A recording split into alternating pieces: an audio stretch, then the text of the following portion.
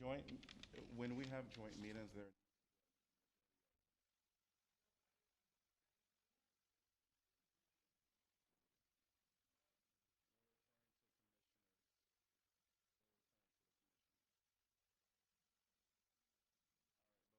Go ahead and get started. It is just after 4 p.m. And today is November 30th, and this is the City of Iowa City work session. And I'm going to call out the first agenda item, which is discussing the Ad Hoc Truth and Reconciliation Commission. And this was an item that I felt that we should have on the agenda, only because I know that the last time we had a discussion about them was when the facilitator was on the agenda. And so I believe they've had about 6 meetings since, somewhere in there. And so I believe it would be appropriate for us to have a discussion as a council.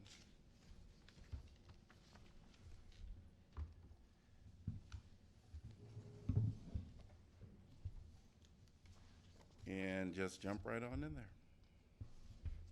I'll jump in, Mayor. I think from watching and attending the commissioners from the TRC meetings throughout their tenure, as well as since we had our last council discussion about it, I think it's pretty clear that, you know, there's a great deal of uncertainty among them as to where the council stands and where we might go. It's not in our packet for this meeting as far as a recommendation for an extension of their time frame, but I know that that is something that they're going to be bringing to us. I think it'll be in our next minutes, and Jeff, you may know what they decided at their last meeting. I don't recall the date that they decided on, but I think that we should talk about extending the time frame of their mandate, and we should talk about what we will provide as far as professional support for the TRC, since we approved the funding as a council and then didn't approve the contract for the facilitator.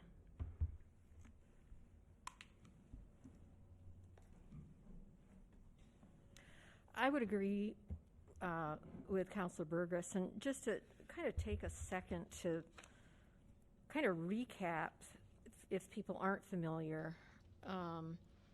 And I don't have the exact timeline here, but we appointed, I believe it was 9 members to the commission, and they got off to a rocky start. And frankly, I think with the different personalities and backgrounds, that wasn't really unexpected in my opinion. But I think we did the best we could in terms of getting broad representation.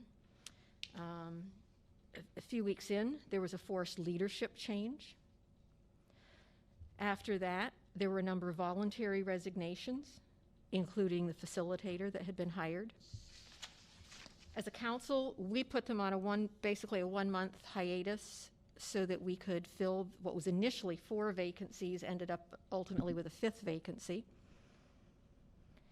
And they got back to work, and I think they've had their challenges. I think if you read about TRCs, this is an incredibly difficult, complex piece of work, and very challenging for the people who do it. We approved, I don't remember if it was unanimous or not, but we as a council approved a 1-line item budget to hire a facilitator, as Laura mentioned. We all knew at the time exactly what that meant. They had one response to the RFP for hiring a facilitator. We all had information on that facilitator at that point. That vote was just on the budget. And then we came back and didn't hire the facilitator, which to me personally made absolutely no sense. It's like we had taken every single step down that path after the resignations to get 9 people back on there, give them a chance to work. We knew from the very beginning the challenges of that commission were going to require a good, strong facilitator. And I think we had one available to us. I know Laura and Janice had talked with that group. I know members of the TRC had. Obviously, they had interviewed them. An organization that has national, if not international, experience in this area. And then we just basically cut it off at that point in time and have left them, I would say, to flounder without a facilitator since then. So I would totally agree with Laura's recommendation that if and when they come back and ask for more time to complete their task, that we approve that. And I would encourage, and if city attorney can help me, or the city clerk on the rules of this, but I would certainly encourage that a member of the council who voted not to hire the facilitator, I believe, can ask that question to come back to the council again. And I would encourage one of you to do that, because I believe we had the best option in front of us to help the TRC by hiring that facilitator. So I would encourage one of you to think long and hard about, do we want them to be successful? And if we do, I think they need a facilitator. And I think we had a really good one, and we even approved the money. Counselor, just so I can address the question you've raised and so forth, what you're describing, of course, is a motion to reconsider. It would need to be made by someone who voted in the negative or on the failing side. That would require a majority vote. We would need to notice that up appropriately, so it's not something you could probably do tonight, but that's certainly something that could be done at a subsequent meeting if the council so chose. Thank you.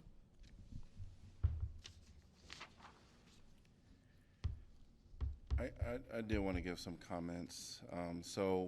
And welcome to the TRC members and anyone else that is out there in the audience. I know that this has been a hard topic on something that really is a great opportunity. When we think about social justice and the city of Iowa City, the intent that the TRC had for our community, it was with great hope that it was created. And I think Councilor Mims gave some kind of a recall of what happened on some level with the TRC. It is a very unfortunate thing that some of the events took place. And I guess for me, to sum it up, the members of the TRC, I know a few of them I would say I got to know them through this process. And I know that many of them are, if not all, are really dedicated to social justice and the city of Iowa City. What I am finding is the TRC, it is not the members of the TRC. It's not, what I'm finding is that there's this disconnect. There's this, where people are not, the Black community specifically, are not unified. And I understand that as the BIPOC community that we are representing by having the TRC in place. And one of the reasons why I have, or one thing that I've been saying consistently, is we need to be unified. And that doesn't mean that we all have to agree on every aspect of what happens, but there is this just a huge disconnect. And that is one of the things that I felt that I could not support the facilitator, because that was very clear, and it has been clear to me for some time. I believe personally that there are ways that we can achieve the goals of the TRC in a different fashion. Now, I am not going to be, and when I say that, I know a lot of people say, does that mean end of the TRC? It could, or yes, it could. Now, does that mean that I don't want to see social justice happen in our community? Absolutely not. I believe that there is more than one way to achieve a goal. And if we're finding that consistently we're having setbacks because of the makeup, not the people of the TRC, but just having this form then I think that we really should consider another avenue. Now, with that being said, I've not talked to any counselors that I'm aware of that supports, into the TRC. So, and if there are, sorry, I'm not recalling right now. So then that leaves us to what is the next steps? And I think, at least for me, the next steps is really trying to find a way to move forward as a community. And I do understand that the facilitator could have been involved in creating a space or creating the healing process within to somewhat accommodate some movement together in unification. There are lots of TRCs throughout the United States, which we've seen, and some have had rocky starts. I don't know of any that have ended, but I think I do recall that there were maybe some. I guess right now I'm not very clear on that. Iowa City, I know that we say that we're unique, and we are unique. I believe that we can figure this out and move forward as a community. There are several things that I've thought about, as well as other people that I've talked to, on ways that we can reach our goals that was set forth by the TRC. And some of those we can certainly discuss with the TRC at a future meeting, should we choose. But that would really involve moving it to a more of a community-based commission versus just having the 9 appointed individuals. And I think that when we're talking about housing, some of the goals that we're talking about, housing, policing, there could be multiple, I guess, subgroups that could work on this. But again, I really do believe that in order for the TRC to be successful after all that hasn't been encountered, the unification is the most important thing, I believe, from my vantage point. Before we continue the discussion, my apologies. One correction. When I was talking about the motion to reconsider, I failed to recall that the motion needs to be made at the same meeting or the next subsequent meeting. And I believe we've had more than that meetings intervening, so we would just need a fresh motion for that. Sorry for that oversight. I would certainly be open to extending the timeline for the TRC potentially, but I think what would be absolutely necessary if we do as a council agree to do that, that the commission itself would submit to us. I know they've hit some roadblocks, so I think they maybe are entitled to have a little extra time added on to their original deadline, but they would absolutely need to have some type of proposed timeline, a calendar of steps that they're going to take along the way. Just not carte blanche, okay, we're going to give you another couple months. We would need to know what you're planning to do with that extra time. So I would very much echo what Councilors Burgess and Mims said, and I'm sort of rewinding to the session that we had about the facilitator, both appropriating the money for it, but then the discussion that we had with members of the proposed facilitation team also talking to us at that time. And it strikes me that much of what we're talking about can, I firmly believe, be facilitated and resolved with these professional facilitators. Yes, Iowa City is unique in some ways, but we are not unique in this. We're not super special. The people who make up that facilitation team have dealt with commissions all around the world, all around this country, and I am firm I have full confidence that they would be able to do exactly the things that we are talking about. Be there to help the TRC put together the timeline that you're referring to, Councillor Taylor.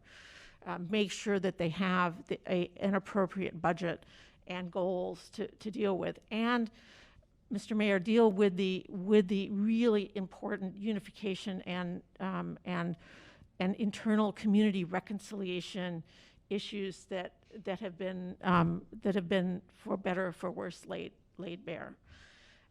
We have other options, obviously. You know, we could it could not be a city commission. It could be an independent commission of some sort that we then, as a city, provide some funds to. But I believe my personal view is that A, I'm willing to give them extra time. B, I believe that they really do deserve appropriate facilitation, rather than having any group is going to have to create this out of whole cloth.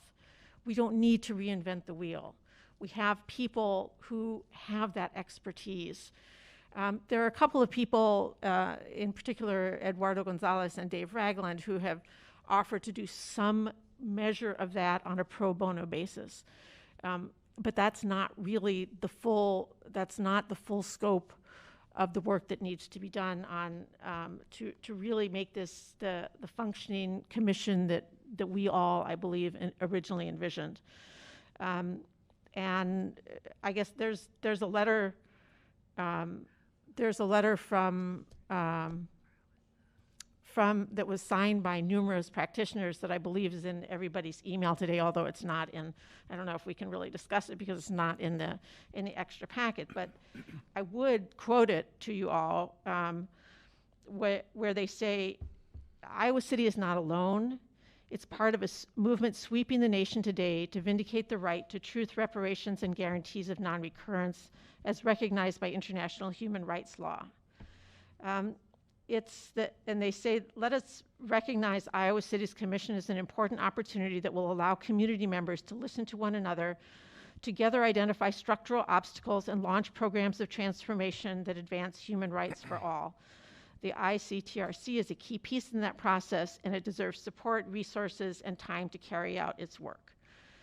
Coming from all across the nation, we write with deep humility and with both a strong conviction about justice and a wholehearted invitation to learn and heal together. And we sincerely hope that Iowa City will embrace healing and will take the utmost advantage of the important moment of healing that its Truth and Reconciliation Commission offers. Well, I too am supportive of extending the timeline. I think, as many of the councilors have noted, this is not an easy task.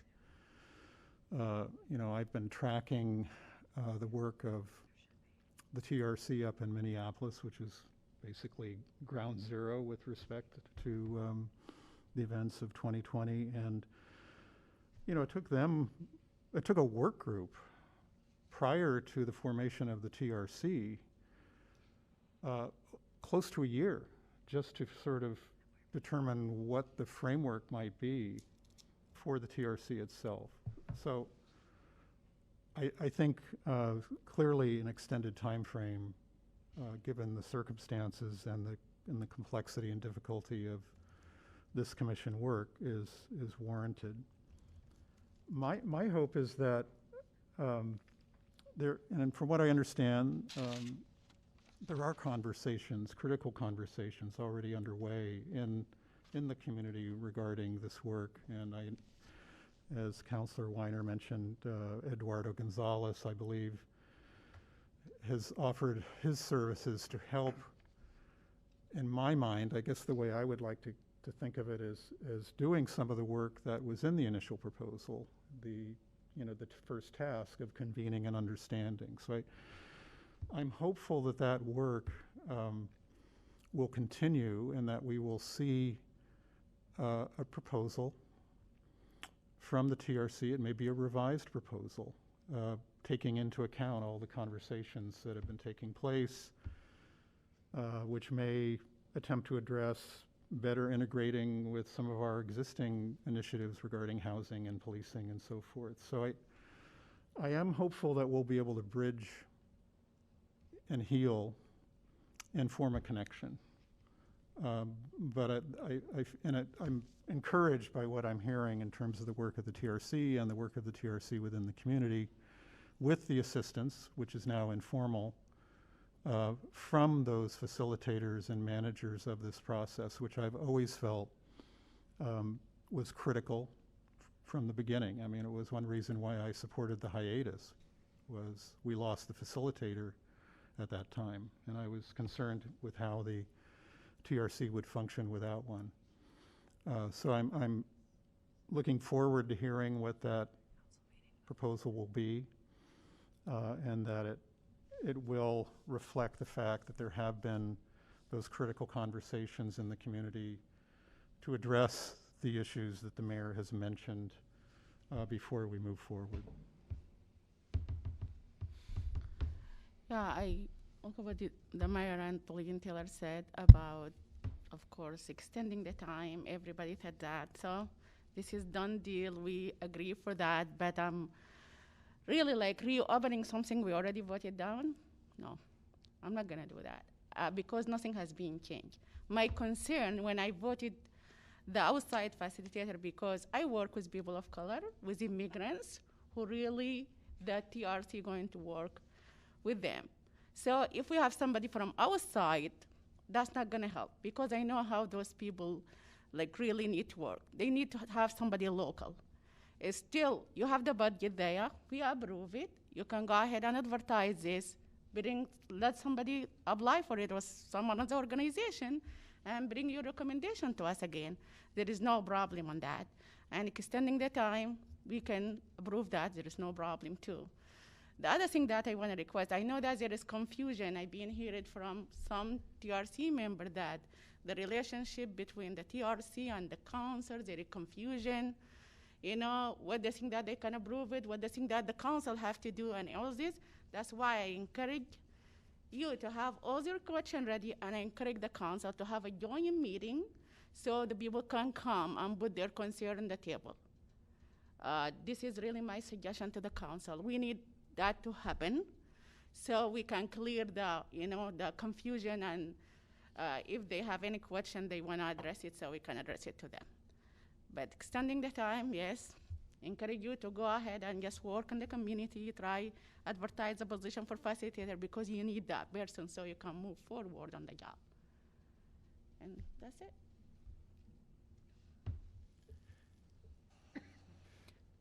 I know that the TRC has been, looking at the charges and have been putting some wheels in motion, specifically when it comes down to truth telling, setting up some of that. So that is encouraging that they have kind of looked at the charges and have been moving forward.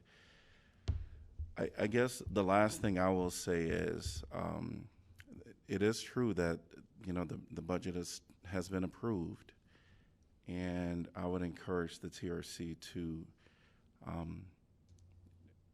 talk about opening up the application process again with some times and some dates, so that people can apply, and you can do some discussions with them. The other thing that I will say, and probably my last comment, is to every last member of the TRC, I want to acknowledge that I do understand the challenges that you all have expressed when it comes down to your relationship as you see it with the counselors and with, amongst the TRC. I do believe that there are some ways that we can work on communication with the TRC. In the past, we have had, and I mean, TRC members do come to who they feel comfortable with discussing. If the council feels that there needs to be more involvement, which I know one of the things that we decided was we kind of wanted them to be like kind of create a lot of things themselves, but we could appoint someone to be in more communication with them, like we did for the CPRB, have a liaison with the TRC. That may be helpful. I'm not exactly sure.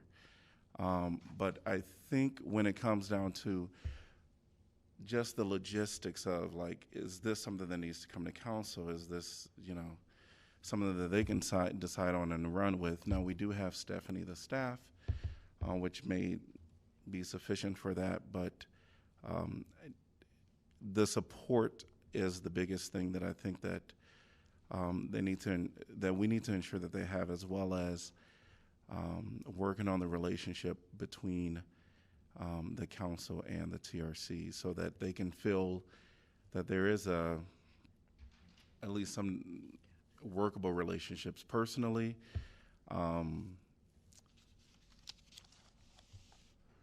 Again, I know that I've said, the community is probably a better option of moving forward, re-looking at how we move forward with the charges, but if there is no other support, of course, I'm going to go forward with supporting the continuance of the TRC and extending their time without an issue.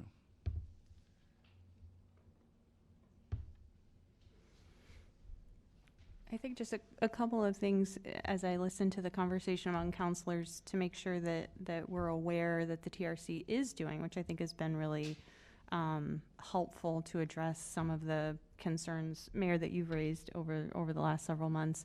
Right after we voted down the facilitator contract, they immediately put on their agenda the discussion of kind of this rift and the need to build relationships, repair relationships that the concern that you brought up.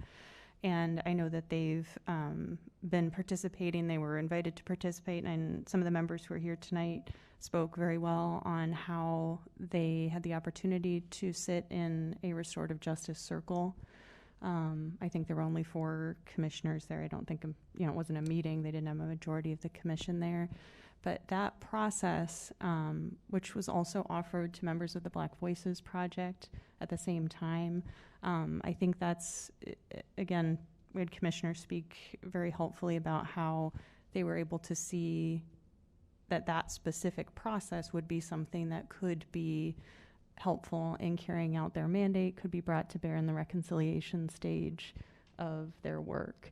And they also have been spending a lot of time and energy on identifying community partners, those groups and organizations with whom they can collaborate so that they're not reinventing the wheel, and they're building relationships and reinforcing relationships for the truth-telling, as you mentioned, but I think also with an understanding that if we, weren't giving staff support, are there things that others in the community can assist with. And it's been really impactful for me to hear the commissioners struggle with and talk through this question of, is this better as a city commission?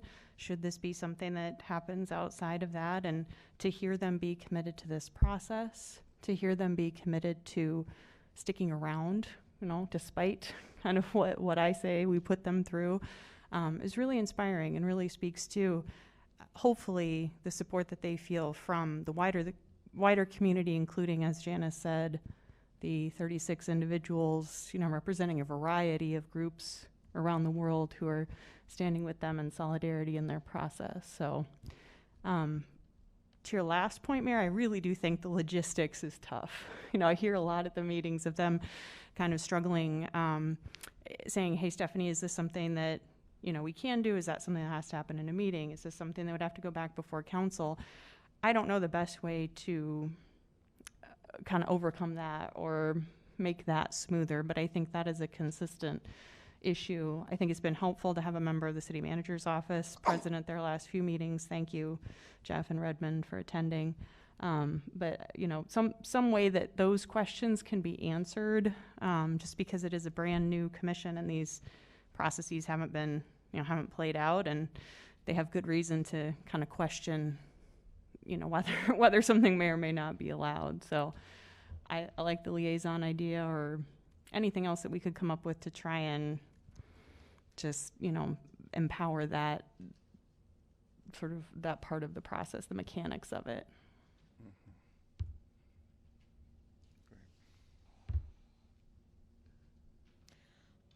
I'll just make one last comment. I'm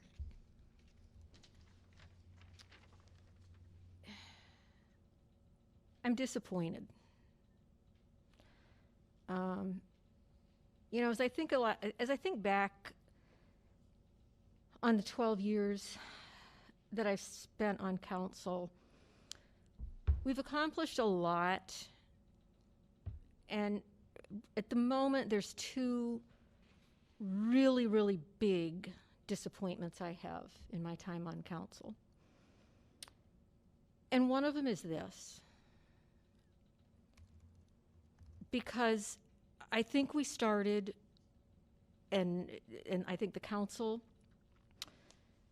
to some extent, started with a flawed process. I think we were well-intentioned, and many of the people involved and the Iowa Freedom Riders, who were very vocal and pushed us on a lot of this stuff, were very much pushing us of no rules, no boundaries, let us do our own thing. And so I think in the process, as we set up the TRC, we set it up with it being pretty wide open.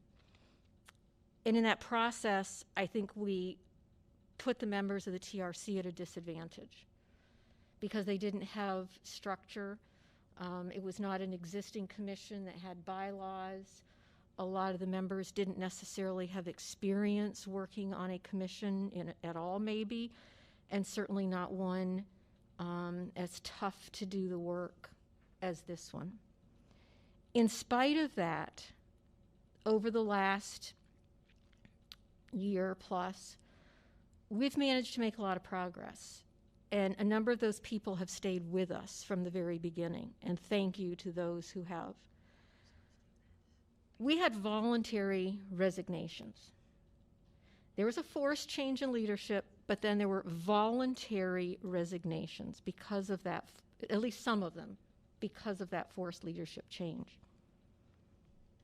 It is some of those people who voluntarily resigned who are now part of this issue of having a lack of unity within the Black population of this city. I do not believe that we should be giving them the power to negatively influence the future work of the TRC.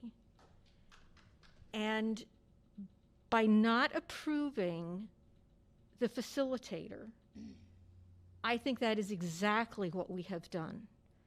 When we sat here as a council and approved that budget, we all knew exactly what the intent of that vote was. The intent of that vote was to fund one specific facilitator who had applied to the RFP, who had been interviewed and recommended to us by the TRC. I will tell all of you exactly what I think. Money got in the way. And all of a sudden, people in the community saw money on the table. And that has affected how things have moved forward. All of a sudden, people didn't want to do a facilitator. And heaven forbid we do an outside facilitator who even said they were going to spend a fair amount of that money in this community, hiring people to do that work in this community. They are the ones who have the national and international experience having done this work. And at the last moment, the majority of this council pulled the plug on the TRC. And I think that is shameful. And as an individual, I apologize to the members of the TRC.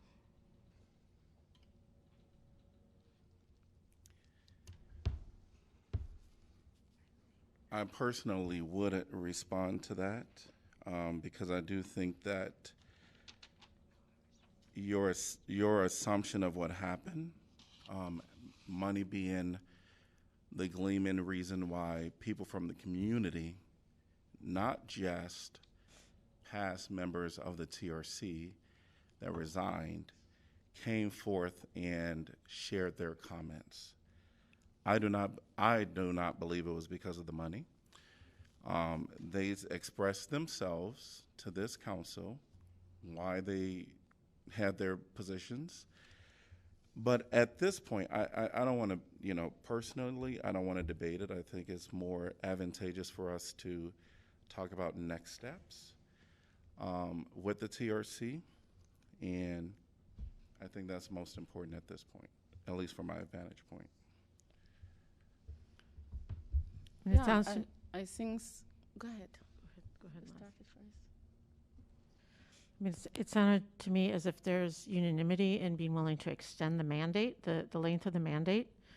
In terms of ways to assist them, I like the various ideas that I'm hearing. Maybe a liaison might be a good idea, as well as if it seems like it would be productive, a joint meeting would be fine as well.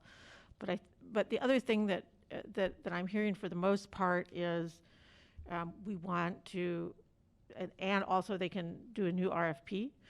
So what I'd like to just summarize is what I'm hearing for the most part is willingness to continue this experiment and support the TRC as a council and find ways to make that work better, both for them and for us.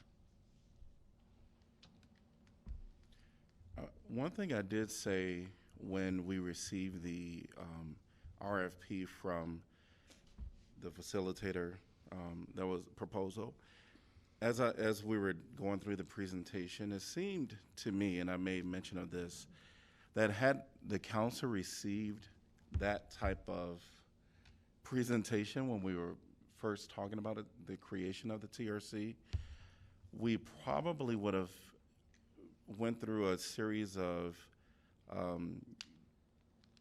questions or scenarios of how do we want to move forward with the TRC. I would agree that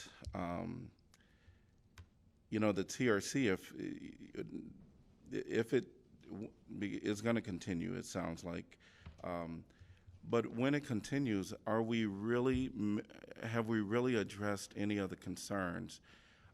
Personally, there are no concerns with the operations of the meetings anymore, so that's not an issue. The things that they're requesting, they can ask for anything that they want. I think it is up to the council to really search our heart and try to understand why the request is there. Council makes a decision, and I would encourage the TRC to listen to every rationale from the council and either come back with a different proposal, or if that's the proposal you want, go for it. Continue to talk about it. But if we continue the TRC, do we need to do anything else? Do we as a council need any more discussion on what their charges are?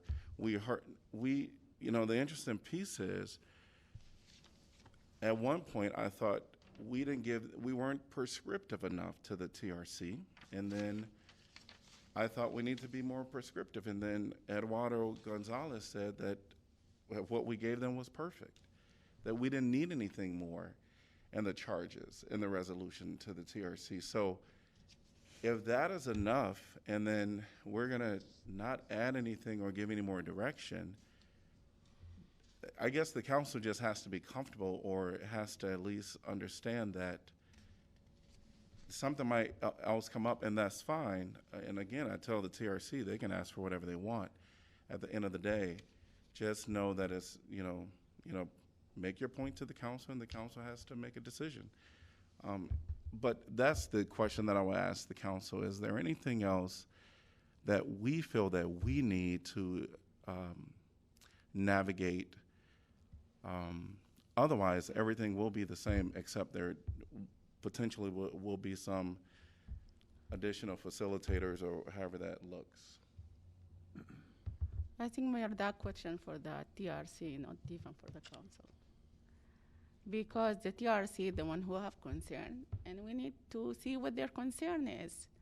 And also, we are just now spending a lot of time talking about something already we voted down on it, and we bring it up again and again and make an assumption about a lot of things. We don't need to do that. I guess now we need to move forward. Okay, what we gonna do? What their demand is? Do we need to meet with them and figure out that? Do we need to have an option of leisure and go and become like somebody go regularly to their meeting from the council? Maybe that's not something they don't want it. Even if we just said, okay, we want one of the council to go there, same thing like the police review board, maybe the TRC doesn't want that. They don't want it because they don't feel comfortable one of them sitting there. That's why I think meeting with the TRC and ask them what they need is the better thing to do before we decide anything. What, and I'll just mention, I think you're exactly right. I think the TRC, they know that they can, present whatever they want, and it'd be up to them if they want to do that. The last thing I might add is joint meetings typically is before something is voted down, is when we would bring on a commission. This here is just a general conversation that I believe that we needed to have as a council. But if the TRC requested a joint meeting, I think, I would assume that by the comments here, everybody would agree to a joint meeting. And I believe that would be at the request of the TRC if they should want to do that. Okay, then. Any other items on this? Mayor, can I just ask for one point of clarification? It does sound like there's a clear majority that want to see the time extended. We do have a recommendation from the TRC that'll be coming your way. Are you all comfortable with staff just turning that into the necessary resolution in order to extend that time period? We can do that pretty quick. Yeah, I am comfortable. Okay, so Yes. we'll do that. We won't wait for the next meeting for you to direct us to that. We'll just start on that process now. Yep. I did hear, and I just want to make sure that council is comfortable. I heard Councilor Teller mention, kind of a list of what's going to be done, but I also heard Eduardo Gonzalez say the charges were appropriate. So are we comfortable just extending the time? I'm assuming that it's probably a year. Yeah, my 2 cents on this. There's so much unknown with the challenges ahead, the scope that's ahead. It's going to be nearly impossible for the TRC to know exactly when the appropriate end date is. And I think it would be, a best guess. I think that's probably what they did, is a best guess on the time frame they'll need. But as they get into the truth-telling process and they begin to explore programs that may emerge from that, you've got to expect that you could have some detours along the way. So I'd hesitate to have you request a strict calendar because this is uncharted territory, and I think it's a big ask to ask them to pinpoint exactly where they'll be 3 months from now, 6 months from now, or a year from now. I think you extend it the roughly year that they've requested, but you have to know that that's a best guess, and we may need to be flexible in extending it again down the road sometime. I just have a question, maybe for Eric, I don't know. If the TRC was working and they need more time after this extension, they always can come back to us, right? And we can extend the time. Yes, it would, if you were to amend the present resolution, which has hard dates for completion, to another schedule, which also contains hard dates for completion, if, as Jeff suggests, they need more time and so forth, they can just come forth to you, see if it's okay with you, and we extend it or do whatever is necessary to accommodate their wishes if it's in accordance with the majority of the council will. Yeah, after this extension also, they can Yes, still that's come right. back. Okay, that's what I want to know. So it does sound like we can probably just do an amendment to the current. That we can, sorry? We can probably do an amendment to the current resolution. Yes. Okay. All right, any other? Yeah, I would just make one, I guess, final comment or question. Mayor, you brought up the issue of kind of where the TRC goes from here. And I mean, as I've listened, and Pauline has talked about, kind of an agenda and plan, to me, that seems like something we had always thought, you know, a facilitator could be of assistance in building some of those things out.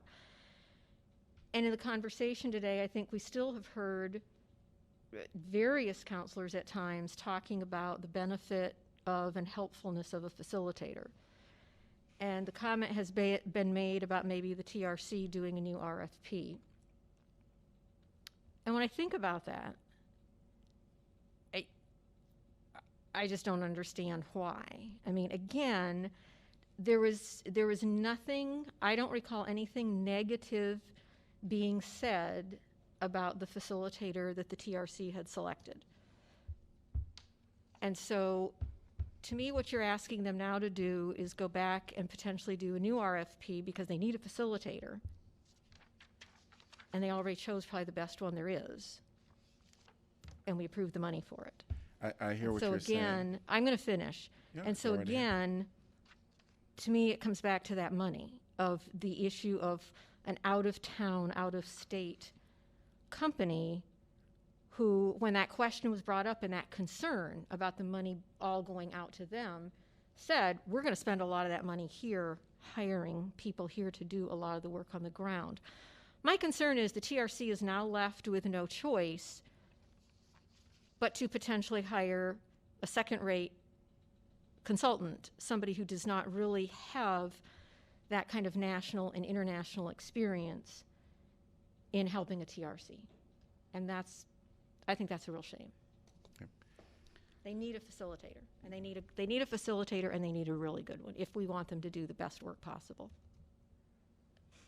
At the end of the day, I think it is the best for our community. What is work for the community, what does not.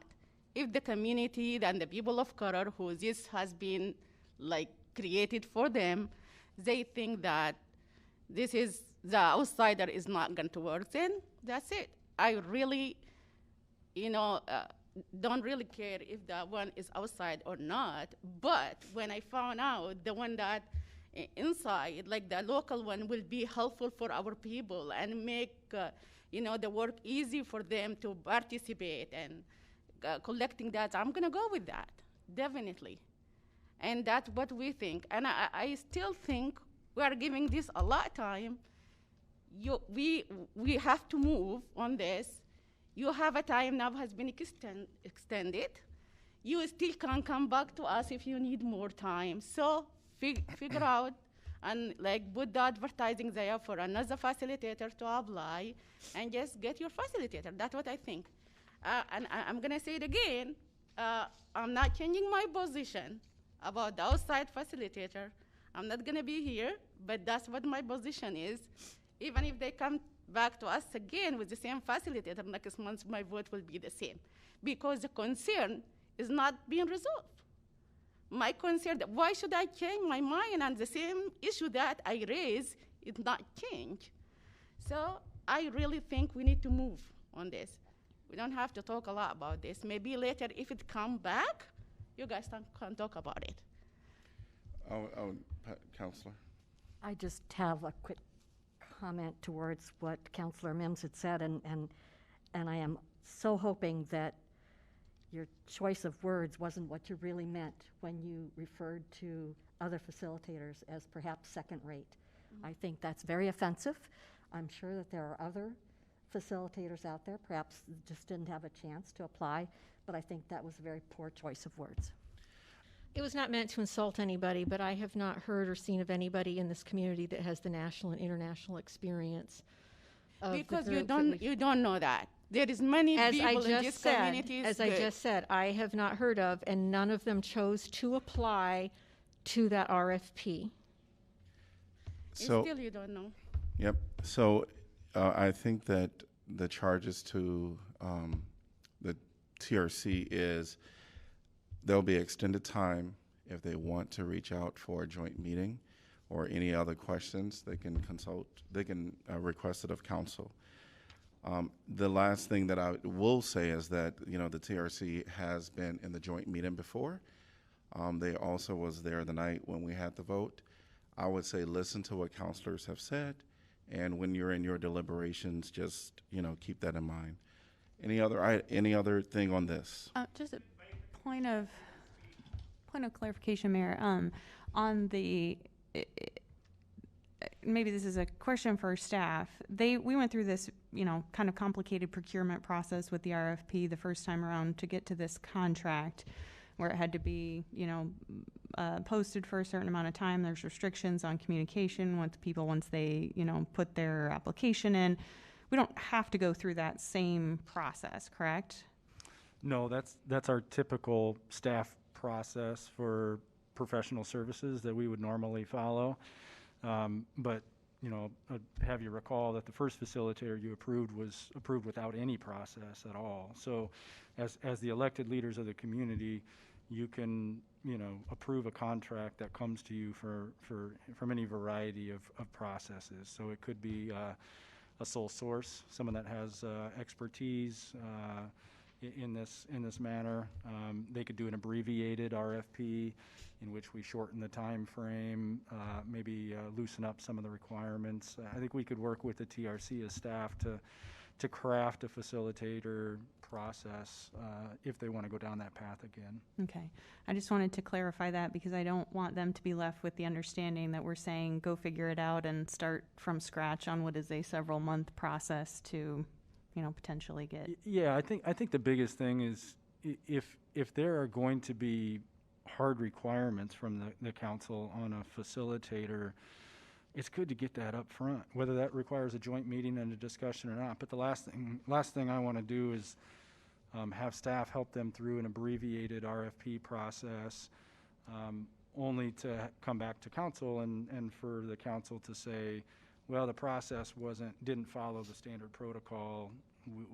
Some people might not have been aware of the opportunity. Let's restart. So if there are going to be hard requirements on a process, it's best that come out sooner rather than later. I guess the question is to council, do we have any hard set requirements that we want to give for the just the process of them obtaining a facilitator? Well, from what I'm hearing, local participation is clearly an issue. So I would, and there are, in my work, back in the Bay Area, there would be local participation requirements in the proposal. So, and these are things that can be discussed, right? I view this proposal that we voted down as simply the proposal before us. I'm expecting that there will be a subsequent proposal. I'm hopeful of that, and it will better articulate and respond to the concerns that were raised and have been raised tonight. Mm-hmm. I also agree that it's local. I guess my question is,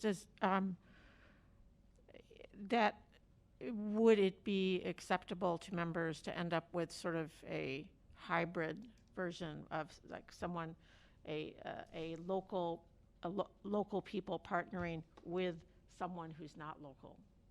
I think that's a very reasonable, as Susan has said, there are certain aspects of this that I think our choices are limited. But I do think that consultant can partner with the local expertise that can help with some of the public process, the mediation, ways in which the interface with the community applying this process that's outlined in the proposal would be implemented. And who those groups are that need to be contacted and so forth. I think there's another layer of information that could be incorporated into this proposal so that it may, I would expect address some of the objections to what we saw previously. And as far as timing or postage, do we have any hard requirements there, or do we just leave that up to the commission to, have that discussion? And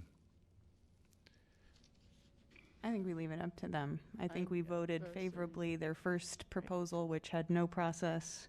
Okay. And then we voted, to fund the second one, which had a very extensive process. So I think they can. Okay. It's agree. there's a majority for that. All right. Yes. Anything else?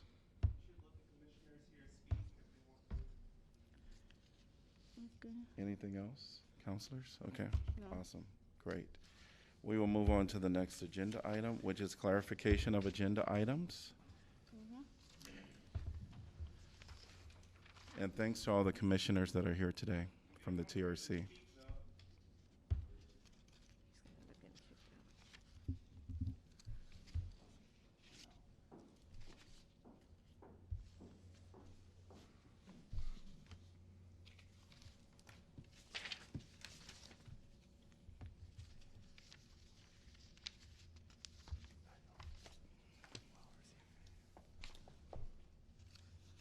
So, Hearing nothing. which ones are we looking at? Oh, the into- formal agenda Oh, the first. formal agenda, okay.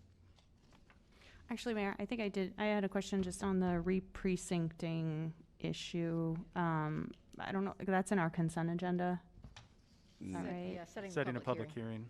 Okay. And I think the idea is we'd be collapsing everything into one. So I'd like to maybe have a little bit of discussion, which we can do during consent agenda on that, but just to flag that. Sounds great. Yeah, I would agree with that. All right. We probably have time to have a discussion now, if that would be helpful. We can certainly wait, but if there's questions, do you want us to explain kind of what the process has been to get us to this point and what it looks like going forward? Would that be helpful before you set the public hearing? I think that would be Yeah, helpful. I think it would be. Yep. Okay. Eric, do you want to Sure. take this one? So, as council is probably aware, the timeline is quite a bit tighter this year than it would have been in prior decades following the census, because the census was so very late this year. We have a rather short window of 60 days from when the governor signed the statute that approved the House and Senate, the state House and Senate districts, and that deadline is now January 3rd of, next January 3rd. In the meantime, we've had to be involved in the process of, drawing maps. And to be clear, what we're talking about are two aspects of the maps. One is the number of precincts and identifying and delineating the precincts, that is just where people vote. It's nothing more than that, where their polling place is. And the second is identifying the districts. Of course, Iowa City has 3, of which we have 3 councilors who are elected. And so it's those two things that we're hoping to identify and formalize with new maps. Again, that needs to be completed by January 3rd. What we decided to do on the staff level is that when the county offered to do that work for us, we said, yes, please. They indicated that they were already trained on the software and they had the data from the census and so forth to try to develop precincts for us. Right now, there are 24. Because of growth, we'll be going to 27 because no precinct can be more than 3,500 people. We want to stay well below that, of course, for voting efficiency, to make sure that people don't encounter lines when they're going to their polling place to vote. The county was kind enough to do that. They came up with 3 different maps which focused on different things. Ultimately, we, at the staff level, decided to recommend a revised Plan C to council members because it focused on kind of balancing the population of each, as opposed to some of the others which focused on voting turnout trends, I believe, and I think others focused on, help me if I'm wrong, Kelly, about the precinct polling places or something was one of the other ones. We thought the balance of population made the most sense. And anyway, so they presented plans A, B, and C, and then presented revised A and revised C that had some technical corrections that the county identified and wanted to do. And upon looking at those at the staff level, we decided, plan revised C looked best to us, again, because of the balance of the population between the precincts. And also, I'm sorry, for the district part, that is districts A, B, and C for the county, for the city, The C most closely tracked the present delineation of those three districts, and so we thought that made the most sense as well. That now comes to, oh, and I'm sorry, last thing is we have to present the county commissioner. In that case, that's the county auditor and his staff. Travis was indicating he might be here this evening. I don't yet see him, but maybe he'll be appearing at our meeting later. At any rate, he approved this afternoon of the revised Plan C, which of course makes sense. It's his staff that wrote it. We thought it made most sense to have an outside entity with kind of no dog in any fight draw the maps. And so approving of those went pretty easily. And to be clear, they need to be given 7 to 10 days to comment and to provide written comment on the maps. They do not have ultimate approval authority. That's you as a council who have the ultimate authority to approve it, but we do have to give them the opportunity to make written comments. And if you reject their comments, we need to specify in the ordinance why it is that we diverged from what they had suggested. So that's kind of the process here, which kind of brings us to Laura's question about collapse and the issue that Jeff raised in the packet. You know, of course, normally with an ordinance you have 3 readings. It is often the case that we collapse readings 2 and 3 to save time and effectuate the ordinance quicker. Here, we're really up against it. We can do a meeting, that is, we would have the first reading presumably on December 14th, after the public hearing that you'll presumably be setting later in the meeting. And we can schedule an additional special meeting to have readings 2 and 3 if the council chooses to do that, and of course also votes to collapse the readings 2 and 3. But state law certainly allows you to collapse all 3, that is, to do it all in one meeting. I know it is not the custom and practice of this council to do so. Many other councils do that fairly routinely. But it seems like if we're going to do something like that, this would probably be the time to do it. Again, because we're up against such a tight time frame. And you know, this only happens once every 10 years, so I don't think it, you know, opens Pandora's box insofar as doing this on a regular basis.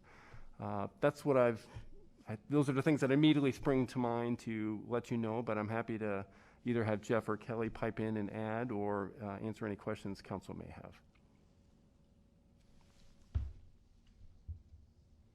Thanks for that explanation. I have a question just in how you describe that process. So the auditor presents 3 different maps and then we pick one, or do they make a recommendation, or how do we know of like all the factors that balance into it, population, Sure. polling places? Like how do we know what's the best one? Right. To be clear, it's not like they're required to present 3 maps. They just happen to present 3. Okay. And in presenting those to the city manager, city clerk, and myself, they said, here's A, here's how we got to A. We're focusing on, you know, this one factor. And again, I'm going to get B and or A and B mixed up. Maybe Kelly can help me out by pulling up that email as I'm talking. You know, and then C was the balanced population. That's the one we thought ultimately was the best. I'm sorry, the second part of your question is who approves? That's you. Do Oh, they sorry. recommend, like, we're giving you 3 options, but here's what we think is best based on whatever? Not that I recall. I think they gave us 3 and kind of let us know how they got to those 3 or what each kind of prioritized. And then we at the staff level discussed it quite a bit and figured that C was probably the best insofar as planning for growth and voting efficiency and those kind of things. And so that's how we came to C. Okay. Yeah, we operated under the assumption that any one of the 3 would be workable for the county, otherwise they wouldn't have given us A, B, or C.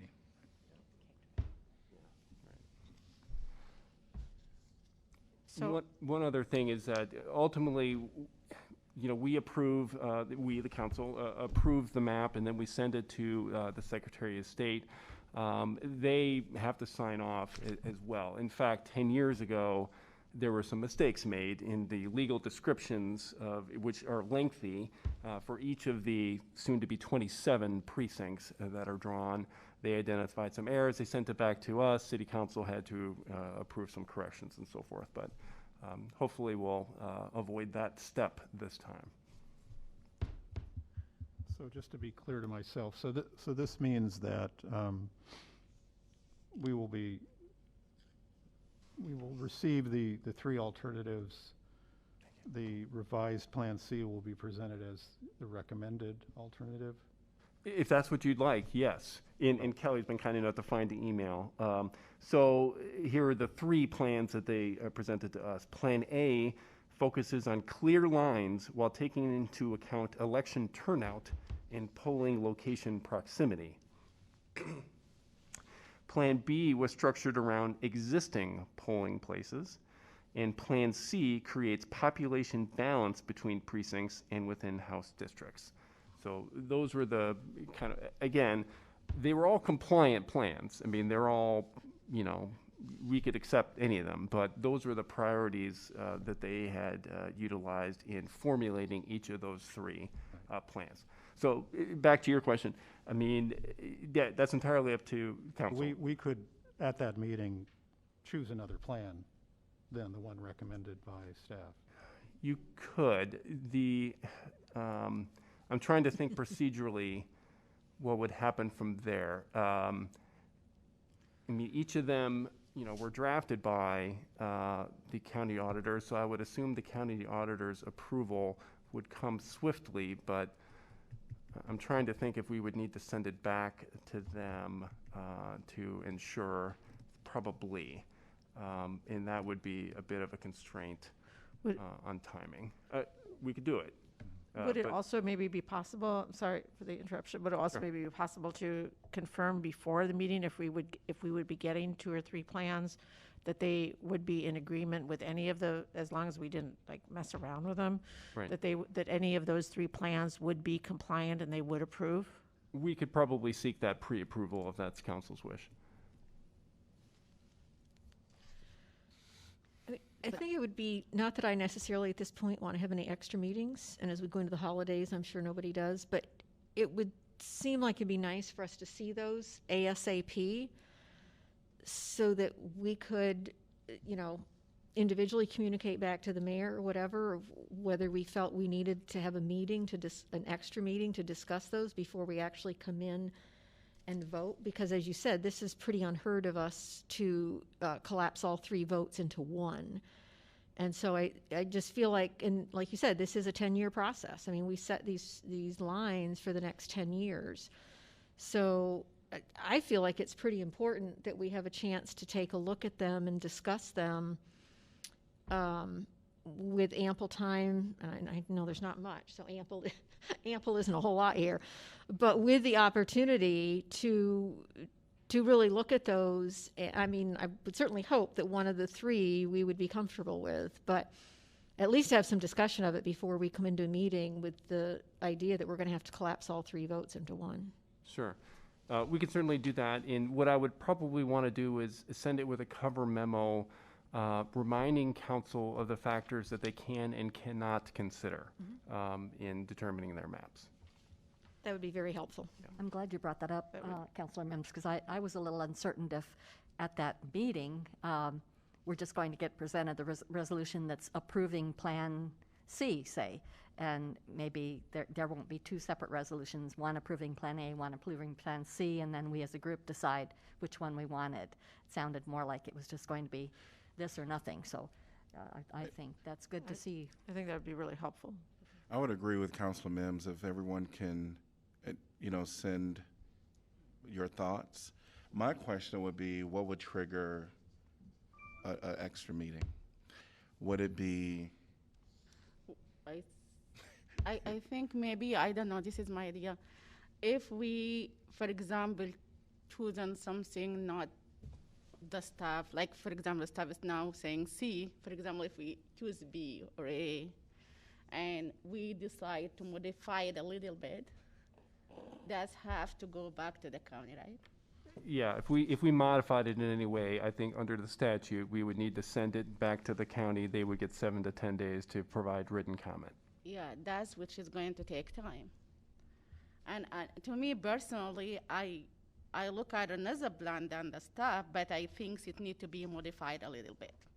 I have concern for the plan that I have in mind, but it needs also to modify it. I don't know the others. But that's why I think we need to work on this as soon as possible if we really want to vote on the 14th of December. Just hearing that if and the potential of counselors having a different option than C, I think we should plan a different meeting. I don't think it'd be right for me to get and try to navigate that without it being public. Are people, I'm seeing some shaking of heads. Yes. So do we want to look at, we can probably do it the first week? No, we can do it either the first or the second week in December.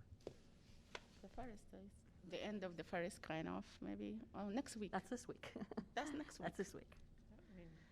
Yeah, maybe the end of next week. I don't know the others. But So are you seeking like a work session, a special work session to talk through the three?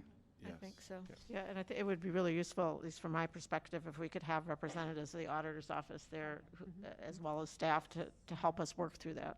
Exactly. If we can ask them to be there, because, for example, if we want to modify something, maybe that cannot be happening or something like that. If we can invite them, will be great. Sure. Yeah, the county's been great. I mean, they've really been very accommodating, and they've asked us, repeatedly, do you have everything you need? Is there anything else you need from us? They've been wonderful to work with. Can I make a proposal for Tuesday, January 4th at 8 a.m.? That's too early. That's too early. Late. That's Too late. It's got to be in the next week. Got to be in the next week. Tuesday, what? Has to be before the 3rd. You're talking about December instead of January? You said Oh. December? December 4th. December 4th. I am so sorry. No, That's a December Saturday. 4th. December 4th is The next Saturday. Tuesday is December 7th. December 7th. Yes, He I'm just looked at sorry. his calendar wrong. Yes. I think that will be That's- good for me. Works for me. Which day? December 7th, Yeah. Tuesday, Because- December 7th at 8 a.m., I had it on the calendar as a city council meeting anyway. but it'll be in the morning, Yeah. Okay, What time? 8 a.m. 8 a.m. That works for me. Work for me too. That make it work for you guys?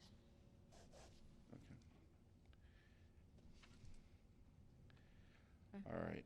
It's pretty important. That's a 10-year. So 8 a.m. on the 7th?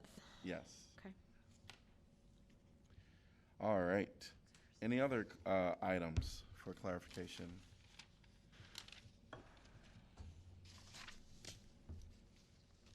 We're going to move on to info packet November 18th.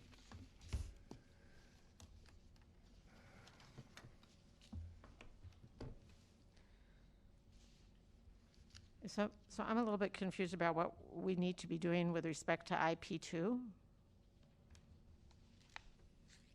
which is the sort of a series of memos, the Historic Preservation Commission, from the city manager, from the downtown district, Oh, right. with respect to whether some clear guidelines could be set for opting in, opting out of historic preservation and so forth. So I'm sort of not quite clear what we're being asked to do there. Well, part of the recommendation, there's multiple recommendations in the memo from the Historic Preservation Commission. A component of those recommendations is to establish commercial design guidelines for historic properties. That's something that we have for our residential properties, but we don't have that for commercial, and thus we default to federal standards, which can be somewhat inflexible at times and maybe insensitive, for lack of a better term, to modern retail needs. So, I hope the memo is clear. Staff doesn't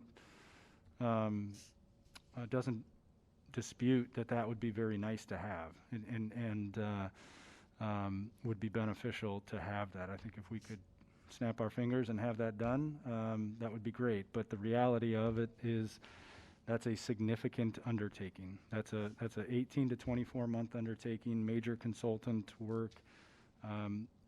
Just as the historic designation itself of the downtown district took 3 to 4 years, this is going to take several years.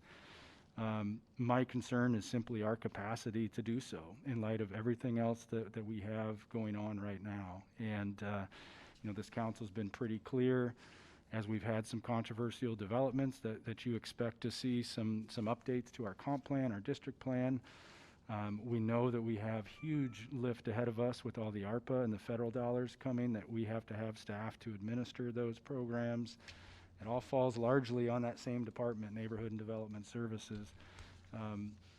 I can't sit where I'm at today and justify us prioritizing that over everything else that has been asked of that work group.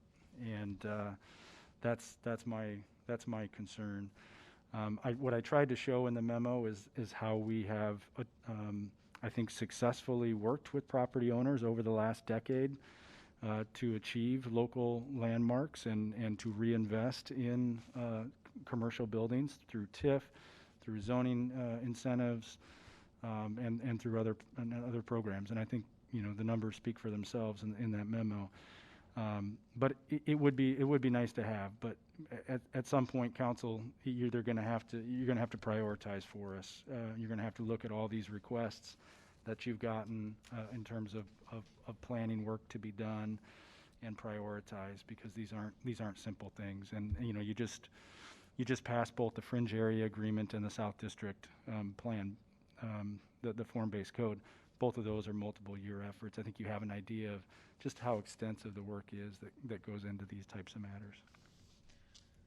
Yeah, I guess my question was, how extensive a project do you think it would be to sort of put in, like, in one place where it's easily accessible, current incentives, current possibilities? And I mean, you did speak in the memo of the possibility of looking into a revolving loan, which is one of the things they proposed, but not to create anything new, but just sort of have, and maybe it already exists, I don't know, but sort of to have it as easily in one place. If like I'm a downtowner and I'm interested in this, I can go one of the following 5 routes.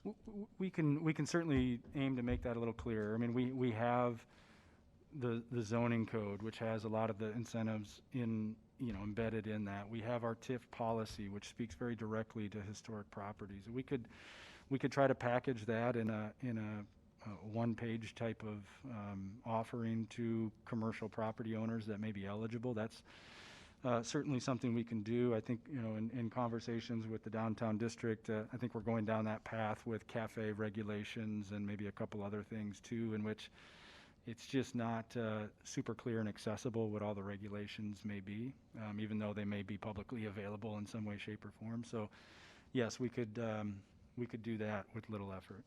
That was sort of my takeaway, is what might be really helpful.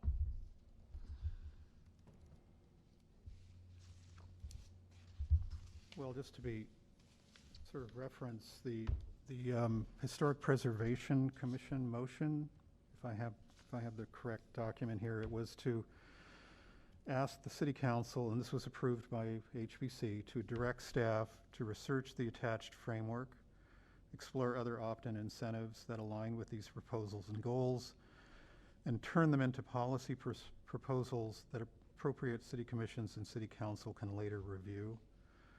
I certainly support that. I don't know exactly, I think the question of staffing to me is somewhat separate from that. How, if we agree the work needs to be done, what are the various ways in which the staffing can be provided to do the work? Is it city staff? Is it the downtown district, or some combination?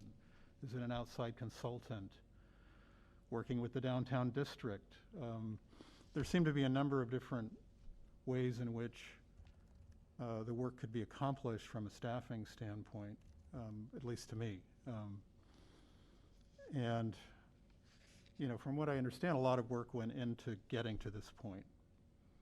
And so I'm, concerned with what message that sends to the people who did the work, and to then see that it's, maybe moving forward in one respect or another, but not in its as intended.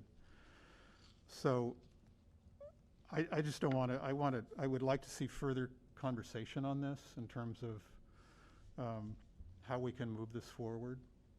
Maybe there are priorities within the scope that is discussed within the historic preservation motion. I don't know, but I'm concerned with the idea that we just basically say we're not moving forward with this as outlined by the motion. I would agree with you by what you read. It seems to me that it's significant enough to further discussion. What would it entail as far as to accomplish that? You mentioned, staff, downtown district, consultant. I think that the discussion will probably naturally give some great options of what might be the best solution. So I would be open to having a conversation further. One of the things that I would recommend, and obviously I'll be gone soon, but one thing we've heard repeatedly from the city manager is that consultants don't necessarily mean less work for staff, because they have to spend a lot of time interacting with them and oversight and gathering and giving them the information that they need to do a lot of their work. So that doesn't entirely diminish, the amount of work that staff needs to do.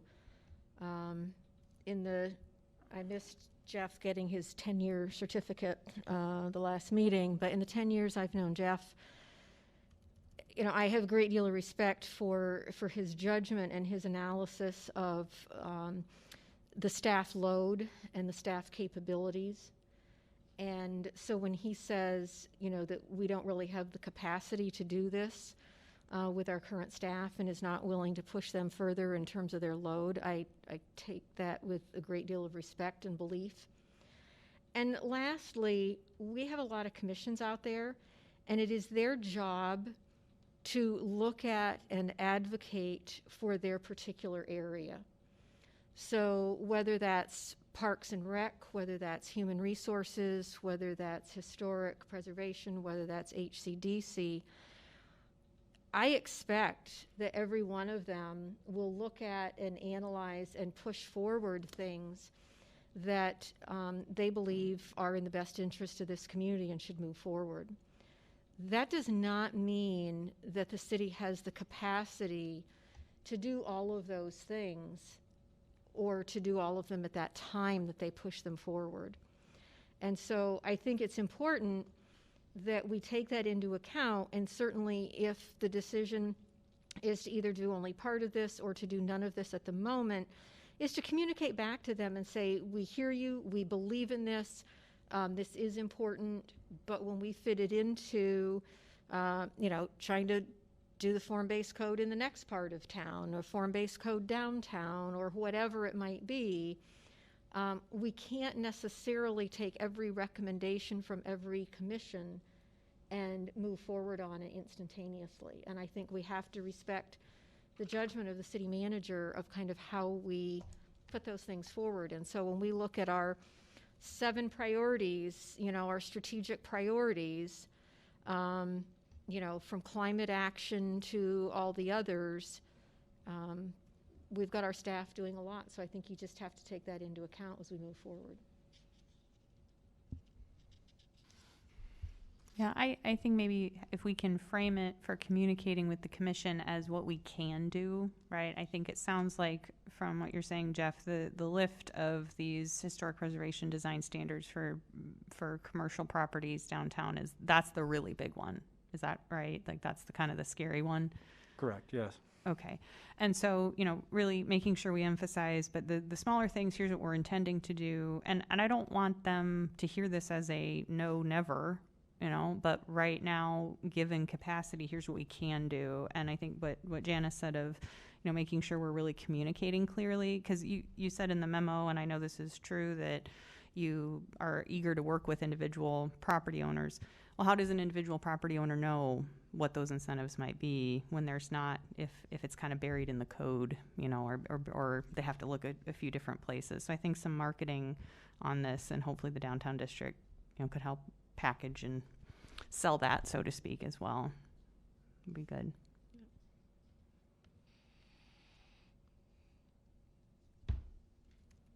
So on one level, the commission themselves can maybe have further discussion and maybe present something to us, some thoughts.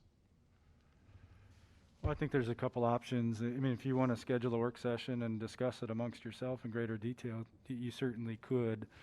You know, you're getting into a season in which you're going to, you know, be sifting through a 800, 900 page budget and getting back into strategic planning. So the first 3 or 4 months of the calendar year are typically pretty darn busy for council and your work session time, but you could put it on your pending list and you could schedule it as urgently as you saw fit. Probably a greater discussion, and I was thinking that this would come into the strategic planning, is the overall prioritization. Like, you know, step back up and take that macro level view of all the things that you would like to see done from a planning basis. You know, whether it is more form-based codes, whether it's things we put on kind of the back burner, like the Northside Market Master Plan, parking study that was discussed a while back, and kind of give us a macro level priority list based on a number of the things that we're juggling. You know, I mentioned in the memo, we'd really like to analyze our code more closely for affordable housing purposes, for climate change purposes. Those are all things that just take time, and you know, how much can we squeeze through the funnel? That's probably where it's most valuable. So I would encourage that higher level perspective as opposed to picking one item like these guidelines and really digging deep into that. Fair enough. Well, what are thoughts doing I know that next year is going to be pretty busy starting out. I mean, You have a- I think what Laura said makes sense. I mean, and I like just the idea of, like, if it's possible, but if it's not time intensive, just to essentially put together a one-page cheat sheet. You know, here's where to find these things in the code, and this is what we can do right now. We don't have the capacity to do more, but here's. We've gradually What been we're- chipping away on our pending list, so I think, I mean, that was a good suggestion, I think, too, is perhaps at some point add it to our pending list and actually have it as a topic of discussion. We can have it on the pending list, but I also would agree that maybe there can be some conversation about some advertisement, or I imagine this isn't just a unique issue for this commission. It's probably for other city programs. How to reach the people that, you know, would be of interest. So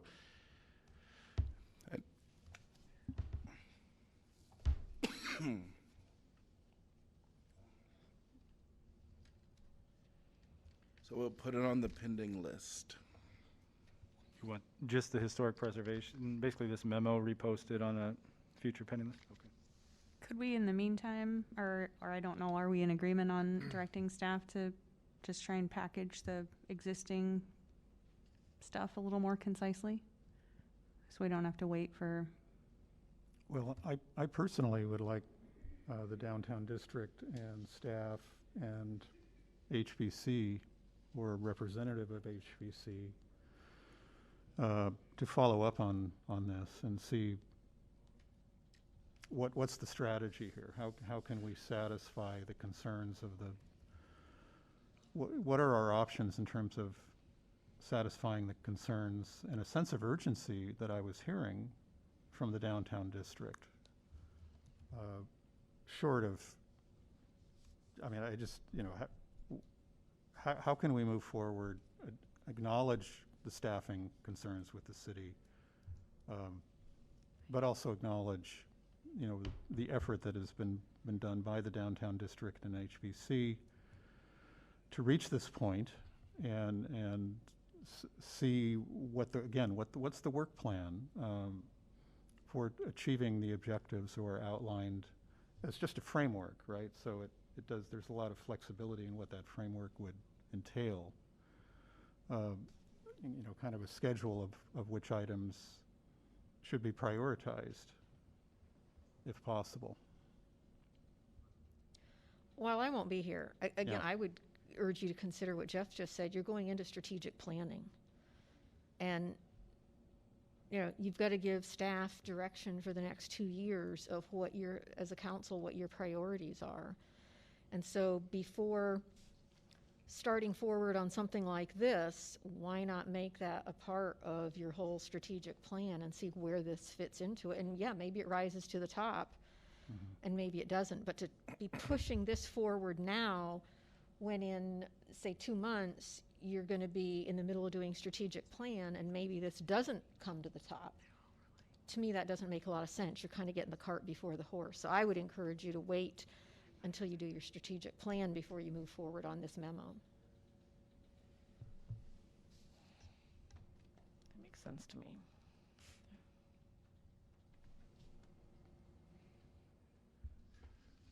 So I want to just make sure, because I'm kind of sensing that the majority of council wants to go forth with a strategic plan, macro level, and then from there this memo will be in our mind when we're having that discussion. And then just to Burgess' point, my assumption is, how do we get the information to the people that need it?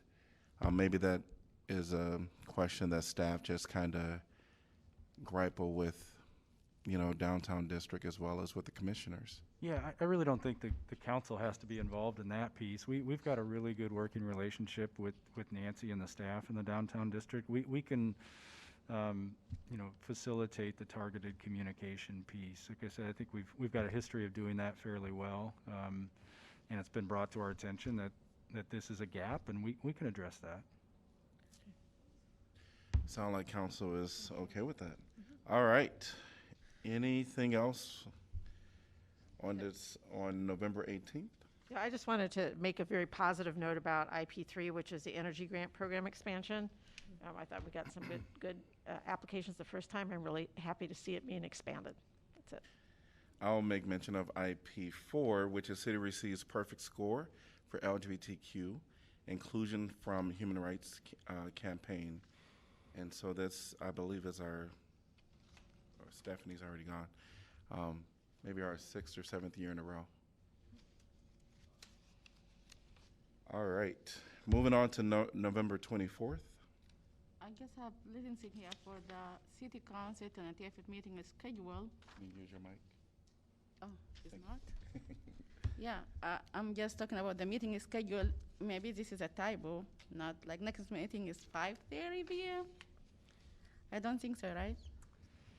Yeah, so it's been customary that we do a reception for outgoing council members before the last meeting. So our plan was to do that at 4 o'clock, which would just be, again, a reception here at the senior center for the public to thank Susan for your service to the community. And then we would start the work session at 5:30. And the meeting will be 6 or it would The meeting be would still be 7? 6. So essentially, we would have no regular work session topic. You could work Okay. through clarification of agenda items and IP from 5:30 to, quarter till or whatever it takes. If you'd like an adjustment to that, though, we can certainly adjust that. No, I just asking. Yeah, it wasn't notable, that's why. All right, So are we on the 24th now, or where are we? November 24th. IP. Yeah, so on November 24th, IP3, I just wanted to suggest, one item fell off, and I'm not sure why, which I don't think we've ever discussed lost. I'd like to see it go back on our work agenda, because we seem to have gained some consensus within the larger community about early childhood education and other similar things. So I'm not sure how that fell off. I'd love to be able to add a couple of others, one of which is us discussing a land acknowledgement, and and then adding a discussion, I guess, in the new year about accessibility of meetings, especially looking at what we don't know about the next variant that's coming along.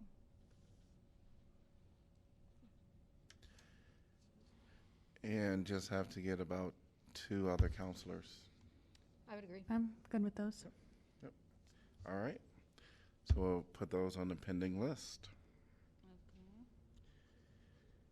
Anything else from November 24th?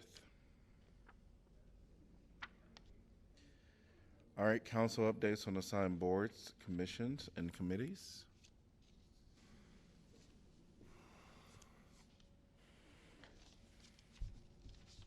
I'd just say Jack has met. We'll be approving the budget in December, and that has gone down from last year. Last year was a big increase because of some new contracts on radios and stuff. But it continues, I think, to be really, real well managed by Tom Jones and his group out there. And I think always looking at new ways in terms of doing the dispatch. And certainly they are a very necessary partner as we look at, trying to facilitate some moving a lot of those 911 calls away from the police department and to other agencies.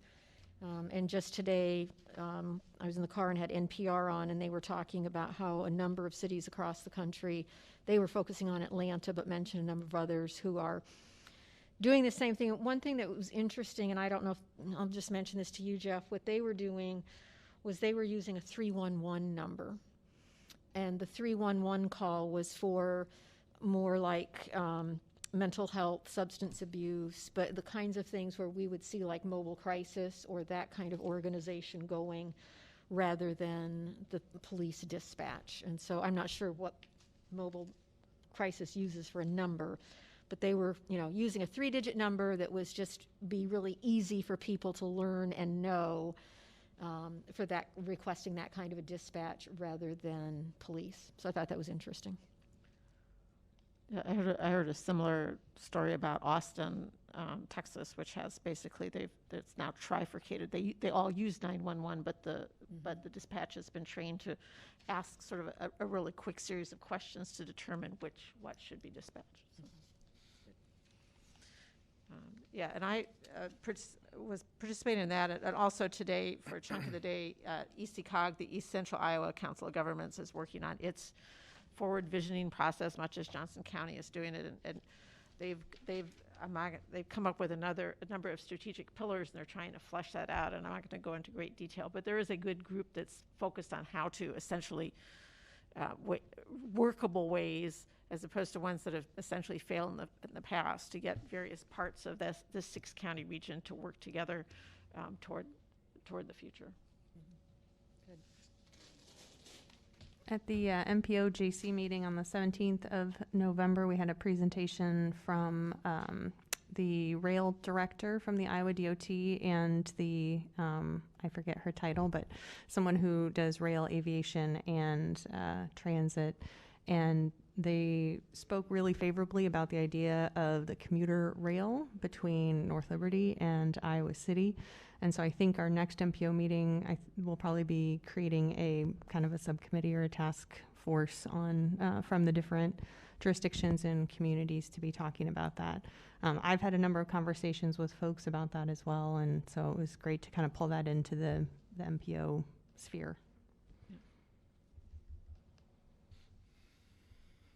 Any other item? I was slow to jump in on Councilor Mims's comment, but if you weren't if you weren't aware, there is a national suicide hotline that's being developed to replace the 1-800 number that exists now. It'll be 988, and that'll go into effect next year. And here, the dispatch will probably coincide with the existing mobile crisis dispatch. I think there's still some of that being worked out at the state level, how we'll dispatch that, but it's clearly on our radar because it's kind of named the suicide hotline, but it's clearly a crisis hotline. So I think there'll be some real good opportunities to promote that. We've had some of those initial discussions even within the police department about, as much as we promote 911, can't we promote 988, which is going to be the number just as much, if not more.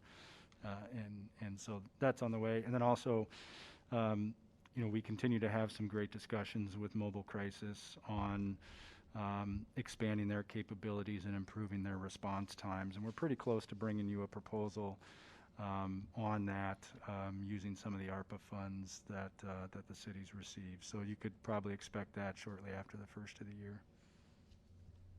Great. Anything else for right now? No? All right. We will be back at 6 p.m.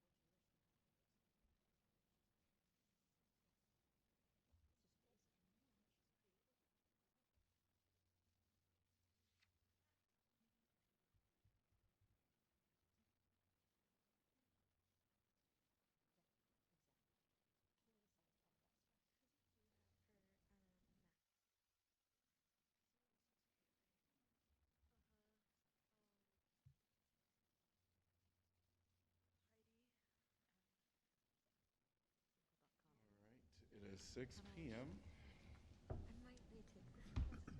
And I think we are ready. I'm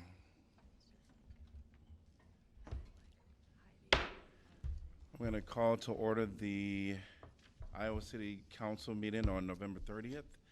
It is 6 p.m. and I'm going to start with a roll call, please. Burgess, Here. Mims, Here. Sully, Here. Taylor, Here. Teague, Here. Thomas, Here. Weiner. Here.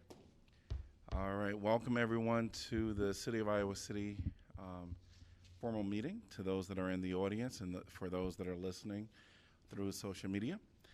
I did want to take a moment to just acknowledge Edel Adams, who was a change agent in the Sudanese community, who has always made it his priority to put others before himself.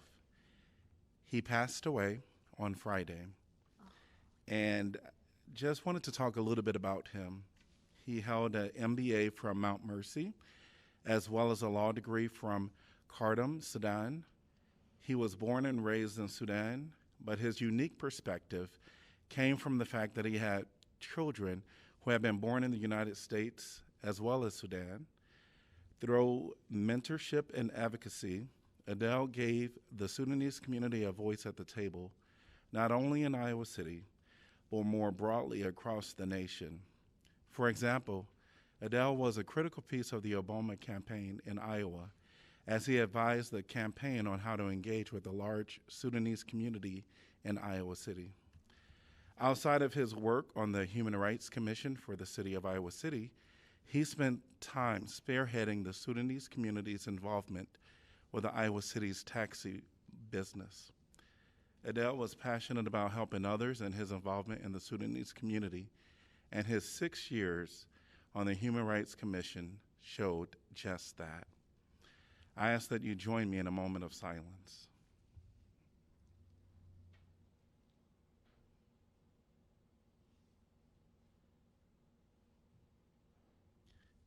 Thank you. I'm going to move to item number 2, which is proclamations. And it is 2A, Human Rights Day, and I'm going to ask that Councilor Burgess read this. Whereas Human Rights Day is observed every year on December 10th, the day the United Nations General Assembly adopted in 1948 the Universal Declaration of Human Rights, UDHR.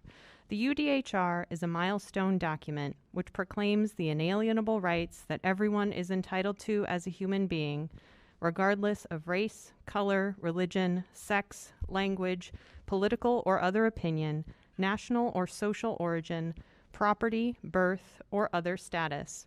And whereas 2021 theme is equality, reducing inequalities, advancing human rights. This year's Human Rights Day theme relates to equality and Article 1 of the UDHR. All human beings are born free and equal in dignity and rights. The principles of equality and non-discrimination are at the heart of human rights. Equality is aligned with the 2030 Agenda and with the UN approach set out in the document Shared Framework on Leaving No One Behind, Equality and Non-Discrimination at the Heart of Sustainable Development. And whereas advancing equality and non-discrimination includes addressing and finding solutions for deep-rooted forms of discrimination that have affected the most vulnerable people in societies, including women and girls, indigenous peoples, people of African descent, LGBTI people, migrants, and people with disabilities, among others. And whereas equality, inclusion, and non-discrimination, in other words, a human rights-based approach to development, is the best way to reduce inequalities and resume our path towards realizing the 2030 Agenda. Rebuild better, fairer, greener. Now, therefore, on behalf of Mayor Bruce Teague of Iowa City, I do hereby proclaim December 10th, 2021 to be Human Rights Day in Iowa City and urge all persons to combat all forms of discrimination and to protect the human rights of all residents. And accepting this proclamation this evening is Jim Olson, with the Johnson County United Nations Association.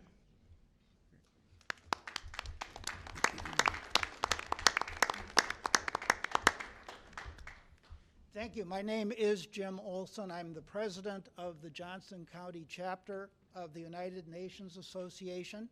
I want to thank Mayor Teague for issuing this proclamation and thank the council, the Human Rights Commission, the city's Office of Equity and Human Rights, and all those in city government and throughout our community who work day in, day out to protect and uphold the rights of all residents of Iowa City. As the proclamation states, December 10th is Human Rights Day. It's the 73rd anniversary of the adoption of the Universal Declaration of Human Rights by the UN General Assembly. It's an opportunity for us to reflect on the fact that human rights are under attack around the world. We must remain vigilant and active. And our idea of what constitutes human rights are continually evolving. In that vein, I'd like to invite all of you to participate in a Human Rights Day event on Friday, December 10th at noon, a virtual presentation hosted by the University of Iowa Center for Human Rights and our UNA chapter, presented by Dr. Tom Farrer of the University of Denver, on the topic, is there a right for people to cross borders in search of a better life? So with that, again, I thank Mayor Teague and the council for issuing this proclamation and declaring December 10th Human Rights Day in Iowa City.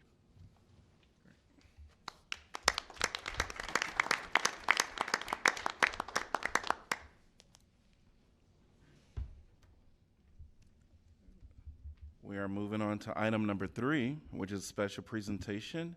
3A is going to be COVID update from Johnson County Public Health, and that will welcome Sam Jarvis.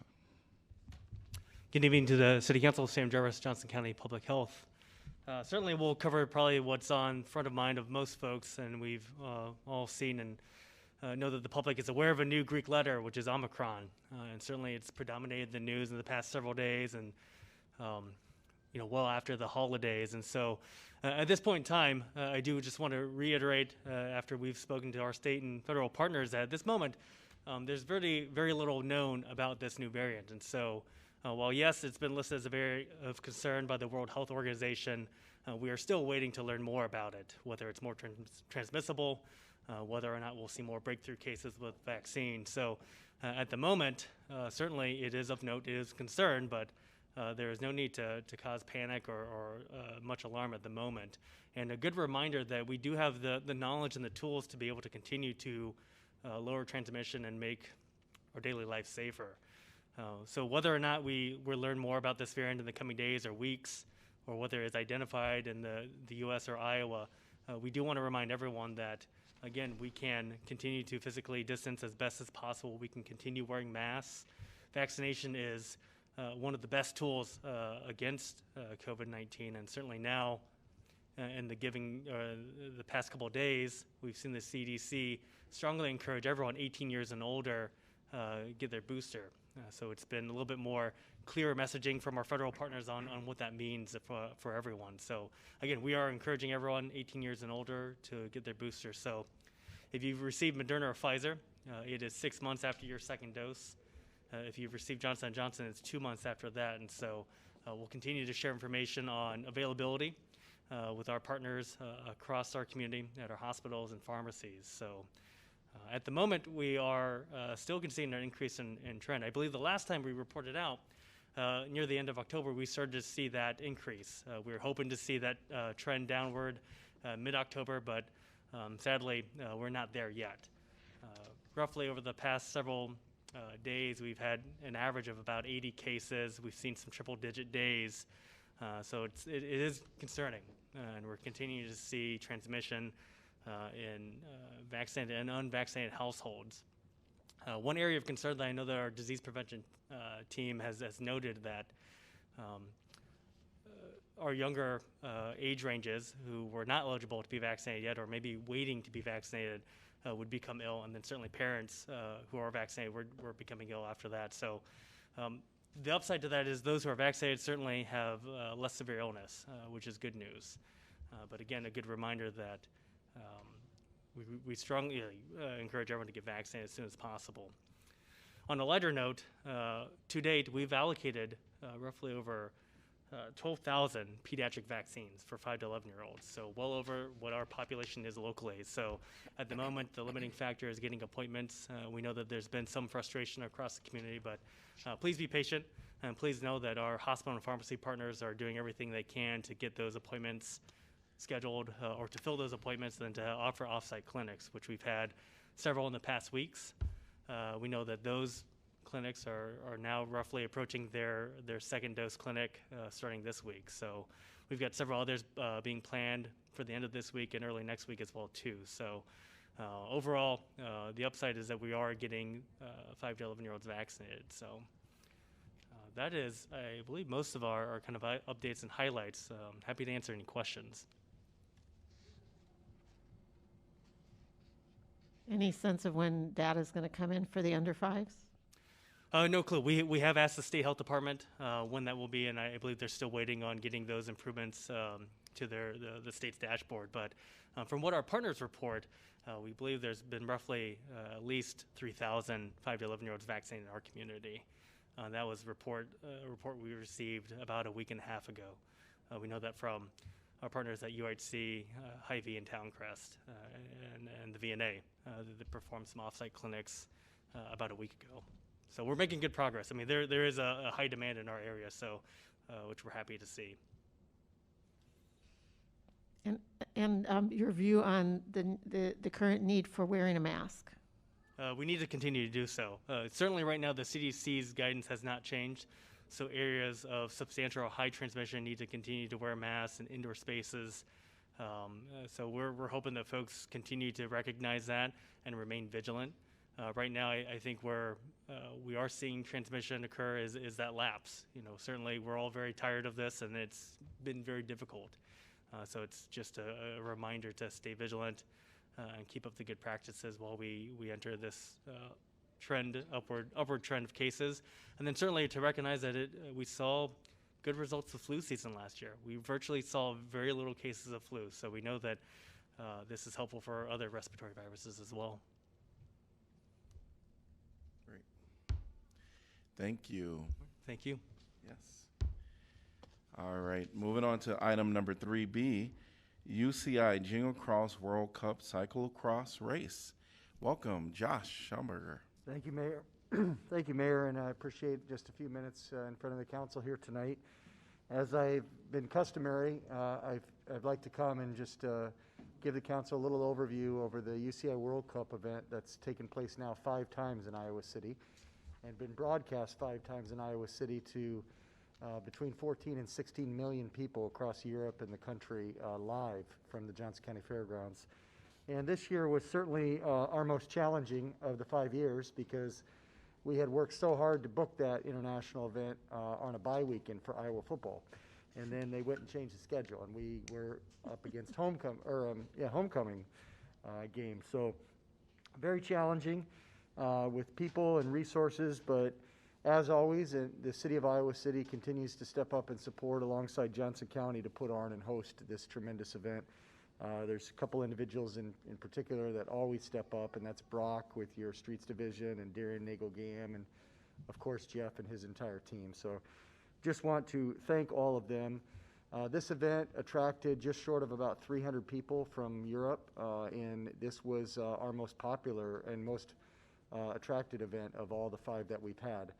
And that was evident in the women's race, where in the women's professional race we had here in Iowa City for 3 or 4 days up until race day, and then on race day we had 9 of the top 10 ranked women in the world here in Iowa City in Johnson County, and they come from all over the country, Canada, and certainly all over Europe, where they have Sunday night cyclocross just like we have Sunday night football, and so that's why it's broadcast live all across Europe. So I'll be happy to answer any questions, but just want to say thank you. This brings in a tremendous amount of attention and exposure to the city of Iowa City, and certainly with all of the visitors, it brings hundreds of thousands of dollars in expenditures to local businesses, hotels, restaurants, and retail establishments. So as customary, we always like to bring a little piece of the race to you so Jeff can hang it alongside the rest of the year's events. So this year we brought you a section of the start line from the UCI World Cup that has Iowa City on it and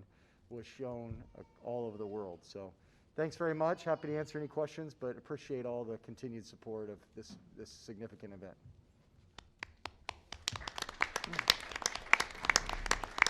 So Josh, I have a lot of friends in Belgium, and I recorded the Belgian national anthem being played for one of the winners, and they couldn't believe it.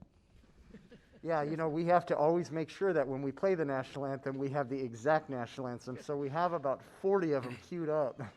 And I'm always worried that the Netherlands is going to play for Belgium, but we got it right. So very good. It was a great event, well ran, and I think you all should be very proud of all the work as well as the experience that it brought to the community. Thanks very much, Mayor. Thanks, Jeff. Thank you. We are on the consent items, which is items 4 through 9. Could I get a consideration for adoption of the consent calendar as presented? So moved. Second. Moved by Weiner, seconded by Mims. Would anyone from the public like to address any item? Moved by who? I would. Oh, Moved by Jana, second by Mazi here. sorry. Taylor, All right, sorry. That's okay. I heard Weiner. Yeah, no, I made the Moved it. motion, and Mazi Yes. seconded it. I'm sorry. Moved by Weiner, seconded by Salee. I must have said the wrong name. Your name, okay, great, all right. Would anyone from the public like to address a topic that is under the consent agenda? If so, please write your name at the desk over there in the corner, and then come to the podium and state your name and your address. Welcome. Sorry. Hello, my name is Nicholas Tyson. I'm not going to give you my address. I don't have to, so I'm not going to. I want to draw your attention to item 5A on the consent agenda, because this is relevant to a discussion that you had during the work session. Several of you mentioned the fact that you weren't exactly clear what it was that the TRC wanted at certain times, like what they were doing. And it's interesting that you brought up at several points requests for things from them that they actually discussed at that very meeting. So I wanted to highlight the fact that it's in the minutes. And if you want to know what their timeline is for the extension, you could just, read the minutes that you are in fact passing right now. And so as a more general comment on that fact, there is the basic problem that this council has had time and time again, where literally it's right there. It's literally right there. The information that you need from your commissions to make decisions that you should be making has already been given to you. And so 90%, most of the time, when commissions have problems, it's precisely because this council isn't actually doing its work. So I would strongly suggest that before you make grand pontificating statements about we need this from the TRC, or we need this from planning and zoning, that you could actually read the fucking minutes that they send to you. Thank you. Thank you. Welcome. And we ask that people keep their comments to 3 minutes, and the timer is over there. Welcome. Hello. Noah, not doxing myself. And now I will read an email I sent to y'all at the end of October that most of y'all ignored, which I'm not surprised. Anyways, okay. So here's me reading from the email. Now I will expand on the need for having Zoom call-in public comment at meetings. Noah, is this I don't care. Oh, well, if this is not a consent item? Well, are you going to have accessible meetings? If this is not a consent item, I don't care. Please be respectful and wait until the next. You don't get to tell me to be respectful when you are currently discriminating against disabled people by not having accessible meetings. Do not give me any lesson about respect or not respect, and you are currently discriminating repeatedly about not having accessible meetings. This is not a consent I will item. not speak during this.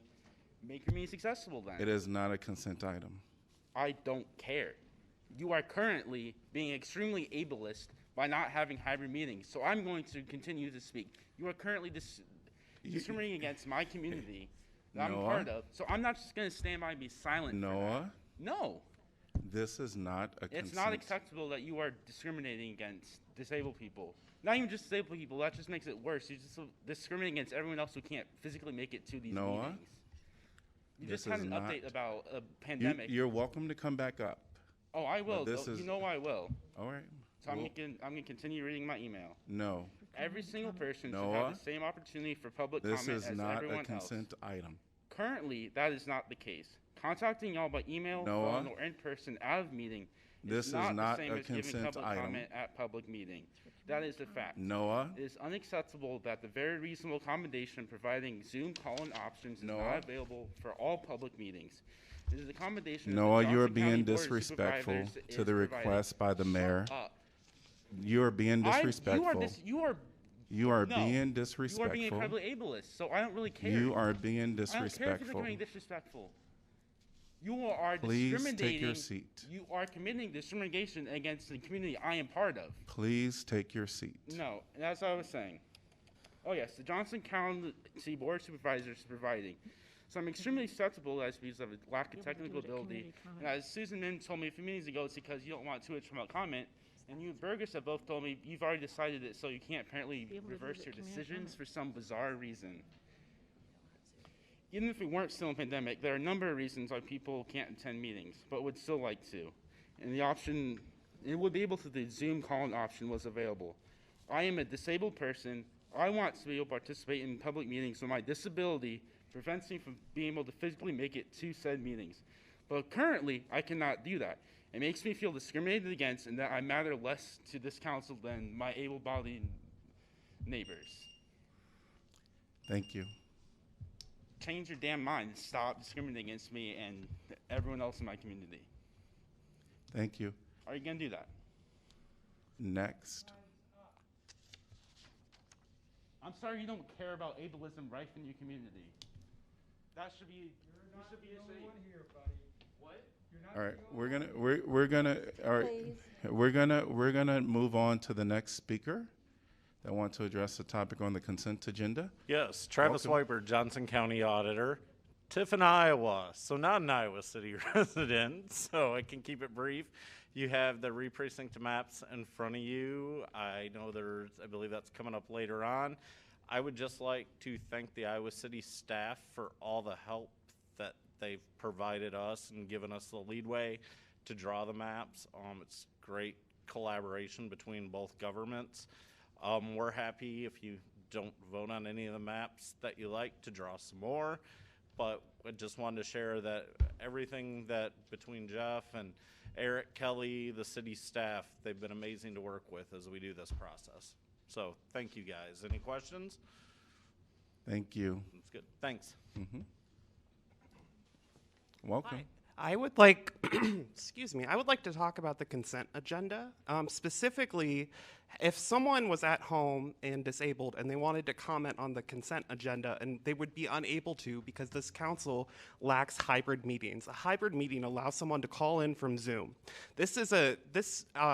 These hybrid meetings, as shown by the Board of Supervisors, are possible, but as members of this council have said before, they don't do it because they don't want a flood of public input. That's ridiculous. As shown by the Board of Supervisors, hybrid meetings are effective and they work, and the only reason this council and the city don't do it is because they want to restrict public comment. So again, if someone wanted to have something pulled from the consent agenda, they wouldn't be able to because they'd be at home. I know several people who aren't able to participate in this meeting because they couldn't physically come here. That's not democracy. That's not what our government, what our country is built upon. All of you, from Jeffrey to Bruce, all of you people, you don't give a damn about the public because if you did, you would allow hybrid meetings. It's possible. There's no reason why you can't. Thank you. Thank you. Would anyone else like to address the topic on the consent agenda?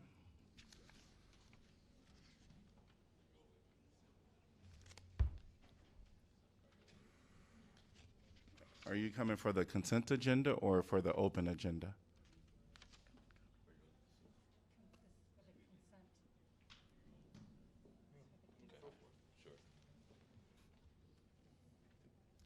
Welcome. Good evening, Mayor,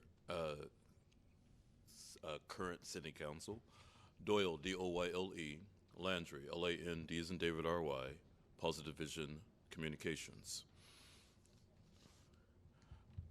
I'm asking respectfully that the item 7A be tabled for a complete diversity, equity, and inclusion review by respected officers acknowledged by the governor of Iowa in relation to fairness and equity for African Americans, similar to other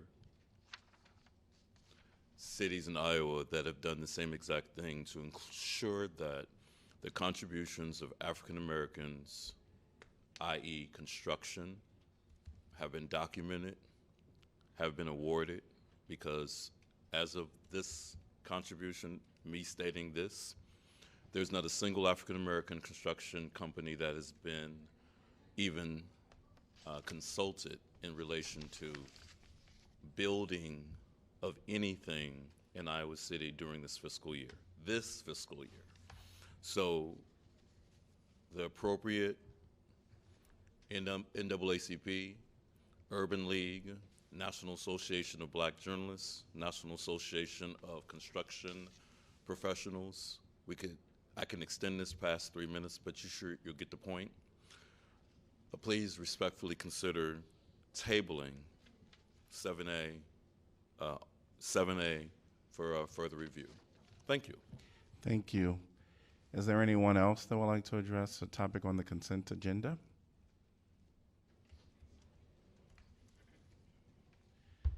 Seeing no one, council discussion. I did want to point out that 8A, the re-precincting, this is we have an item here to set a public hearing. The council will be having a special work session on December 7th at 8 a.m. just to have further discussion.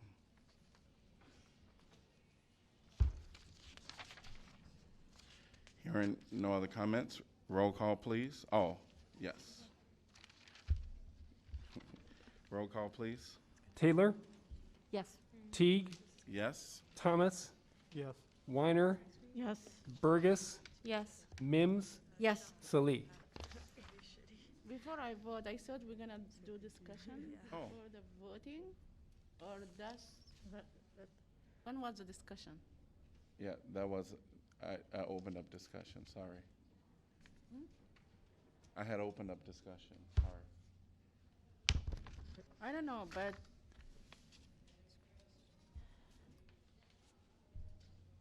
we are not discussing, right? We just vote at this time. I think if you wanted to make a comment, you can make a comment and then vote. I really would like to discuss 7A more, but I don't know at this point how we can do that. Can we bullet from the consent agenda at this point? Well, at this point, it's been moved and seconded, and six council members have voted. I'm not sure we can remove it at this point, I'm sorry. But I think you can make a comment if you wanted to and then vote. No, because I wasn't really giving it attention, and there is somebody comment about it, and I thought after we hearing them, we have like council discussion, and after that we vote. But I don't hear you say council discussion. It was a public discussion, but it was not council discussion after that. Yeah. Oh. Isn't that the right order, or I'm mistaken? I believe I stated council discussion No, and you then. did not say it. Did I? You said roll call. Oh. As soon as the person finish. No. Yeah, what I recall doing is saying council discussion, and then I jumped in to make mention about 8A, item 8A, because I wanted to notify the public that we'll be having a special work session. Yeah, but as soon as you finish, you said roll call, you know, like, I don't know how you're gonna solve this, but I don't think I hear that there is a council discussion here. And at that time, I would like ready to say, can we pull this from the consent agenda so we can talk about it more?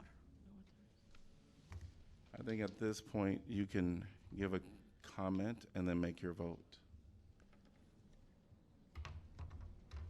Yeah, I would like, my comment is I would like to take this to, like, of the the consent agenda and make it an item on the formal agenda. Yep. That's what my comment is. Yep, it's because this has already been seconded and moved and seconded. I know what you're getting at. I think the only option is to give a comment and then make a vote. Okay. All right then. Yes. Okay, motion passes 7-0. We are on to item number, I believe it's 10. Item number 10, which is community comment. This is an opportunity for people to speak on any item that is not on our agenda. You will be given 3 minutes to speak, and this period will end at 7 p.m. For a total time of, well, we may extend it just a few minutes after. I'll make sure that it's open for at least 30 minutes. And also, I ask that people address your comments to the council, and the clock is over here. There is a place where you can sign up, and I welcome everyone to come that wants to speak. Welcome. My name is Ann Houlihan, and first off, I'd like to say that we can't hear hardly anything you're saying to the public here, because it's very muffled. I am with the Catholic Worker House, and I'm a member of the Excluded Workers Fund Coalition. I've been amazed and disappointed in this process.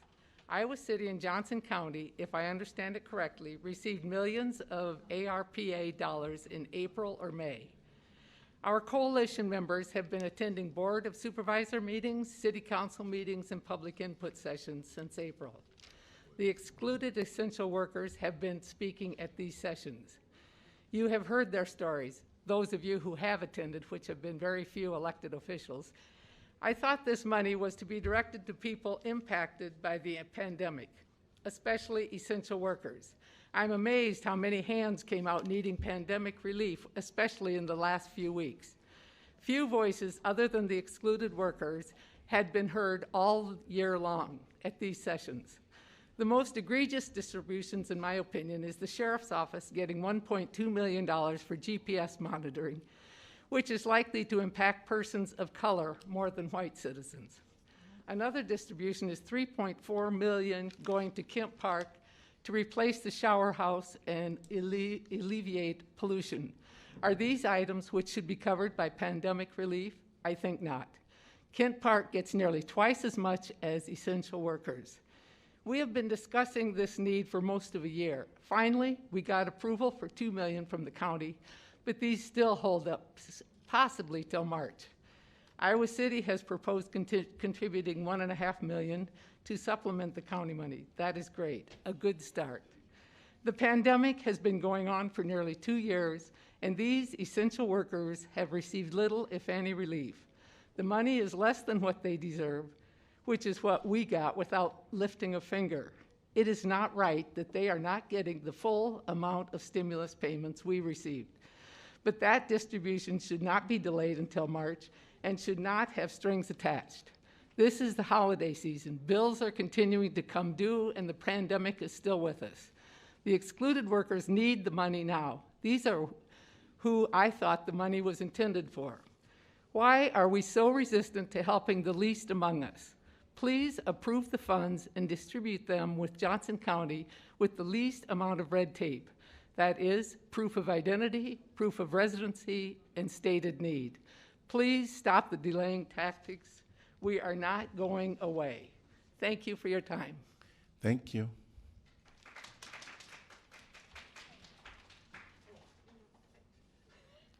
Welcome.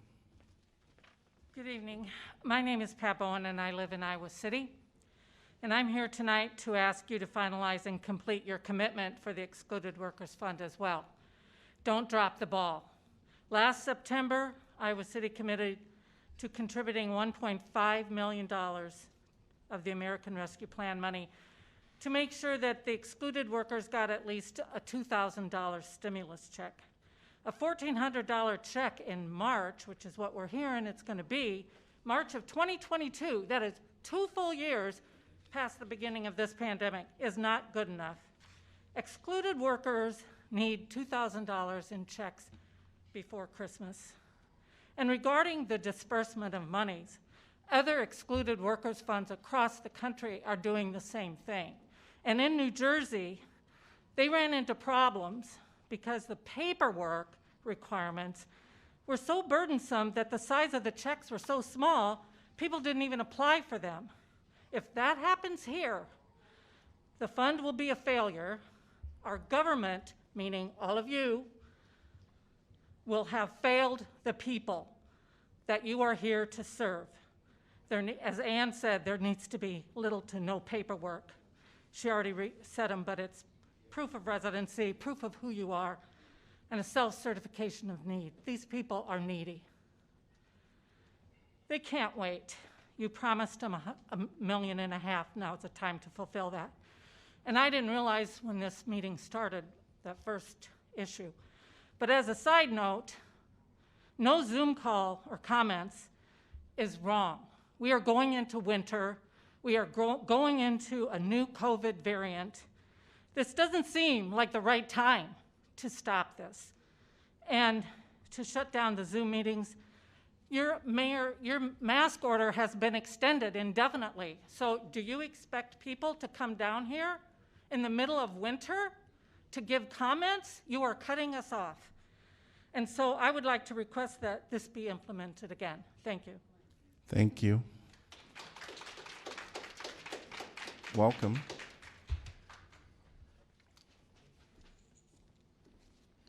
Hello, my name is Ken Bowen. I live on the east side of Iowa City, and I'm a proud member of Iowa CCI, Veterans for Peace, Chapter 161, and also I am part of the Coalition for the Excluded Workers Fund.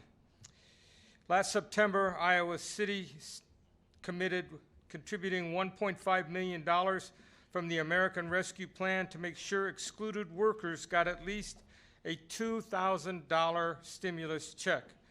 That was almost 3 months ago. Now that Johnson County has voted to create an excluded workers fund, I am here today to demand the city make good on their promise and transfer $1.5 million to the county's new fund, and do it now. Excluded workers risked their lives to keep society going during the pandemic, and they're still doing that today because the pandemic hasn't gone away. It's getting worse. No cause for panic, but there is cause for concern.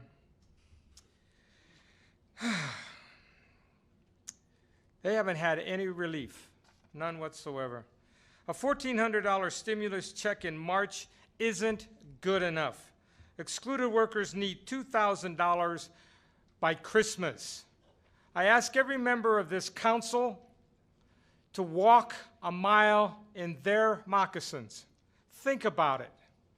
You got your checks, why aren't they getting theirs? Anyway, the difference between a $2 million fund and a $3.5 million fund is the difference between $1,400 and $2,000. Iowa City has the responsibility to deliver on a pledged commitment to the excluded workers and must fully fund that plan now. Excluded workers can't wait. You promised $1.5 million, and now's the time to fulfill that promise and transfer your fair share to the fund that Johnson County set up. Thank you very much. Thank you. Welcome.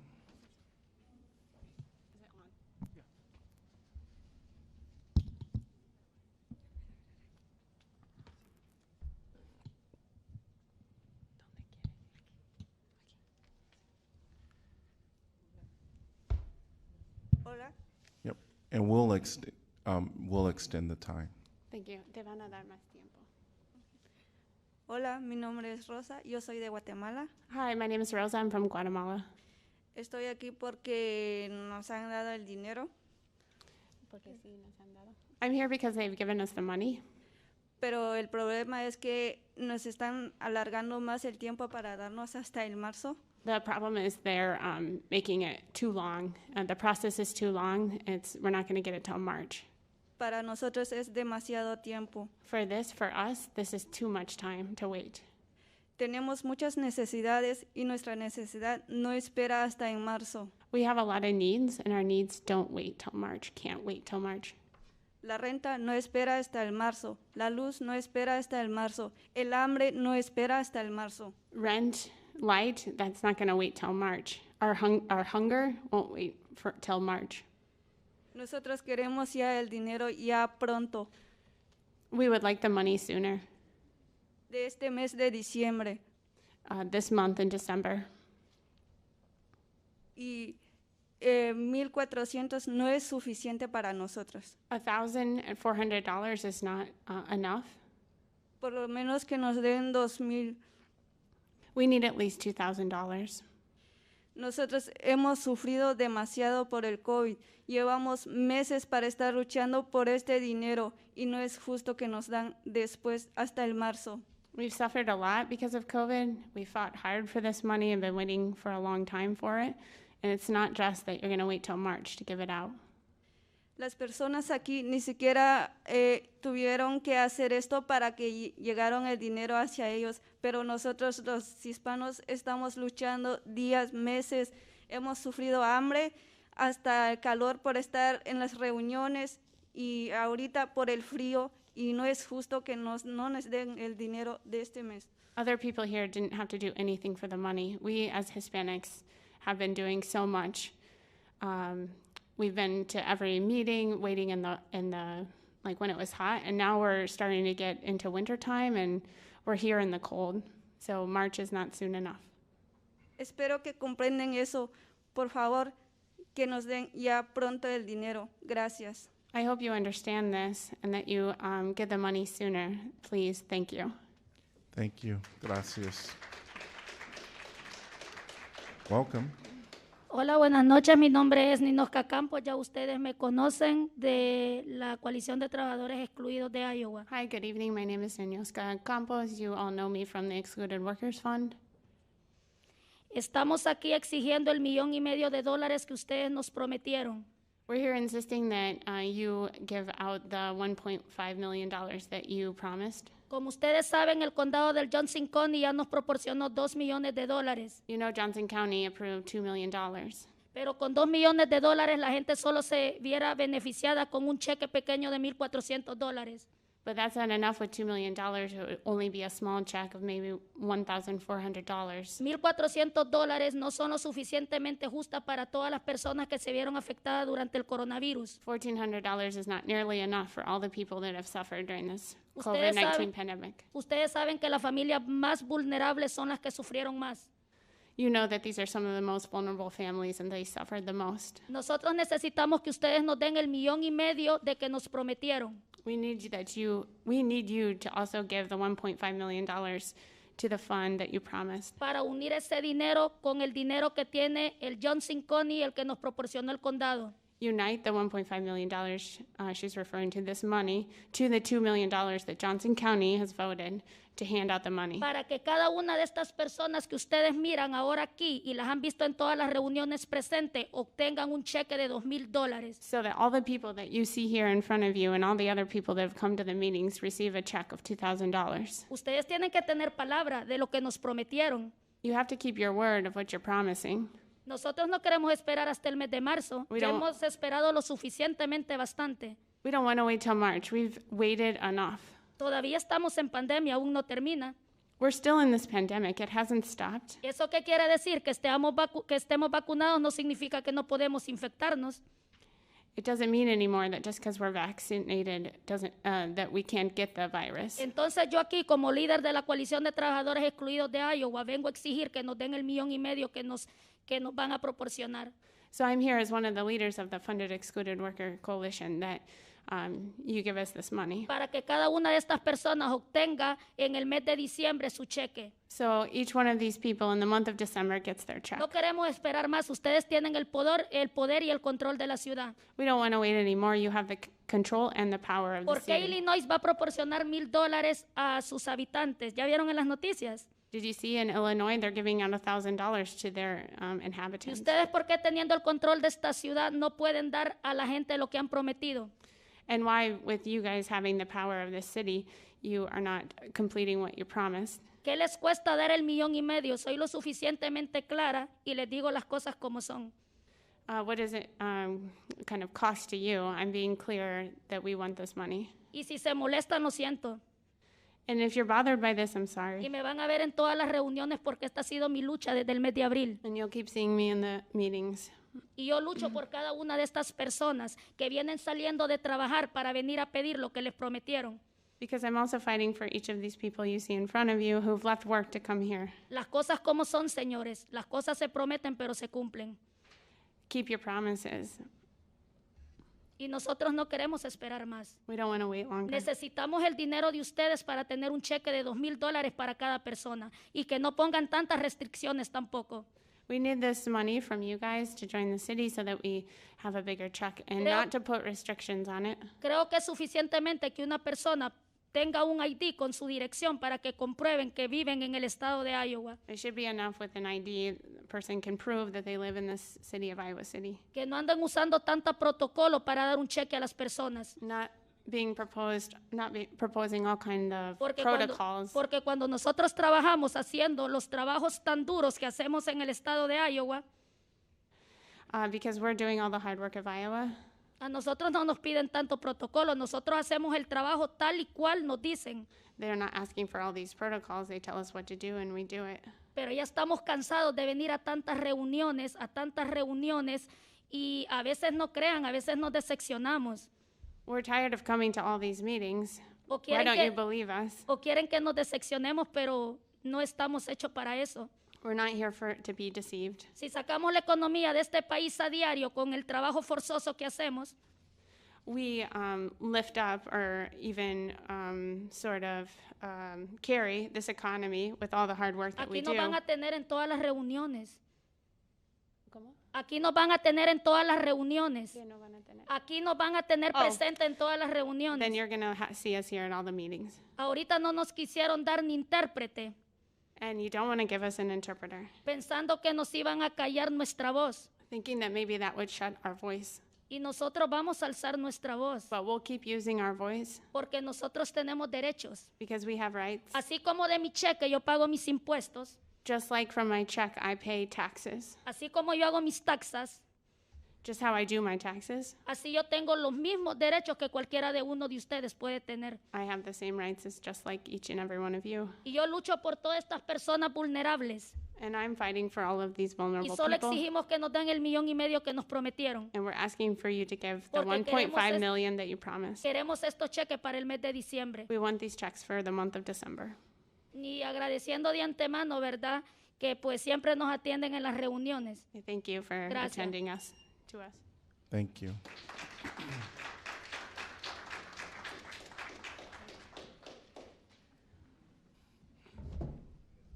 Welcome. Hola, buenas noches. Hi, good evening. Mi nombre es Leonel Ángel González. My name is Leon Angel Gonzalez. Hoy vengo a decirle sobre el cheque que nos prometieron para este año. Pues hoy les vengo a decirles de que pues estoy contento o no sé o enojado porque nos están diciendo que para qué esperar hasta mes de marzo de ese cheque que nos pueden dar en este mes que viene en diciembre. I'm here to talk about the check that we're going to get, and I'm feeling happy and also upset or mad because of the wait period till March. Como me ven, vengo saliendo de trabajar. I just got off work. Y en cambio estoy aquí And I'm here today esperando o con esperanza de recibir ese cheque antes del 24 de diciembre. With some kind of hope that I'm going to receive this check sooner. Para mí sería algo maravilloso o una ayuda For me, it would be something so beautiful. It would be a big help. recibir ese cheque a esa fecha. Sería pues un gran ayuda para mí. ¿Por qué? To receive this check sooner, it'd be a huge help. And why? Una cosa es, pasamos ya casi 2 años de la pandemia. One thing is we've almost completed 2 years since we've been in this pandemic. El primer año no recibimos nada y estuvimos, bueno, más que en mi persona, yo trabajé. The first year we didn't receive anything, and for myself, I worked through it, or I worked. ¿Por qué? Why? Porque nadie nos iba a dar nada sabiendo de que somos inmigrantes. Because nobody was going to give us anything knowing that we're immigrants. Entonces la idea era de que teníamos el riesgo de contagiarnos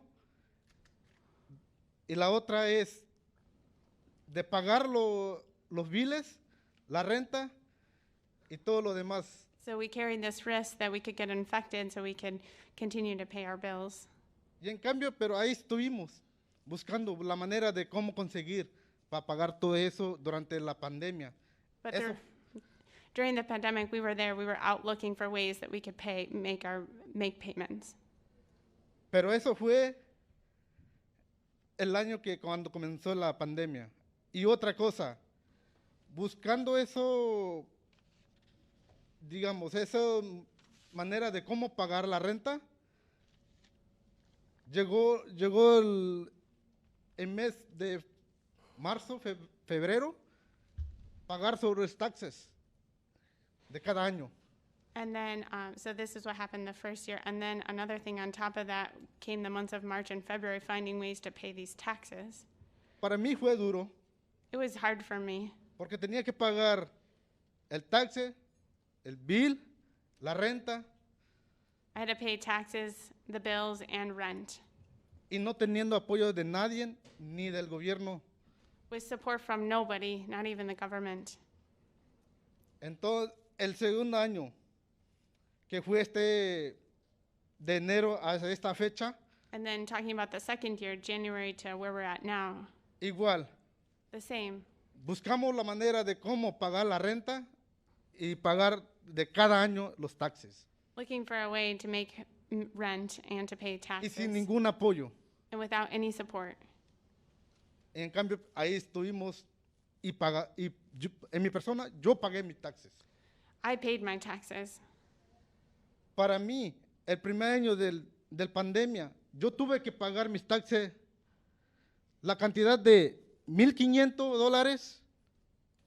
During the first year of the pandemic, I paid my taxes, and I had to pay an amount of $1,500. Y me estoy dando cuenta ahorita del cheque que me están dando de 1,400. ¿Se imaginan? And now I'm just thinking the check of $1,400. Can you imagine?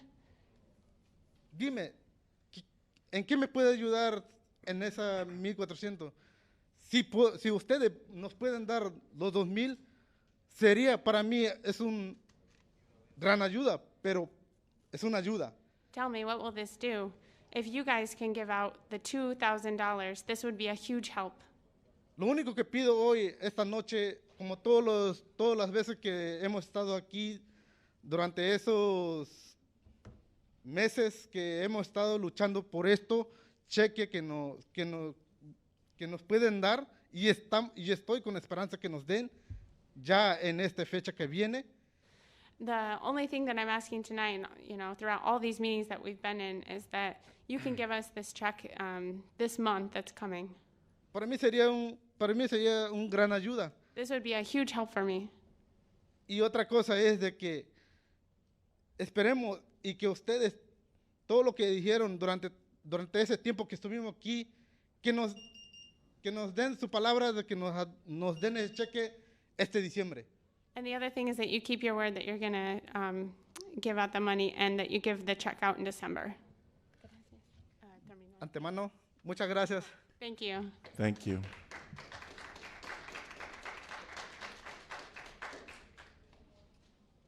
Anyone else like to talk during this time on any item that is not on the agenda?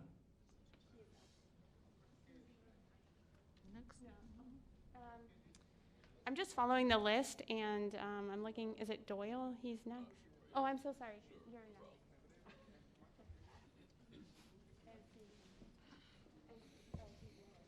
next. Welcome. Good evening again, Mayor, the City Council, and the employees paid out of taxes to manage the city.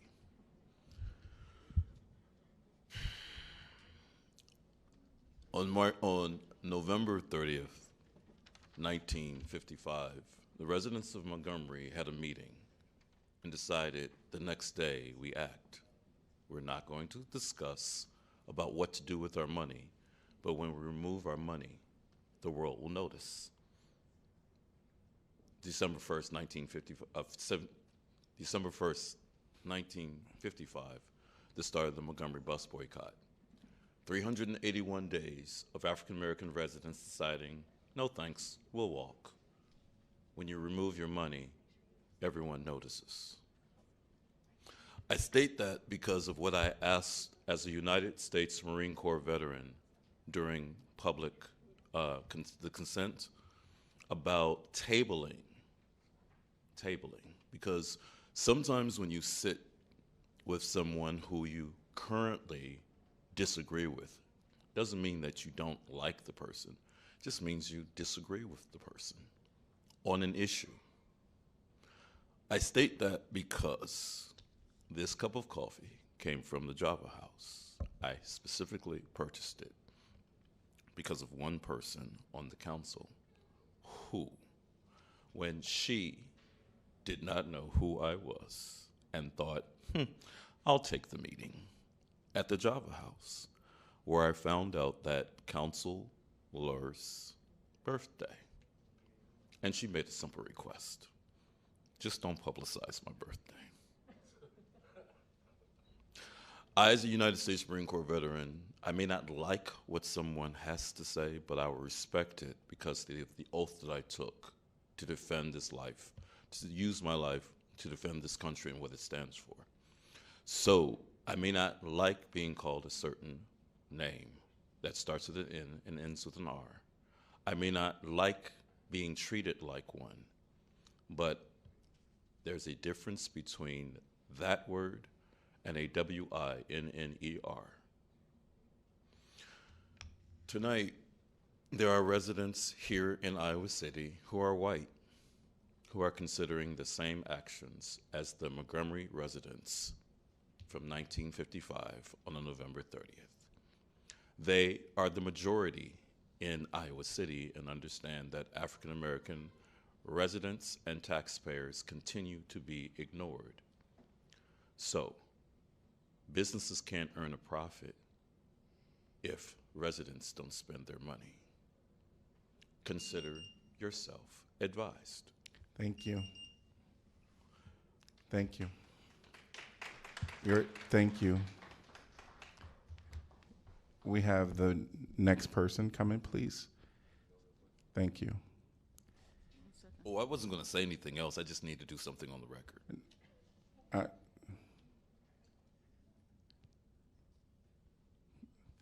Welcome. It's the same envelope a certain counselor got about her birthday. Thank you. Next. Welcome. I don't need a really big introduction. Everybody know who I am. I just want to say that I've been Please state it for the Eric public. Harris. Thank you. I've been working with these guys since the beginning of last year, and I've seen them do a lot of hard work. I've even saw some of the jobs that they do and some of the work that they do. And I'm not saying that a American person wouldn't do those jobs, but some of those jobs are tough. So I just got a few facts that I want to, just kind of put out there. It was just Thanksgiving. It was just Christmas. And when you go to the store, you can see the difference in the prices. So why not, give these guys this money that they're asking for at the end of this year? They're going to go through Christmas, through Thanksgiving, and at the end of that, they're going to be struggling still when they were already struggling through a 2-year pandemic. Now, my next point is, and these are things that I don't want to challenge people on, I just want people to just get this in their mind. Everybody has been paying attention to what's been going on, that we have a potential to have a pandemic part 2, which could be worse. We just need to wait until the information comes out and we can figure out what's going on with it. So are we going to sit and wait until a different variant of the pandemic comes out and then say, hey, we should have gave those guys some money to help them because now they need more?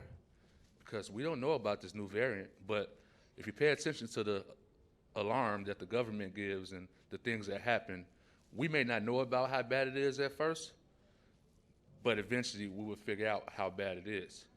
So to struggle through the past couple of years with the pandemic, and when the last pandemics, first started up really bad, it kind of was like around this time of the year. So that kind of matches up.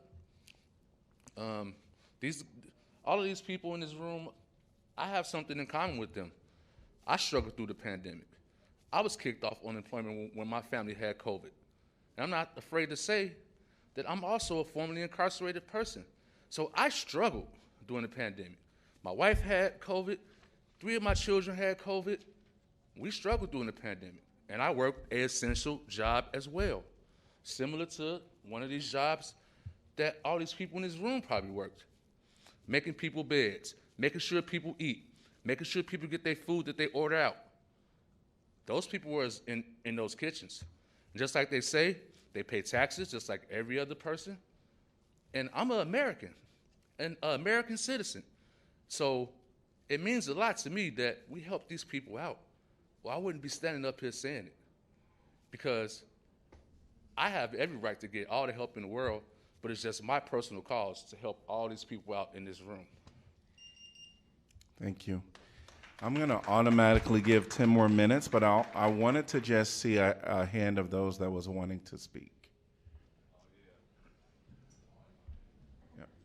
We have like 3 on our team. Okay. So we're going to go till 7:20, and I'm going to drop the time to 2 minutes.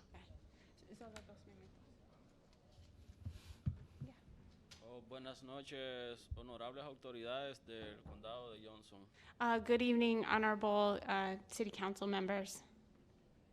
Pues, como ven en mi cartel dice, escucha mi voz.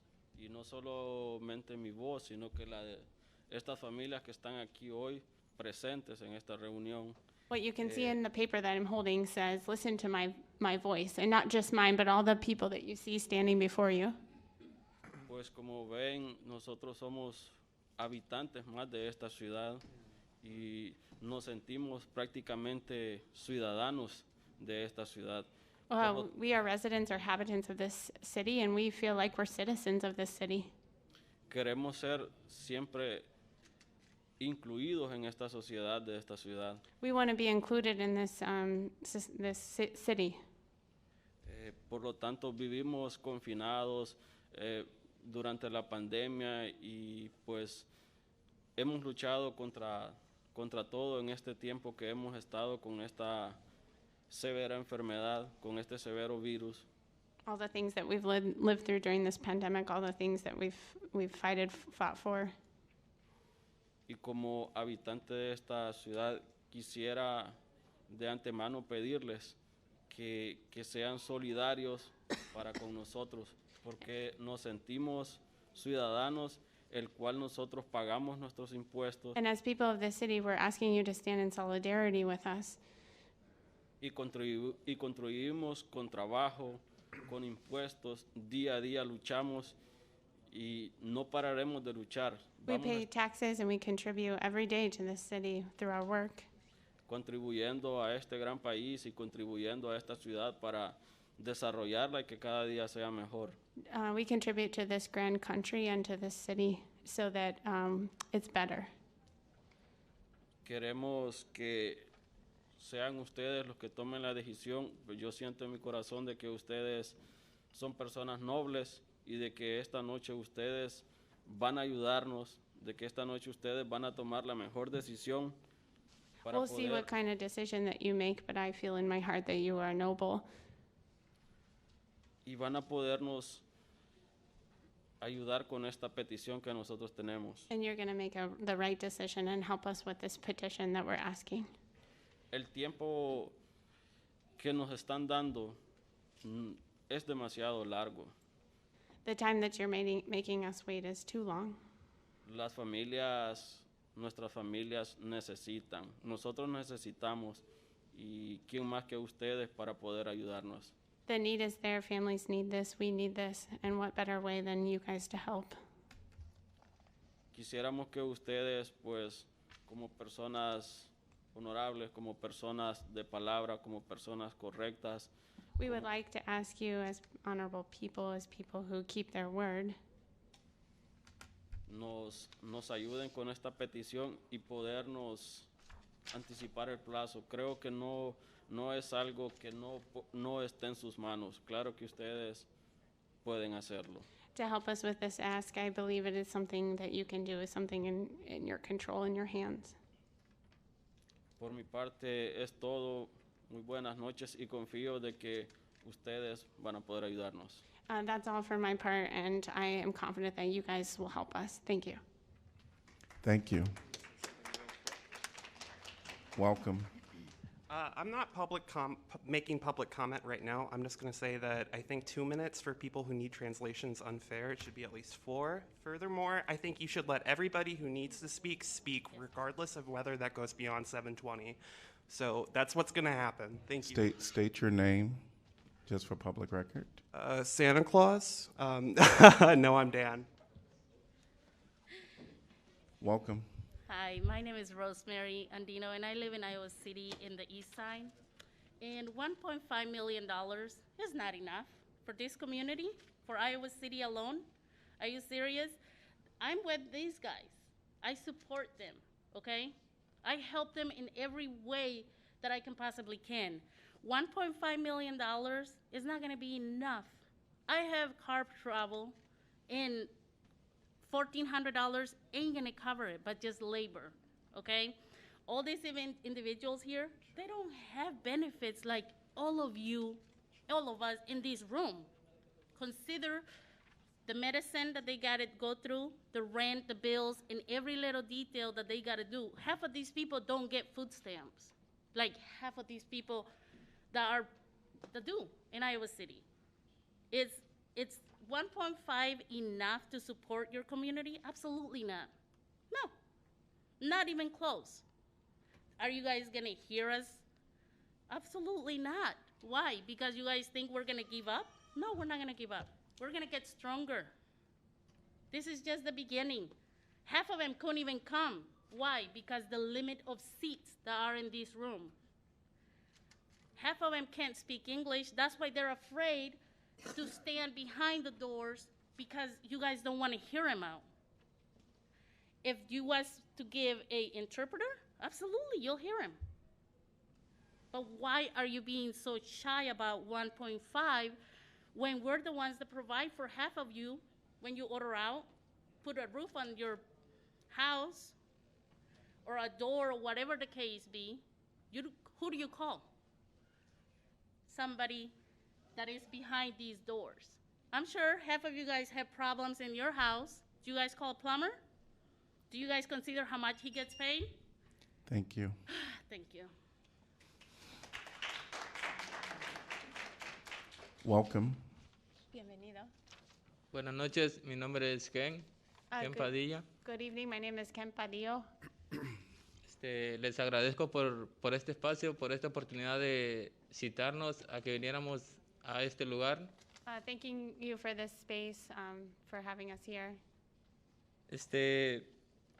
Lo primero es que sé que todos hemos sufrido en la pandemia, tanto como ellos, ustedes, nosotros. I know that we've all suffered in the pandemic, just like they have us, all of you. Y cada quien hizo lo que hizo para salir adelante. Everyone did what they could to move ahead or get out of it. Hablo en nombre de los ruferos I'm talking on behalf of the roofers de Iowa City. of Iowa City. En este caso, nosotros como personas, como migrantes, les agradecemos la ayuda que nos están dando. In this case, como people, immigrants, we are grateful for the help that we're getting.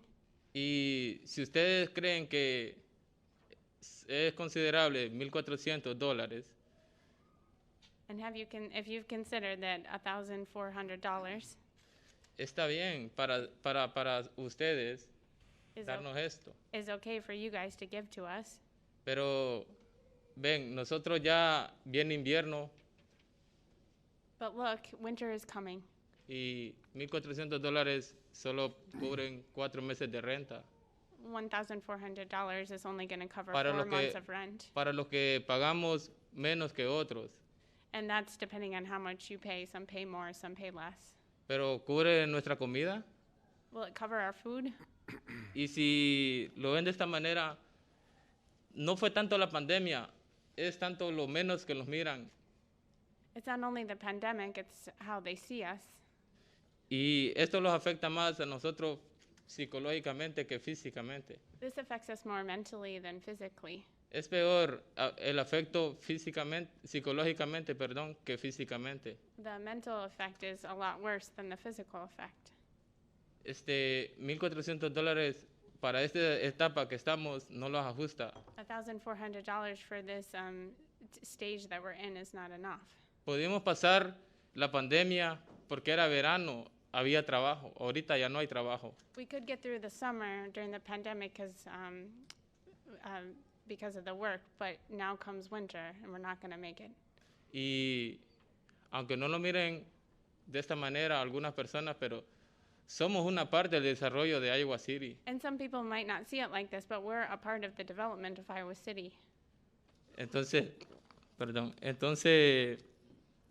pedimos que sean más considerables con nosotros So we ask that you be more considerate with us. y que si dijeron algo que nos iban a ayudar, If you say something like you're going to help us, que cumplan su palabra, porque no están incumpliendo ante nosotros, se están incumpliendo ustedes mismos. that you do it, because you're not just like holding the agreement with us, but with your own selves. Muchas gracias por su tiempo y buenas noches. Thank you for your time and good evening. Thank you.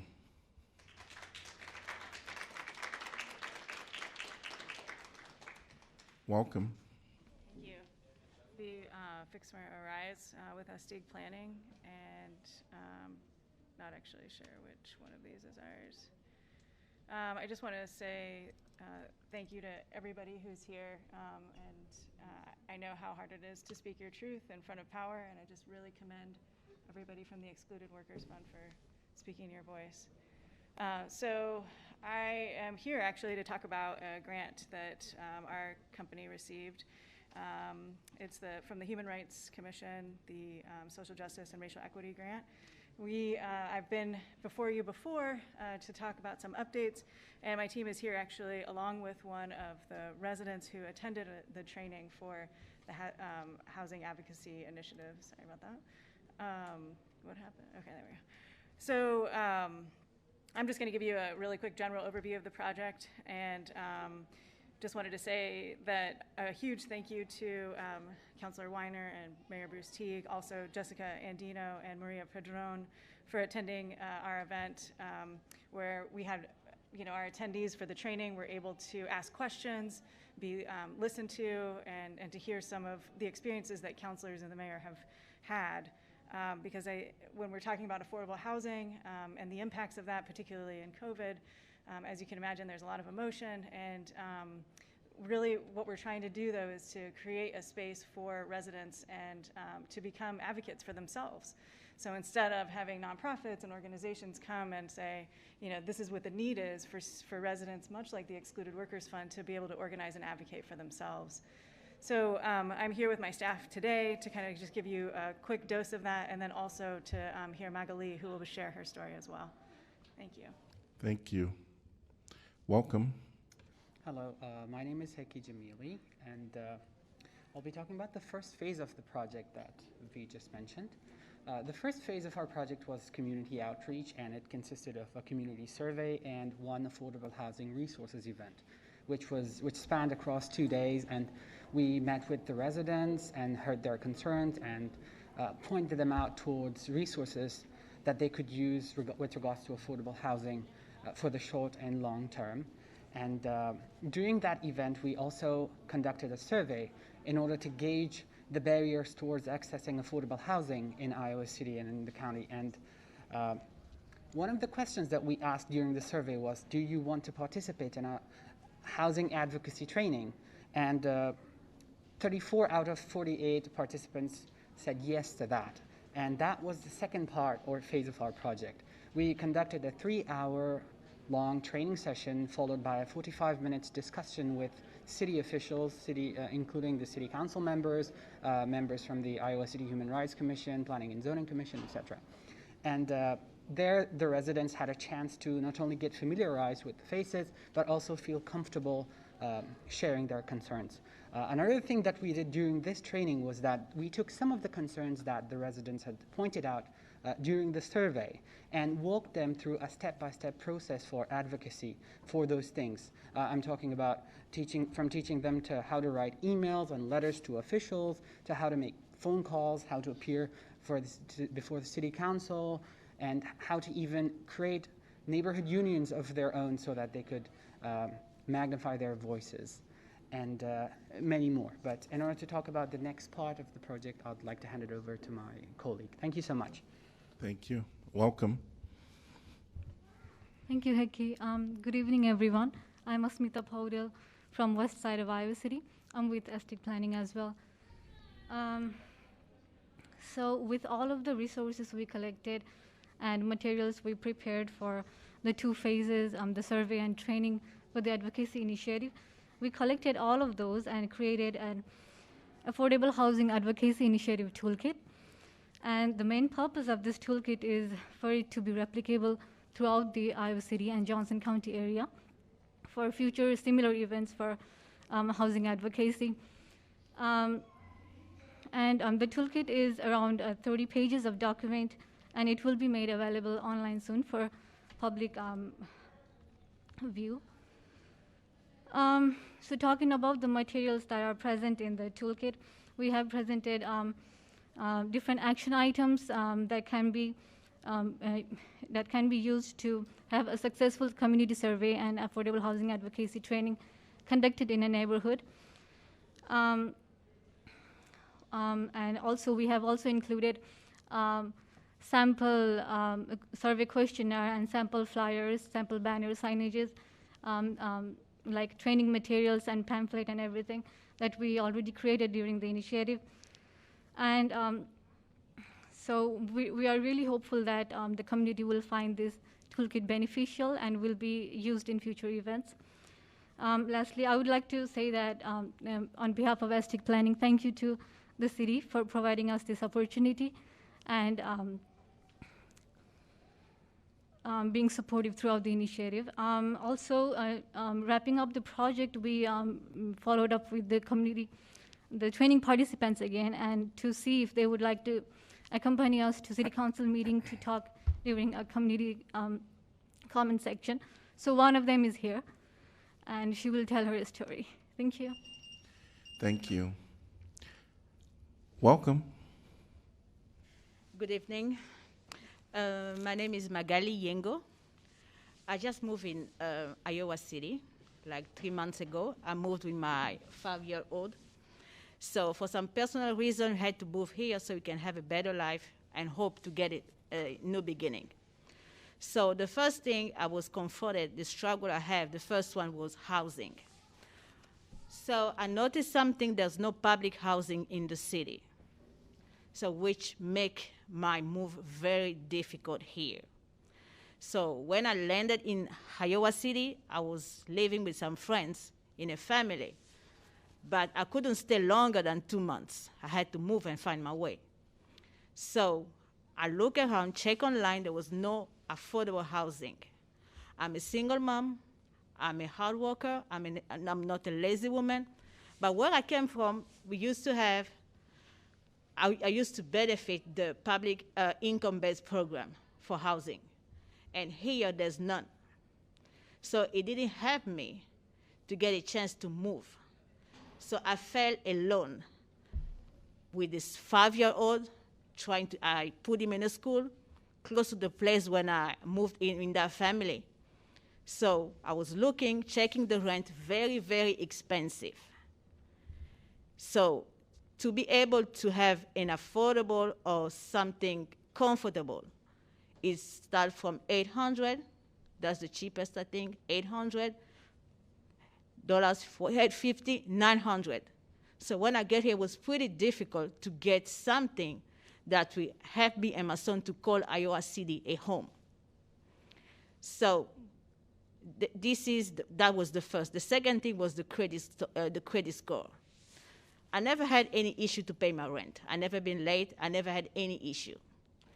But when I get here, they have to check my credit story. Thank you. Your time is up, but thank you for your story. Welcome. Hello. My name is Tara McGovern. I'm here to speak on a different topic, but I want to unequivocally say that I echo each person here in asking that they receive the money, their money, the money that's been promised them, not yours, as soon as possible. But I'm actually here to speak about accessibility. Neither Noah nor Dan were out of order in advocating for basic access to this meeting, because every person in our community is a member of our democracy, and currently we are out of order. Many of us here are aware that it was our senator, Democratic Senator Tom Harkin, that authored the Americans with Disabilities Act 31 years ago. And this municipality, along with many others, are in violation, and I suggest that we fix it all together, because we're supposed to be leaders in that way. So speaking about the Americans with Disabilities Act, I would specifically like to call attention to Section 2, which applies to state and local governments and protects qualified individuals with disabilities from discrimination. So within the Section 2, if you look at the ADA.gov website and you /COMPORO, common problems, there's an aspect here that specifically relates to public meetings.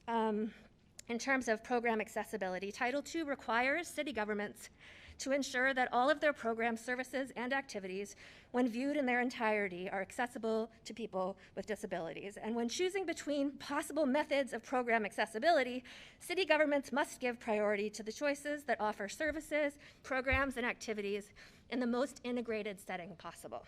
So if the ADA isn't of enough interest to you, maybe we can pivot to Section 508 of the Rehabilitation Act of 1973, because there's actually another great website, section508.gov, that outlines specifically how to create accessible meetings. Now, it's a federal Thank you. law.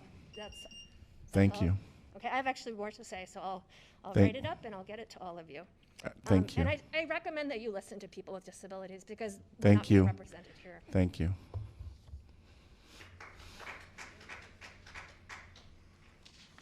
Welcome. Yeah, hello again. Also, just start off solidarity with the Excellent Workers Fund. Yeah, give them that 1.5 million right now, even though that is, you need to give them a whole lot more than 1.5 million, but give that to them right now before the end of the year. Like, there's no excuse. Stop dragging your feet. Just freaking do it. You have the money, so do it. Please state your name and address, please. My name is Noah, and I'm not going to give you my address. Second point, fire the cops that arrested the political arrest of the TRC chair immediately. You cannot allow that fascism to stand in our community and just tell the cops or can just do political arrests whenever they feel like it. Third, I'm going to read my email again, so hopefully you'll understand this time. Now, I will expand on the need for having Zoom call-in public. I'm going to extend it for having Zoom call-in public comment at meetings. Every single person should have the same opportunity for public comment as everyone else. Currently, that is not the case. Contacting y'all by email, phone, or in person out of a meeting is not the same as giving public comment at a meeting, and that is a fact. It is unacceptable that the very reasonable accommodation providing Zoom call-in options is not available for all public meetings. It is an accommodation that the Johnson County Board of Supervisors and the Iowa City TRC are providing, so there's no excuse for y'all to not be providing that. We are still in a pandemic. Currently, people who cannot safely make it because they literally fear for their death if they come to a public meeting with this many people in it. Sorry, I got a lot. So that's being discriminated against. Even if we weren't still in a pandemic, there are a number of reasons people cannot attend meetings. We would still like to and should and need to have that possibility of accessibility for Zoom and call-in meetings available.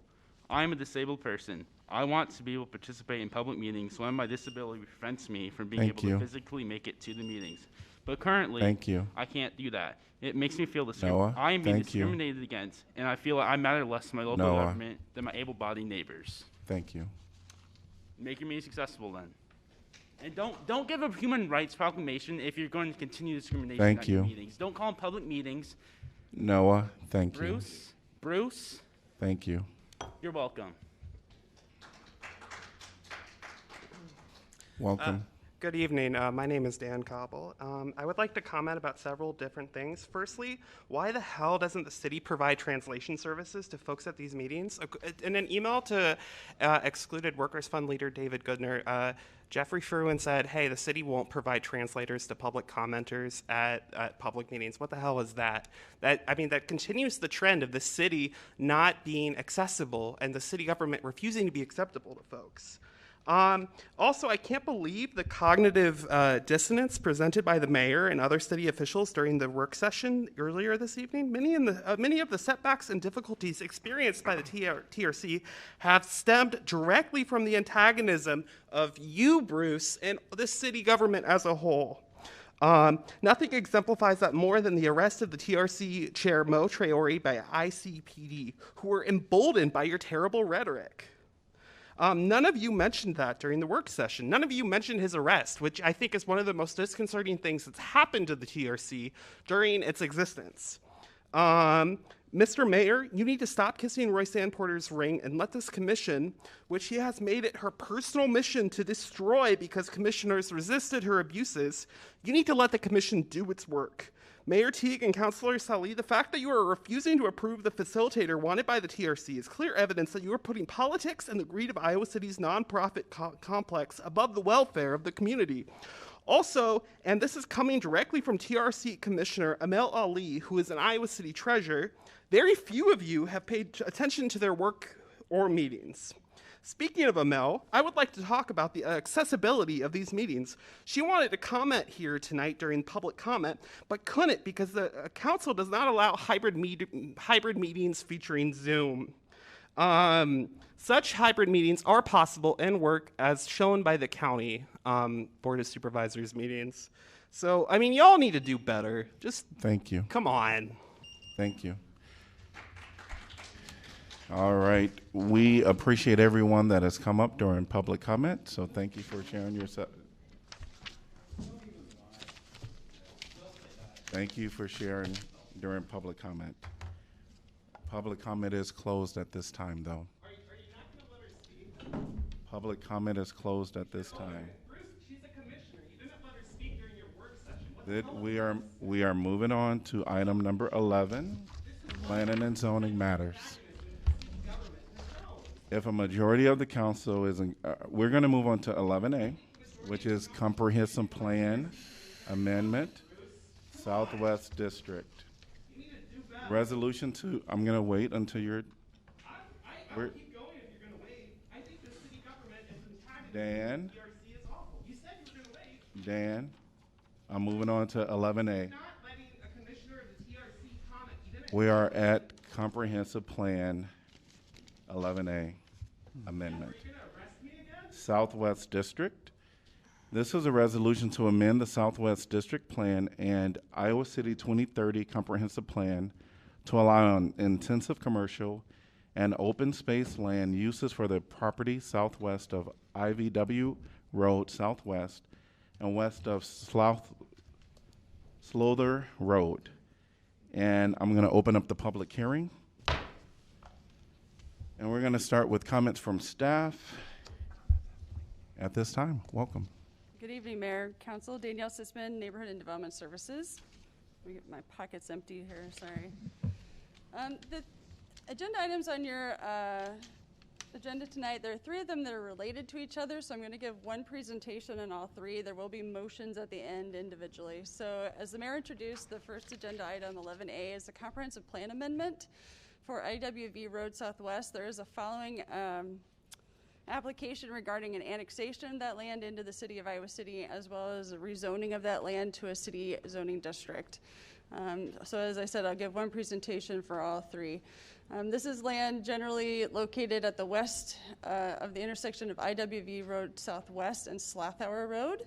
The applicant is represented by MMS John Martyr and Josh Entler, who I believe will be available later for questions if you have any. This is approximately 70 acres, generally located as described and bounded here in white. It is just west of Highway 218 for a little bit of context. As far as landmarks go, it's also near the Iowa National Guard Armory, which is on the north side of IWV Road, Johnson County Poor Farm, the historic site. Also the location of the JEC, the Joint Emergency Communications Center, just to the east of that, as well as the Johnson County Secondary Roads Facilities Building, and the Iowa City landfill just to the southwest. As I said, there are 3 applications, a comp plan amendment, an annexation, and a rezoning. The Planning and Zoning Commission had a hearing on these items on September 16th, at which time they thought they had approved all 3 items. Turns out we did not make them aware that the vote they needed to have on the comp plan was insufficient for passing. Technically it had a majority vote, but the ordinance requires 4 votes of the membership. So that application needed to come back. Because that comprehensive plan amendment needed to come back, it also triggered some conditions that needed to be added to the rezoning action as well. And they also did need to amend their comprehensive plan proposal so that it would be a different action for them to consider. This is the current zoning of the property. It's bounded again in white here. It's currently zoned a county zoning district, and part of the subject property is already actually in the city of Iowa City. That's the grayish rectangle on the right. It's surrounded by county residential zoning, as well as county agricultural zoning. The comprehensive plan amendment under consideration tonight is to 2 of our long-range plans, the general long-range plan called our comprehensive plan, as well as the more specific district plan, which is the Southwest District Plan.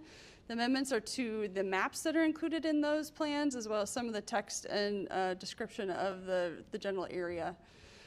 This shows the original application for the comprehensive plan amendment to the Southwest District Plan. It's bounded in red.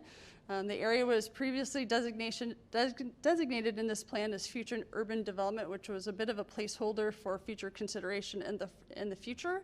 It had been designated this since 1997 and not really revisited in the comprehensive plan consideration.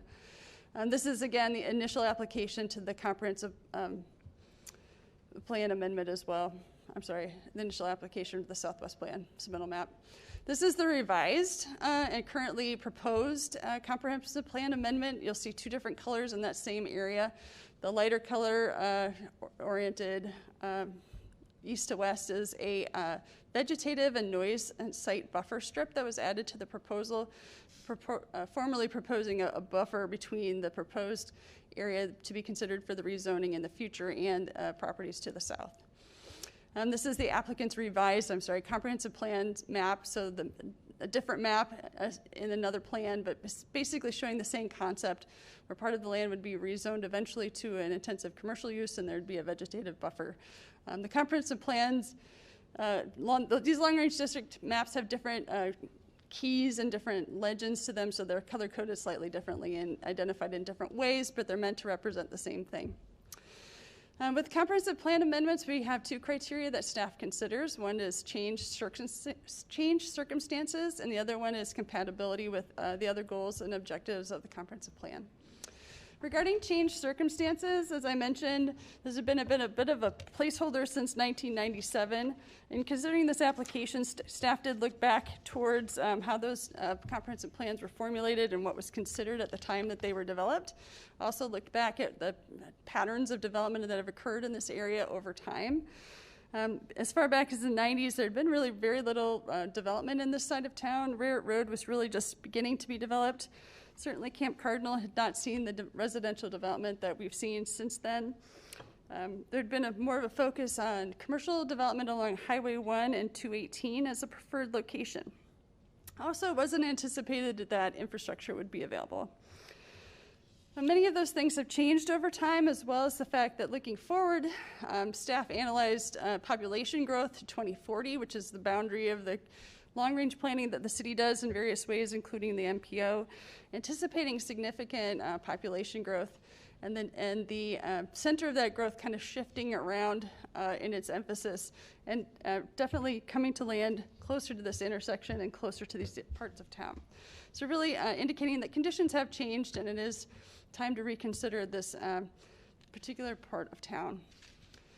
As far as compatibility with the comprehensive plan and its other goals and objectives, there is definitely a public need to encourage commercial areas. Many of our commercial areas inside the city limits are more rail-oriented, and we really identified that while there may be some land available for that, it's not readily developable, and that there is a steady and projected need for this kind of development. Moving on to the annexation part of this land consideration, the criteria that would be considered regarding annexation would have to do with whether the land falls in the adopted long-range planning boundary for the city, whether development in the area proposed would fulfill a need, and whether it would be in the city's best interest to be in control of the land as it is annexed into the city. Again, this is the area under consideration, bounded in white. Not all of the land in this boundary needs to be annexed. Some, like I said, already is in the city, so this shows the gray area, which would be the land to be annexed into the city. And now whether we look at the previous fringe area agreement or the current fringe area agreement, this area doesn't change in its designation as clearly being within the city's identified long-range growth boundary within that growth area identified in our fringe area agreement. So it is an area that's encouraged to be annexed into the city.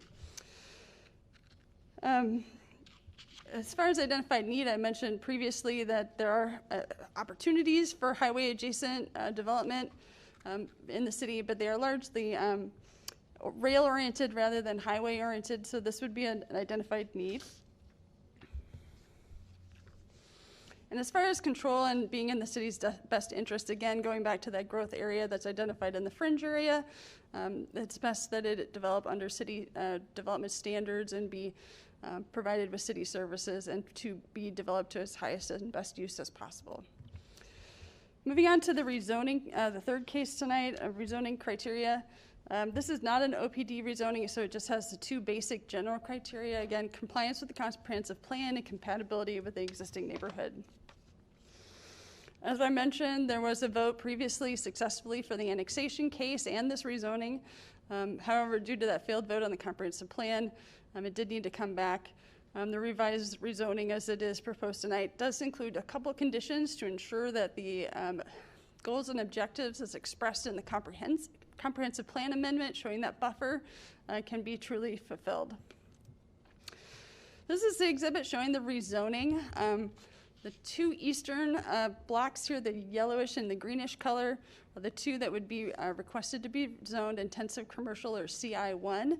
The purple wedge to the left would remain an interim development zoning district, basically a default zoning district until such time as city services could be provided there.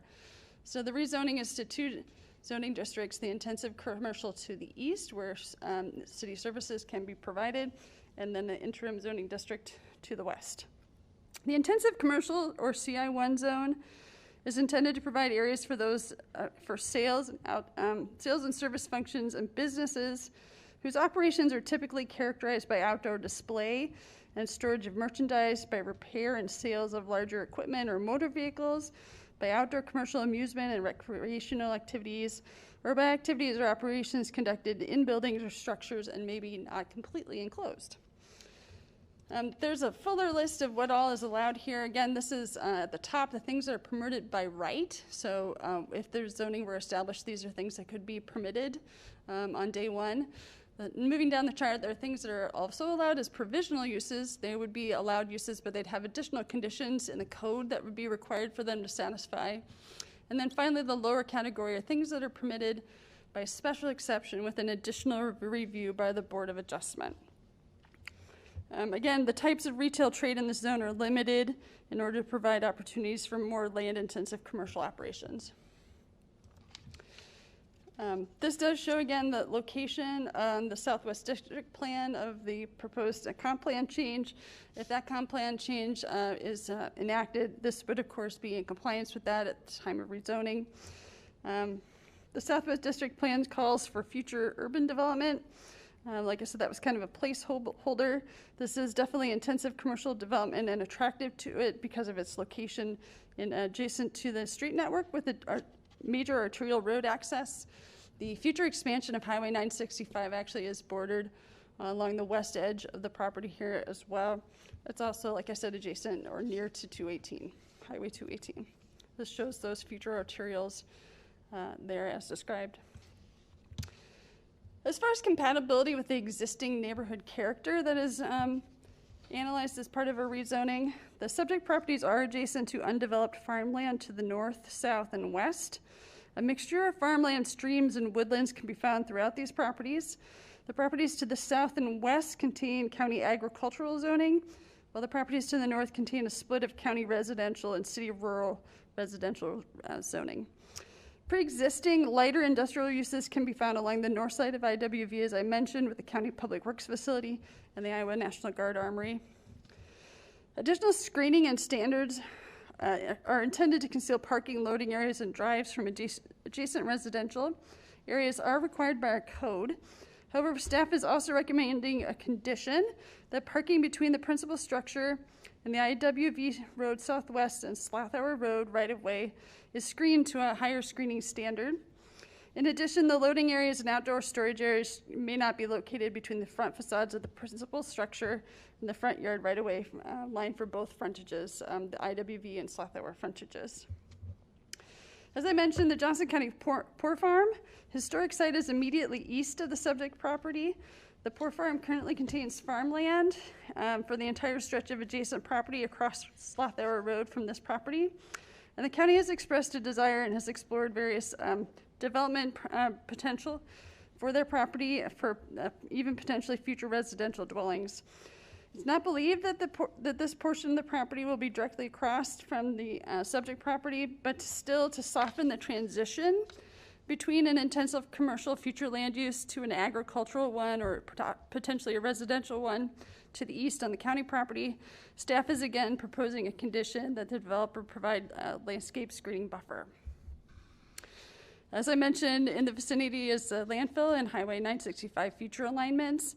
It's anticipated that an intensive commercial use could act as a transition between those very intensive uses in the future and any other future development in this vicinity. Just touching quickly on environmentally sensitive areas, the subject property does contain several environmentally sensitive areas along its southern portions, and those areas were evaluated using the city's regulations and our sensitive areas ordinance. The sensitive areas plan that the applicant has provided does meet the woodland retention requirements and the wetland buffer requirements, and they're not requesting any buffer reductions. Therefore, because there are no impacts to these areas, it's not a level 2 review, it's simply a level 1 sensitive areas review since they've met all of the requirements. This level of review is not considered a type of plan development, therefore no OPD proposal was submitted with the rezoning. It's just a simple rezoning. And again, as I mentioned, because most of those areas are located along the southern boundary of this property, it really would prohibit kind of naturally any development in that area. Just touching quickly on traffic access and street design, there's certainly sufficient capacity in IWV Road. Actually, it's undergoing some improvements now. Access to the site will be addressed at site planning. The city has clearly expressed the preference that access to the site be off Sloth Tower to preserve the traffic capacity of the Arterial Street IWV. There's also several conditions the staff has proposed to address both improvements, future improvements to Sloth Tower, and contributions by the applicant to future improvements that may be needed, and the dedication of right-of-way to make sure that the city is preserving all of the required right-of-way for future improvements.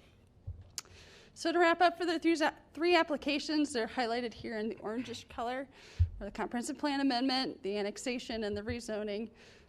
Following these items, if they are successful, there would be future applications for the planning and subdividing the land, final sensitive areas review, and site plan review for whatever would be proposed to be developed here, as well as building permits. So as I said, there'll be 3 motions here, so I'll introduce the first one, step away, and come back for the next 2 as you need them.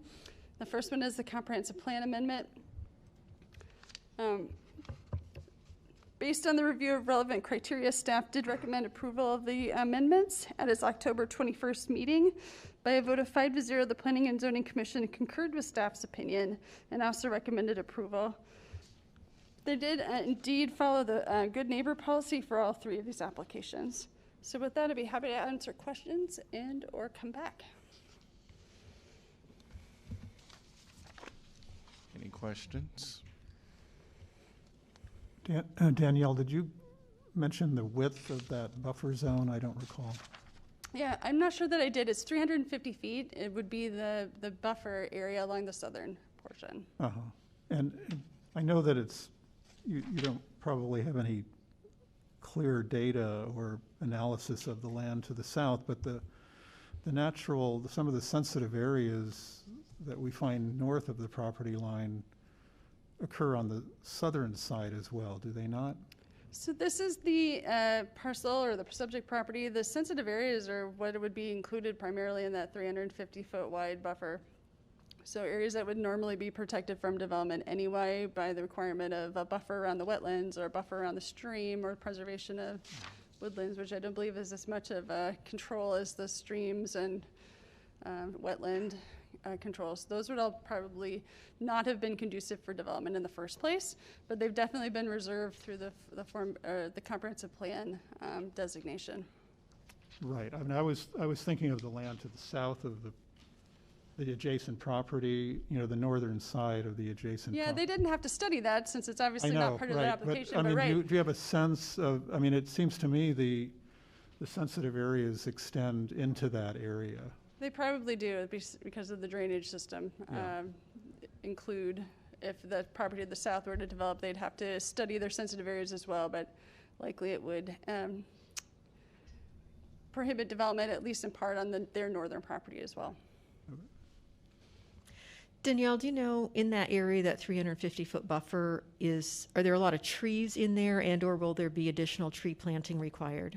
I don't believe there really is much of a woodland component to the sensitive areas. It's a stream corridor, but it's also been farmed, and so that is not as much of an area maybe on this property. Potentially to the west where they haven't proposed development and the interim development, that little purple wedge that I was talking about, there might be more of a woodland component there. And I'm sorry, what was the second part of the question? I guess the question is, will there be, and I get with that being a drainage area, there may be some limitations on what kind of tree planting could be done, but I'm just thinking about buffer between there and the residential to the south. Any trees could certainly help with that. So the screening requirements, conditions that I did not hit on because those are in the rezoning. That's fine. If you want to come back to that, that's yeah, okay. they will address the planting that's encouraged. But however, it's more of it's not necessarily a naturalizing effect. It's more of a screen. It's meant to screen, visually screen. Okay. Any other questions for Danielle? Thank you. I'm going to open this up to the public to see if they have any comments on this. Please, there is a sign up on the table there, and please come and give your name and your address, please. Welcome. Thank you. John Marner with MMS Consultants, 1917 South Gilbert Street, speaking on behalf of the applicant. I think everything was well covered in the staff's presentation. I would just add a few things. The 350-foot buffer was added, as she mentioned, with the second revision, or with the revision that was resubmitted to the P&Z Commission with those additional restrictions. A lot of that area contains the sensitive areas that have been discussed. They're not heavily wooded. There is some woodland areas there. The areas to the west contain more wetlands, and then the stream corridor. That 350-foot area, and in addition to that, as shown on the previous slide, there's 2 stormwater detention basins provided in that 350-foot buffer area as well. The total area of the site is just under 80 acres. That 350-foot strip of land that's being proposed as the vegetative buffer between this intense commercial and the residential current county property to the south constitutes just over 21 acres, which is roughly 26% of the developable property. And we feel that's a more than adequate, more than appropriate effort to provide a natural, both a natural buffer and additional buffer with tree plantings. I know that was mentioned as something that would be covered with the rezoning. That is one of the conditions, is to plant additional trees for screening along the south property line to help with that screening from this property to the south property.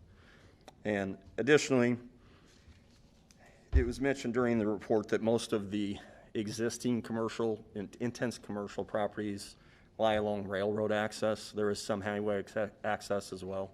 Most of those properties lie in the 1 to 5 acre range. There's very few of those types of properties within the city limits or within the close city limits that are in the 10 to 20 acre range that have immediate access or very quick access proximity to the interstate system. This site would provide that. That's a very highly desirable aspect for the types of businesses that would want to be able to utilize this zoning. Whatever that use may be, is immediate arterial access and then quick interstate access for larger pieces of property. I'm available for any other questions. I'll just add, in lieu of getting up with the next 2, I'm available for questions if there are any from council. Thank you. I wanted to just, is there anyone else from the, from your group that's going to be planning to speak? I think okay.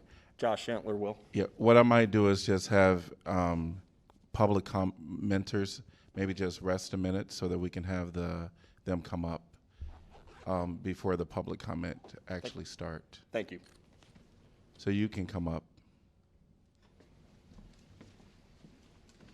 So you're going to make a change for this public comment, but not let a TRC commissioner speak? Welcome. Josh Antler, representing IWV Holdings, the owner of the property as well as the applicant. Thank you this evening for your time to hear this application and really all 3 applications. I just wanted to hit a couple of highlights that we felt like we heard, received feedback during the planning and zoning process as well as coordination with staff, and then some of the pivots that we made according to that feedback.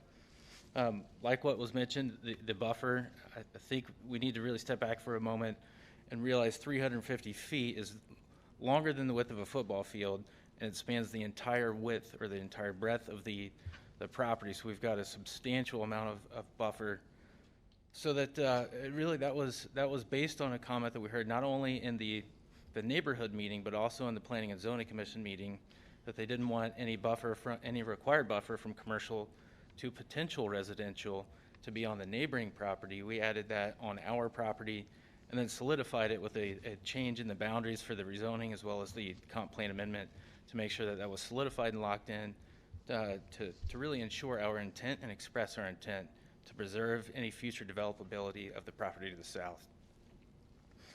The other thing, we can hit on some more stuff probably in the rezoning, but in terms of the comp plan amendment, we feel very, very positive towards intensive commercial. We've heard a lot of interest over time of properties that have direct access or very quick access to Highway 218 and then 380 and Interstate 80. So whether we have a user now, which we don't have a locked-in user, but any users potentially that are transit-oriented are in very high demand for properties like this that can be very quickly in and out to the interstate, and they don't have to travel through any neighborhood residential street network. So we feel very positive that we'll find a user very quickly once this process is wrapped up. I'd be happy to answer any questions, and I'll come up on the next 2 hearings as well. Thank you. All right, is that everyone from the development team that wants to speak? Typically, I bring up staff and then the development team. All right, we're going to start public comment at this time. Thanks for waiting. Welcome. Okay. This relates to this item because it is about the current council's rules on allowing public to speak on here. So I'm going to read again. Now, I will expand on the need for having Zoom call-in public comment at meetings. Every single person should have the exact same opportunity for public comment as everyone else. Currently, that is not the case. Contacting y'all by email, phone, or in person out of meeting is not the same as giving public comment at a public meeting. That is a fact. It is unacceptable and discriminatory that the very reasonable accommodation of having hybrid meetings is not available for all public meetings. It is an accommodation that both the Johnson County Board of Supervisors and Iowa City TRC is currently providing. We are still in a pandemic. Currently, people who cannot safely make it to a meeting, who can't safely physically make it to a meeting, are being discriminated against. People should not have to risk death to participate in this so-called democracy. Even if we weren't still in a pandemic, there are a lot of reasons for people cannot physically attend meetings, but would still like to and would be able to if we had accessible meetings. I am a disabled person. I should be able to participate in public meetings when my disability prevents me from being able to physically make it to the meetings. But currently, I can't do that. This council is currently discriminating against me and the entire disabled community. You are telling me and my community that we matter less to this local government than our able-bodied neighbors do.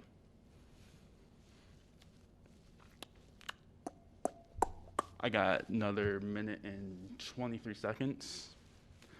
I'm going to do this until you have accessible meetings. So you could solve this by having accessible meetings. I won't have to do this, but since we currently don't have accessible meetings and you won't commit to making publicly accessible meetings, I'm going to keep doing it. It's unacceptable.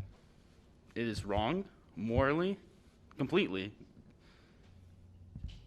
You can't excuse it. Just as you decided, change your decision. You were wrong when you decided to not make hybrid meetings. Make them hybrid meetings. Does this annoy you? Any more comment for council? Yes. Let me think about that. Make it means accessible. I know it's a really wild idea to have accessible government and having accessible functions and not to be ableist, but do it. It's really easy. Other entities in this county are doing it. Your own city's TRC is doing it. There's no good reason you aren't doing it, so do it. Sign all you want. I don't care. It's not currently accessible, and that is wrong. Thank you. Welcome. Good evening, Council. My name is Nicholas Tyson. Again, not going to give you my address. Sorry. So I actually want to address the comprehensive plan directly, and specifically with regards to the issue of annexation. So I don't know what y'all are going to say when you have your discussion, but I hope that you will note the similarity between this situation and the Carson Farms situation from a few months back, where y'all have a interesting tendency to apply your comprehensive plans in completely arbitrary and oftentimes whimsical ways. Now, I know Councilor Mims objected to the way in which the comprehensive plan was being applied at that time and the entire annexation process, and there were a lot of really interesting objections, including, the need for the city to increase utilities and so forth. And the reason why I bring up specifically the utilities, now I know transit was actually the biggest concern that was brought up with the Carson Farm situation, but the reason why the utility situation is interesting is because intensive commercial also has an even more intensive effect on city water, sewer, like all utilities. And so the thing is, if you had an objection to the way in which that was going to affect city resources then, do you have the same objections now? I'm curious. I would also like to comment briefly with regards to the situation in which, by the way, as chair, it is entirely at your discretion how public comment is allowed to proceed. In fact, it's not only your discretion how public comment is allowed to proceed, how staff address this council. Basically, you can rule that anyone in this room could speak for 7 hours before this council. I mean, I'm not suggesting you actually do that, but it's entirely up to your discretion.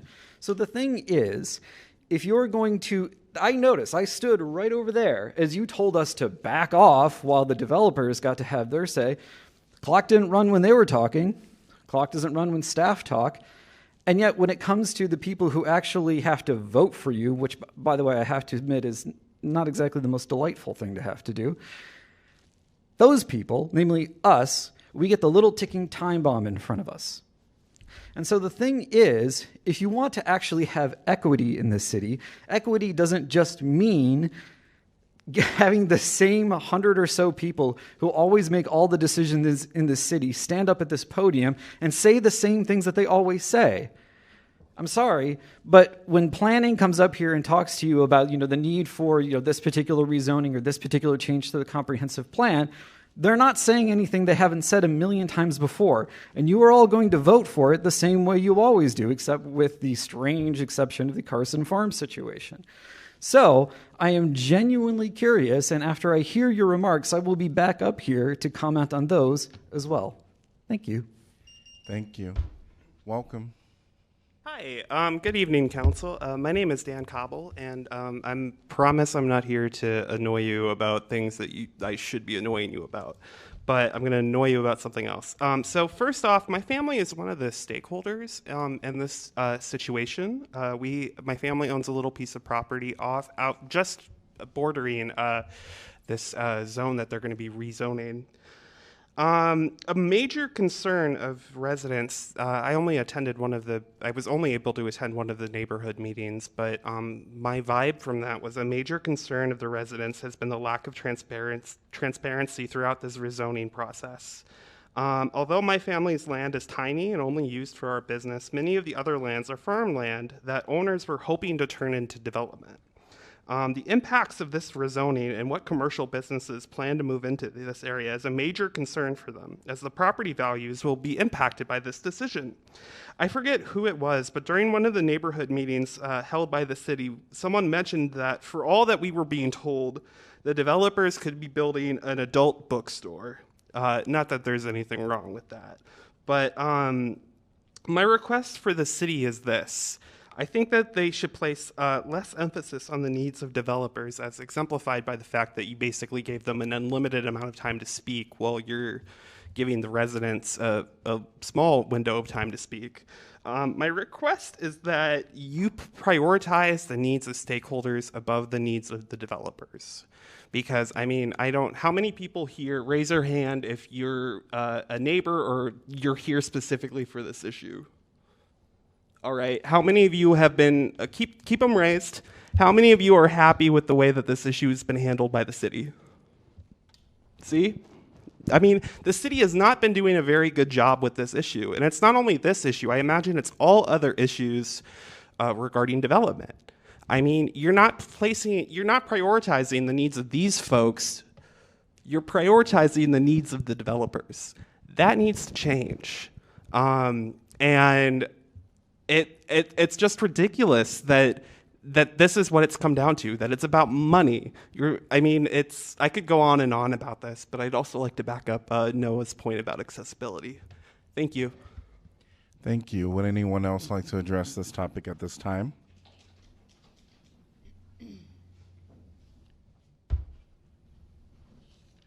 And anyone that is interested in speaking, there is a sign up over there, but I'll have you come speak first. And anyone that also wants to speak, you can go ahead and sign in.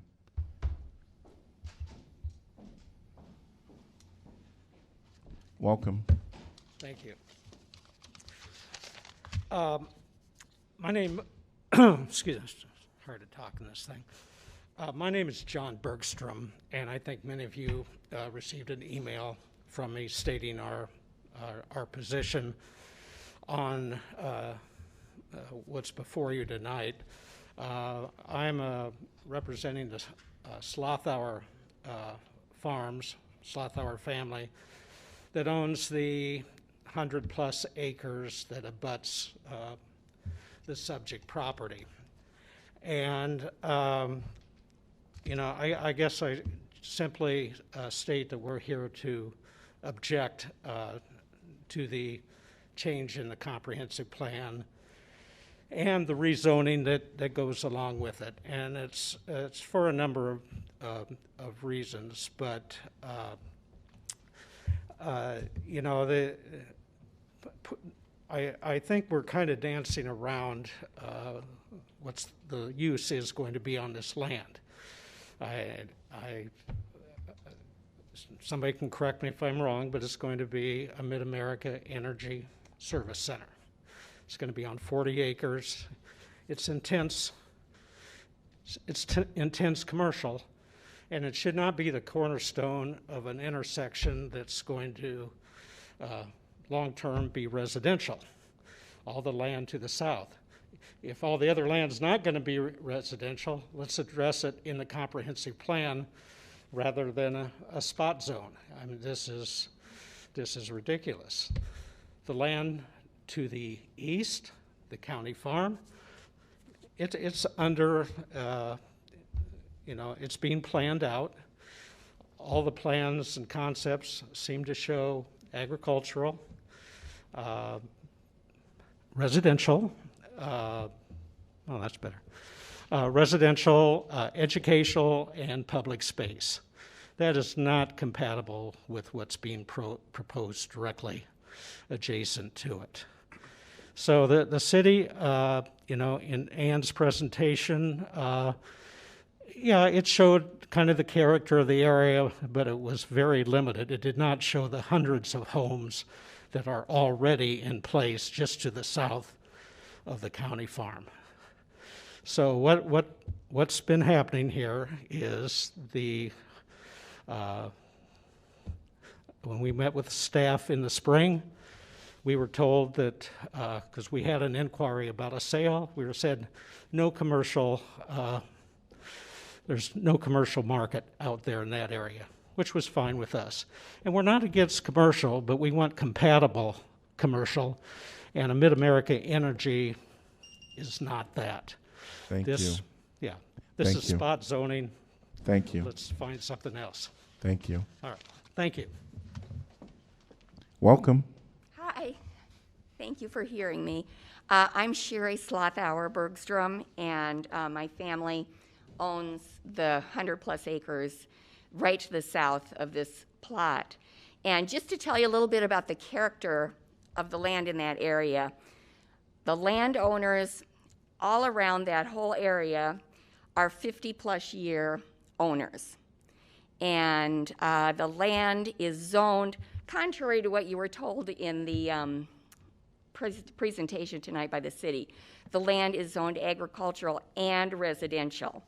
And there has been a lot of very nice, expensive residential development within sight of this plot of land. And I feel like the buffer has been mentioned a lot tonight, too many times, and that's a result of our objections. But it is a diversion, because what we're looking at on this tiny 80-acre plot of land is a lot of lights, a lot of security fencing, a lot of big trucks, and a lot of noise. And no amount of trees is going to make a difference in the effect that it has on the people that live in the area. I also wanted to bring up the idea of the spot zoning of this. Spot zoning is illegal in a lot of places. And what spot zoning means is that a small plot of land has their comprehensive plan changed to benefit one owner. And that's exactly what's going on in this case. And the effect that it's going to have on the value of our property is massive. We are going to become the buffer between future residential development and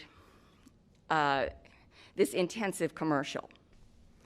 And so I just implore you to take your time, look at this, do it right. There's a lot of other places in Iowa City that already have commercial and industrial zoning that could be expanded, and this could take place.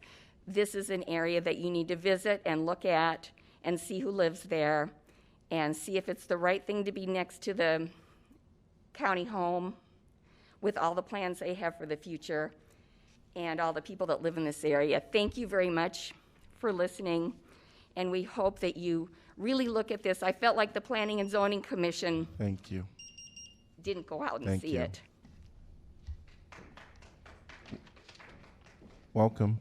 Thank you. My name is Kathy Tolan. I live at 965 Slothauer Road, one of the few residents that actually live on that road, and I have lived on that road for 25 years plus. There are 3 houses there. It's very rural. Having a commercial intensive property right in my backyard actually, is very offensive. And I'm sure it's not only offensive to me. We've got Country Club Estates there. There's many homes in there. These people are going to be looking at huge lights.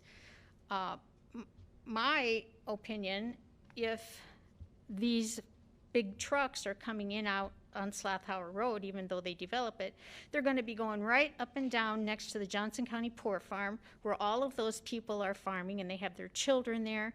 People walk up and down that road, dozens of them every day. And that's from Country Club Estates. It just doesn't seem as though it is the appropriate place to have that kind of commercial, intensive commercial, even though the improvement of the IWV road is what initially brought this about, and apparently some future talks that were taking place at the beginning of the year, which none of us knew about. I live probably 600 feet from where this is going to happen, or where it is proposed to happen. And I honestly have never even gotten a letter from zoning or anyone in conjunction to this. It was the Slothauers, which I bought their parents' farm house, that notified me and said, hey, did you know this was going on? I said, no, I had no idea. And I still to this day have had no notification from anyone. I don't know if you guys notified people within 300 feet, I believe, is all you have to notify as far as this is concerned. So, there's lots of residents out there. There's Country Club Estates, there's Galloway Hills, there's Walnut Ridge, you've got Chatham Oaks, you've got the Melrose Apartments for the people that are developmentally disabled or having some other types of issues. There's many residential people out there that this is going to affect. Traffic already, just because of the landfill, just sit out there someday. Look at the traffic in the morning and in the afternoon. Look at the traffic already turning onto the interstate. Look at the traffic turning off of the interstate, going into the university to work or wherever they work in town. So this is just going to add a lot more to it. Thank you. Welcome. Hello again, Mayor, Council. Please Google the name Edward Gardner, Gardner, Chicago. Mr. Gardner used to bother me as a 15-year-old Will you because give he your was name persnickety. again and I address? apologize. Doyle LAND as in David RY. Positive Vision Communications. As I was saying, Mr. Gardner used to bother me as a 15-year-old me working at McDonald's illegally. I lied about my age.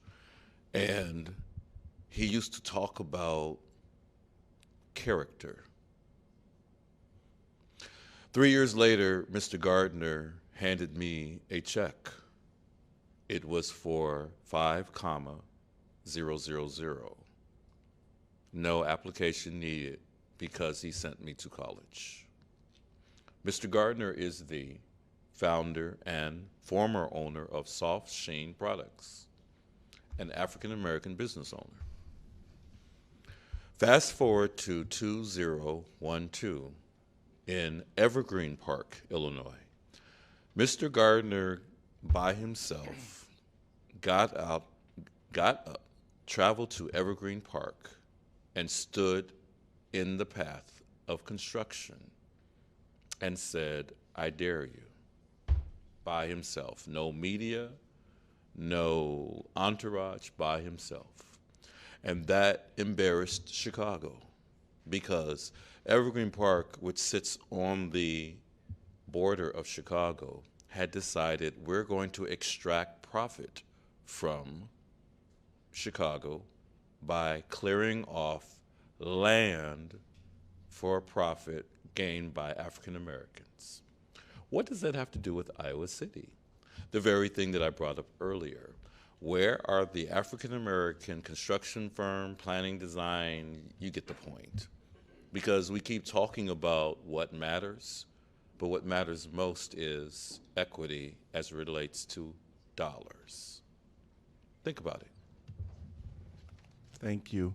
Would anyone else like to address this topic? Seeing no one. All right. Before I close, yes.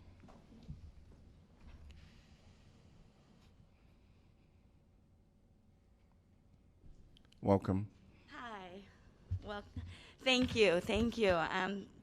Actually, I've lived in Iowa City all my life, and this is my first council meeting, and I have to say that I admire the work that you do.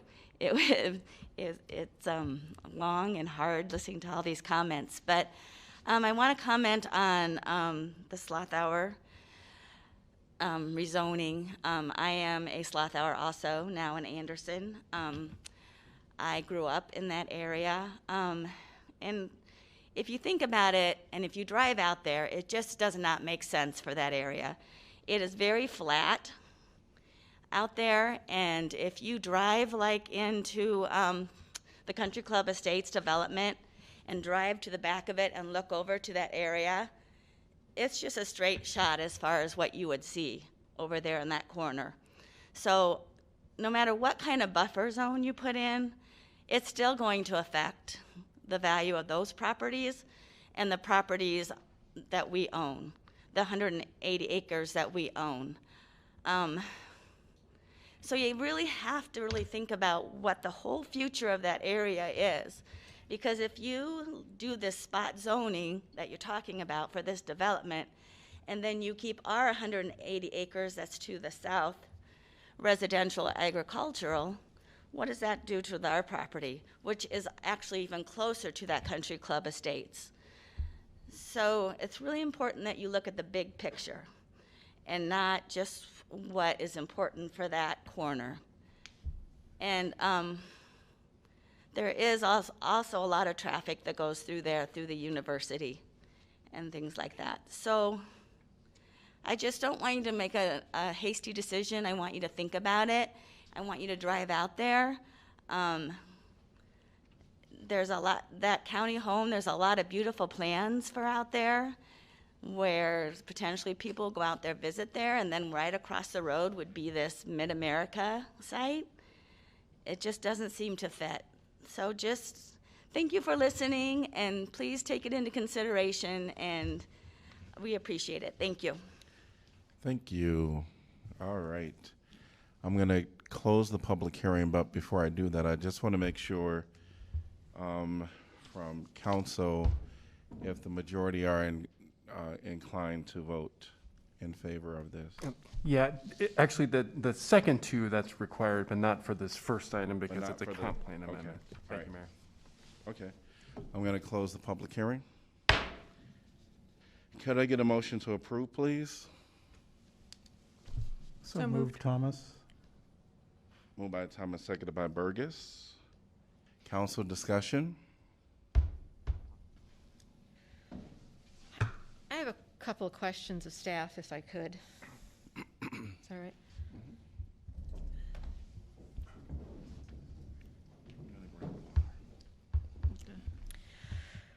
Questions about, as some of the local people have brought up, lighting, fencing, some of those issues. What is allowed, what is required on an intensive commercial property? Trying to get a better sense of the impact on the local residents. Sure. I don't have the standards with me since those are site plan elements. Those types of things would be reviewed at that point. I can tell you our code does have a lighting standard in it that has limits on lumens, brightness of the lighting, and how bright it can be at the property line. It has to come down quite a bit by the time it hits the property line of where the on-site lighting is occurring. So that's not to say you wouldn't see sky glow or that you wouldn't notice there's an additional use in the neighborhood that has lights. But the standards are meant for light not to trespass as measured at ground level at the property line of the development. Okay. Do you know offhand the fencing, either requirements and or limitations? We don't generally require fencing. If there was a hazard that needed to be fenced, either a fall hazard or something like that, our codes might require it. It's more typical that the user would want to protect their property by putting up a fence to keep trespassers out or that their storage of materials to remain on site. So fencing, if it's used in those ways, has height limits on it, things like that, but it's not a requirement necessarily we would impose. Okay. All right, thank you.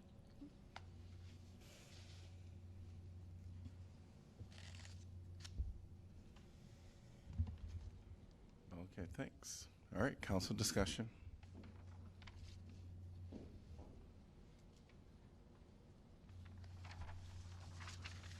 Well, I was grateful to see the discussion at planning and zoning kind of between the two meetings and the changes that were made. I hear the area residents' concerns and understand them. This is a more rural setting, and certainly the idea of what you might see in the farther distance is I think maybe more top of mind than if you're in an urban environment to begin with. But I think that this buffer distance is really significant, and the other the Country Club Estates that was mentioned and the other homes are quite a distance away from this. So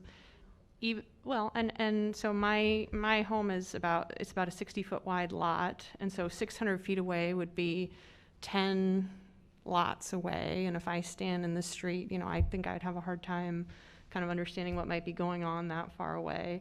And I'm very close to a heavy industrial area, which is the Procter & Gamble plant, probably closer than that distance as well. So I'm just thinking in my own mind of what that impact might be like. And I'm reminded of a helpful phrase that was brought to us recently, or reminded to us recently, which is an individual's property rights don't extend beyond the boundaries of the property.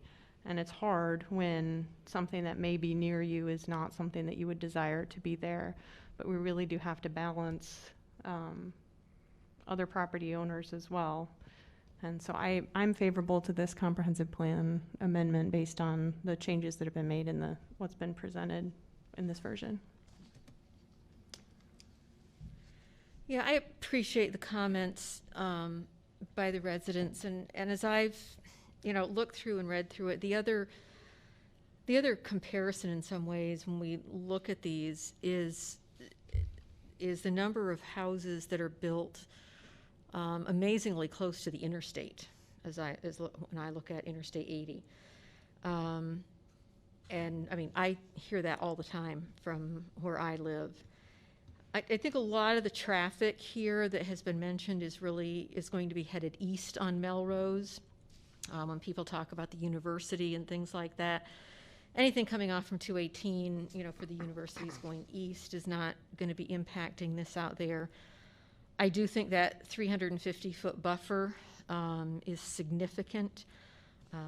When we get to that rezoning, I want to see more about what might be required in terms of additional tree planting. I realize it's kind of creeky water area, so I'm not sure how much can actually be done there.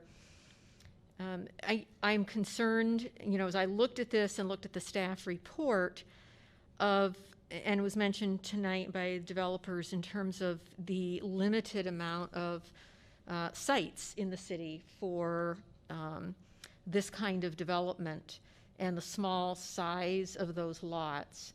And a lot of that is on the southeast side where rail is an important component, and having some of that development in other parts of the community and adjacent basically to the interstate or very, very close to the interstate. So while I understand that it's not ideal, I think that this can work in this area, and I will be supporting it. It seems to me one of the critical issues here is the question of the buffer. We've heard it described as a vegetative noise and site buffer. I do agree that 350 feet seems like a significant amount of area in which to establish that noise and site buffer.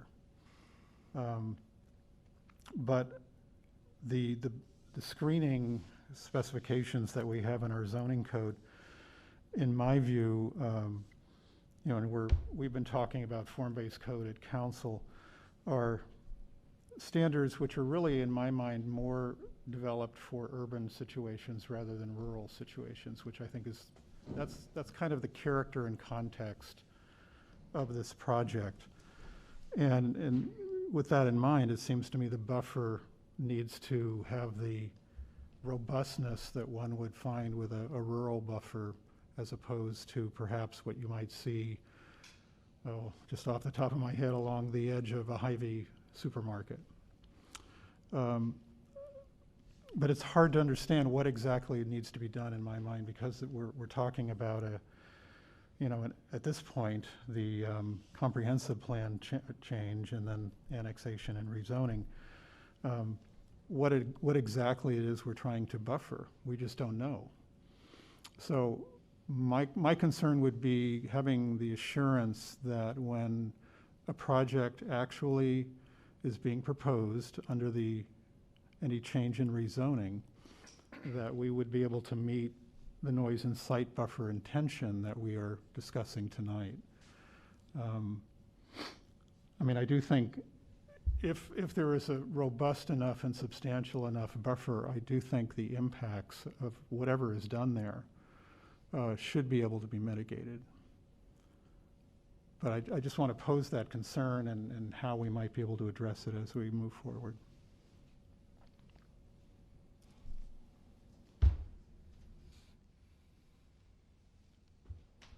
I think this is an area of growth for the city.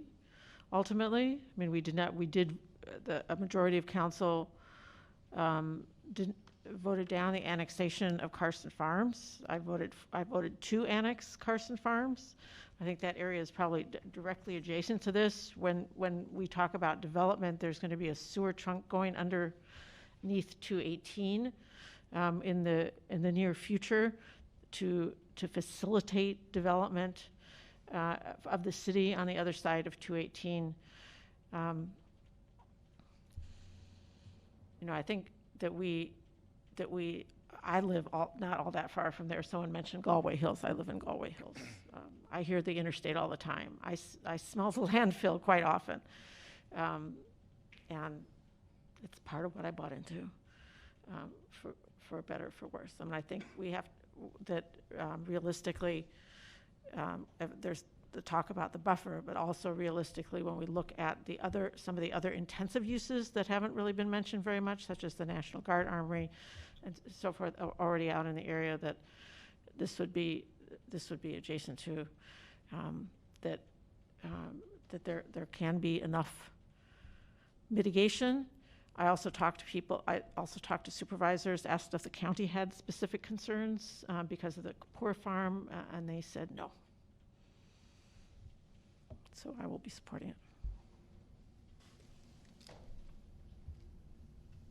I guess for me, on this project, when I look at the amendments that will be required to, make this happen, of course, I looked at some of the things that have happened in the past with things that have been presented to council. But I also have to balance where are we growing in this city and how do we do that? It's been mentioned that Mid-American, would be potentially, nothing is signed to my knowledge, we'll have a project out there. I think what's going to be important, should this be passed, is when whatever proposed project comes forth, that we do pay attention to some of the concerns that have been brought up by residents to the best of our ability. It's always a challenge when you're the neighbor to something new moving in that is not identical or similar to where you live or what you live in. And so I do understand that this is kind of a challenge for some people that live there. Totally get it. I understand. I empathize with you, honestly. I do think that given all of, we don't really know what's going to go there. But I do think that if it is Mid-American, when I look at where else in the city, I do think that this would be appropriate out there, and so I will support it.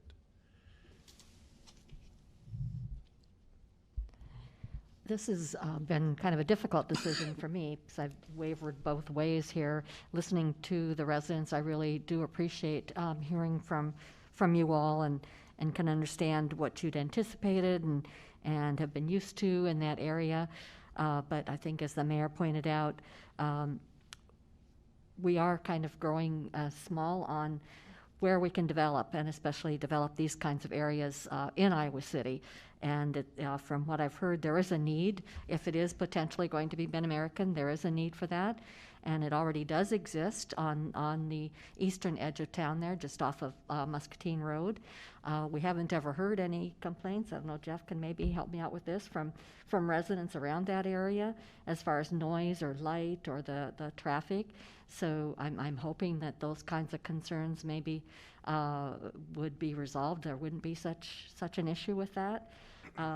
It just sounds like it's a good spot for this development to be. It doesn't look as though, to me, I've driven by there a number of times, that residential would be there. I just can't envision homes being there in that area. But I could see something like this, as I think Councilor Weiner stated, with the highway construction vehicles across the way and the National Guard across the way. It seems more well-suited to this kind of development than to anything residential. So I would be supportive at this time. I really appreciate everyone come here today to comment. This is hard. I always, try to hear the resident concern and figure out the ways to solve their problem. But we knew this is coming, and this area is city growth area. And I think if it's gonna be Mid-America, Mid-America was here in the middle of the, residential and a lot of area, and not a lot of people was complaining. So it's hard, but I'm going to be approving this. Thank you. Any other comments by council? Roll call, please. Teague, Yes. Thomas, Yes. Weiner, Yes. Burgess, Yes. Mims, Yes. Salee, Yes. Taylor. Yes. Motion passes 7-0. Item 11B, annexation IVW Road Southwest.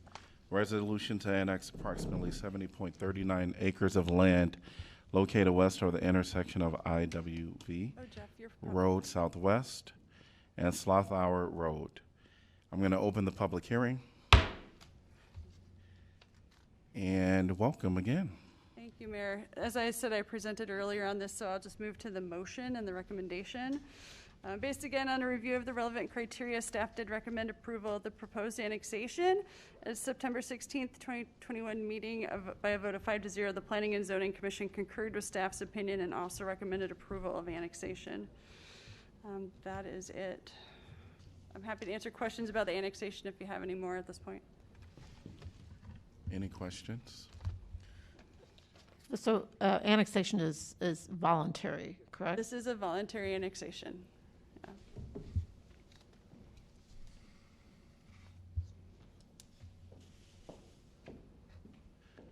And before I go to the public, is there anyone from the developer that have anything to add to this?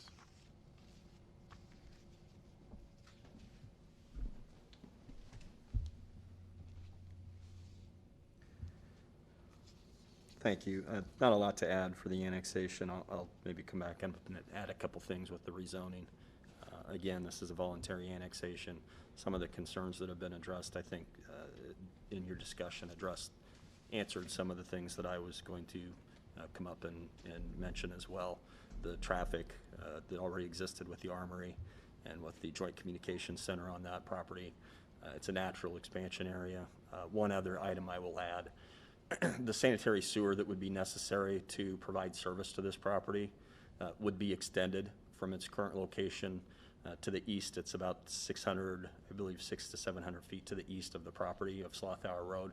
It would be extended across the length of IWV to the west, almost to the stream corridor by the developer at the cost of the developer. And I'm available for any questions if you have any. Thank you. All right, no more comments from the developer. Great.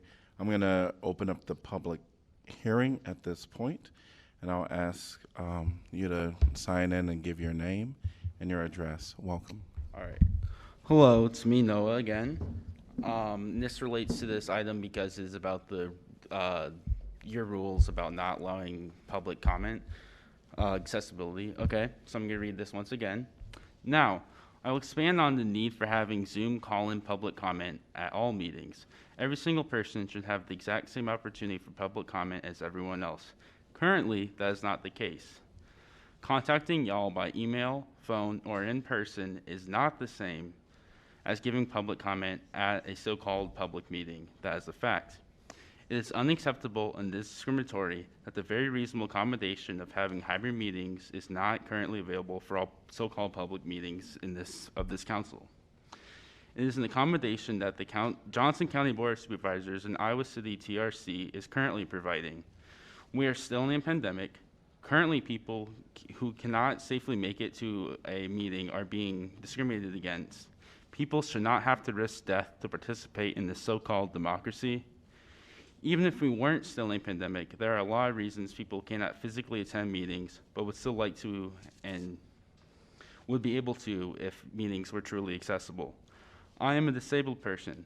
I should be able to participate in public meetings when my disability prevents me from being able to physically make it to a meeting. But currently, I cannot do that because this council is currently discriminating against me and the entire disabled community.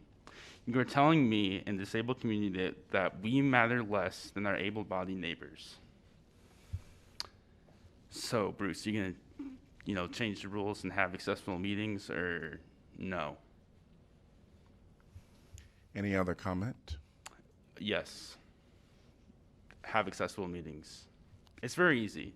It's happening within its own city's commissions. I know y'all don't care about the CRC, clearly, but they're providing it, and you have the equipment, you have the technological ability. You're just choosing not to.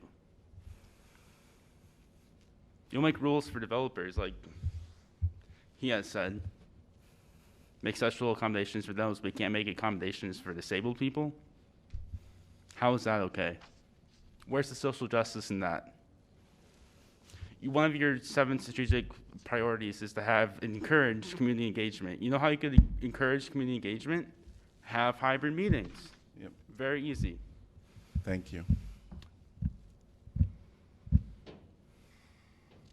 Like, there's no good reason. Any other comments? Yeah.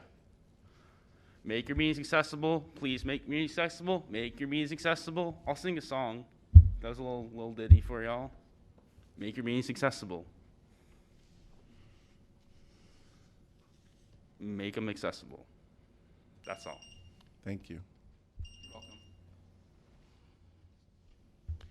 welcome. Welcome. Good evening again, Council. Nicholas Tyson, as before.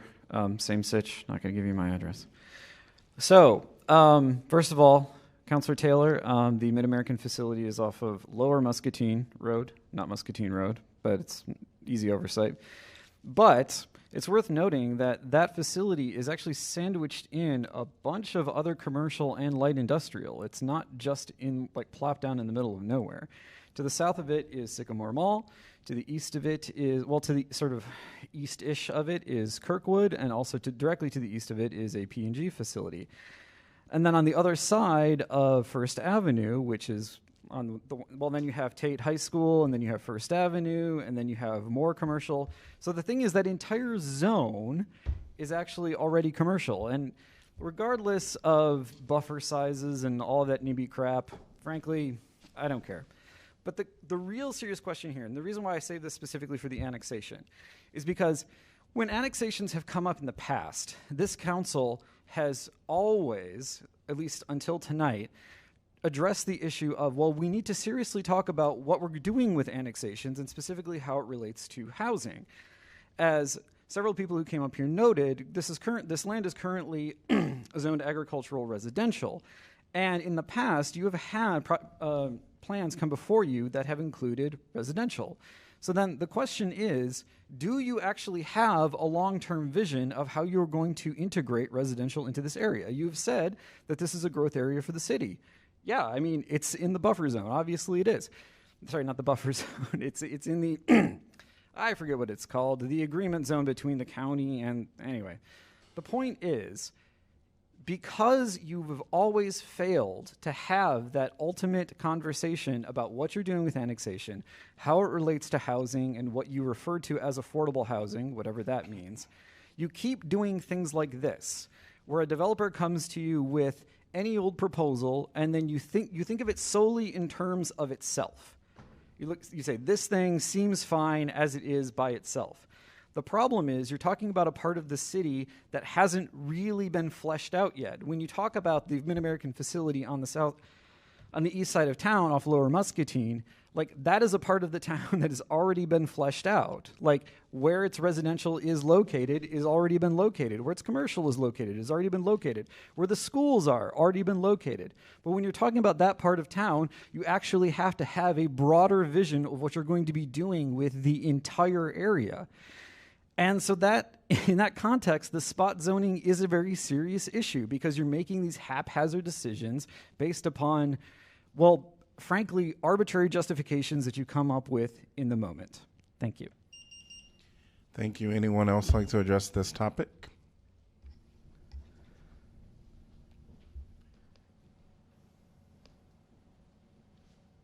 Welcome.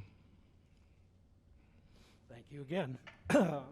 He actually makes very good points.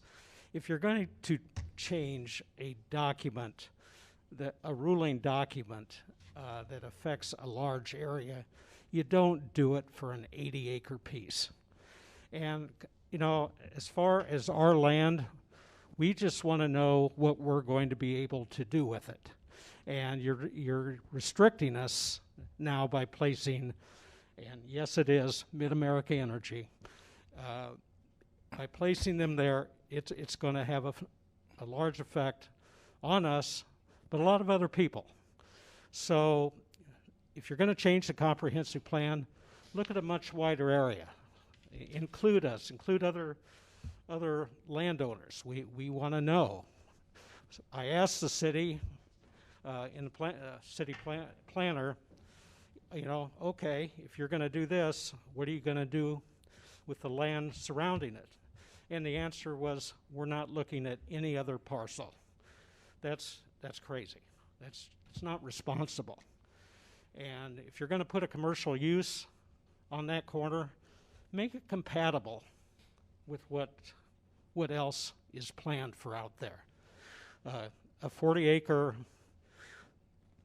frankly, industrial use just is not compatible for what's there or what should be there in the future. So, thank you. Thank you. Anyone else like to address this topic before I close the public hearing? All right, before I close the public hearing, I'm going to ask council if they're inclined to vote with P&Z. I'm seeing the majority. Okay, I'm going to close the public hearing. Can I get a motion to approve, please? So moved, Thomas. Second, Saleh. All right, council discussion.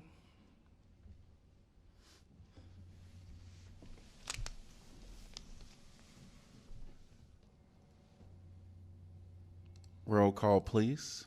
Thomas? Yes. Weiner? Yes. Burgess? Yes. Mims? Yes. Salih? Yes. Taylor? Yes. Teague? Yes. Motion passes 7-0. We are on to item number 11C, which is rezoning IVW Road Southwest.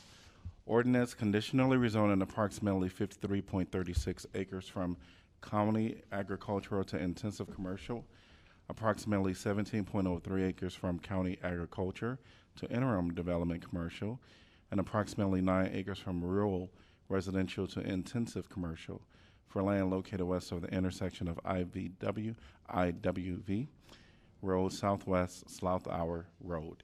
I'm going to open the public hearing and welcome Danielle again. Thank you, Mayor.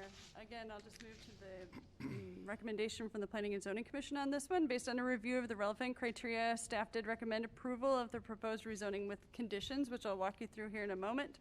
At its October 21st meeting, by a vote of 5-0, the Planning and Zoning Commission concurred with staff's opinion and also recommended approval of the rezoning with the same staff recommended conditions. The CZA has been signed by the applicant for this one. So these are the conditions that were included with this. I mentioned them kind of briefly in my presentation. I'll kind of refresh your memory again. The conditions include platting the property because we need the zoning boundary districts to follow lot lines, which they're not currently established yet, so they will be kind of the final component of establishing the exact location of the rezonings. The plat does need to show that buffer easement area, 350 feet wide, as embodied in those comp plan amendments that were made. The area is to be planted to an S3 standard, which I can tell you more about if you want to know what the S3 standard is. It's nearly the highest standard of screening that our code does include. It's intended to be a buffer treatment that uses dense landscape screening to provide a visual and physical separation between uses and zones. It's commonly applied between residential uses and commercial and industrial uses to screen outdoor work or storage areas. It has required materials including shrubs and small evergreens to form a continuous screen or hedge, at least 5 feet to 6 feet in height and more than 50% solid year-round. Screening materials must be at least 3 feet in height when planted. At least half the shrubs must be evergreen varieties. Included in our CZA and the conditions here is the mixture of deciduous and evergreens, and that they have to be at least 30 feet tall upon maturity. Also that the plat needs to include dedication of right-of-way along Slough Hour Road frontage, as determined by the city engineer, to allow for that road section to be improved eventually as needed to city's urban design standards. With the final plat approval, the owner also has to execute a subdividers agreement addressing the conditions related to road improvements, including a financial contribution to the cost of upgrading Slough Hour Road, the installation of an S3 screen, as I just mentioned, along Slough Hour to buffer the property to the east, the Johnson County Poor Farm, and improvements to Slathour Road to the extent to the south of whatever future access occurs off of Slathour. And then finally, for all lots fronting IWV and Slathour, the loading areas and outdoor storage areas shall not be located between the front facade of the principal structure and the building right-of-way line. So those are the conditions attached with this rezoning. Happy to answer questions about those if you have any.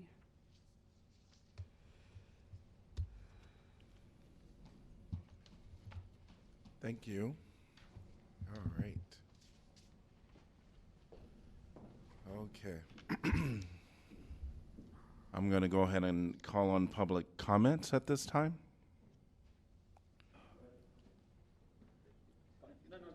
Oh, I'm sorry. I forgot your own special rule. Please. Just heed my time and wait until the end. No, go ahead. I'll just add a couple of very brief notes. I know there's been some concerns about the spot referred to as spot zoning. It's 80 acres. It's a very large piece of property. A lot of the concern or issues that arise with spot zoning tend to address individual lots within an already developed part of town, and they're meant to protect those existing residents in highly developed parts of town from small areas of property being zoned to something that's not compatible with the adjacent uses. This is a much larger piece of property than something of that nature. Additionally, that subject came up during the P&Z Commission's meeting. I believe a couple of the commission members mentioned the fact that during their review process, and during our review process as well, and staff's, I believe, they did take a look at the entire area, and they did feel that this commercial use is complementary in the big picture as it pertains to the immediate area along IWV and the area farther to the south. It's approximately a half a mile away from Country Club Estates and those properties adjacent to Raritt Road. Again, I'm available for any questions if you have any. Thank you. All right, public comment. Public hearing is open. Welcome. Good evening again, Nicholas Tyson. Again, same sitch as before, not going to dox myself. So, it's interesting to me that you guys didn't have anything to say about the annexation for all the reasons that I enumerated before. So, okay.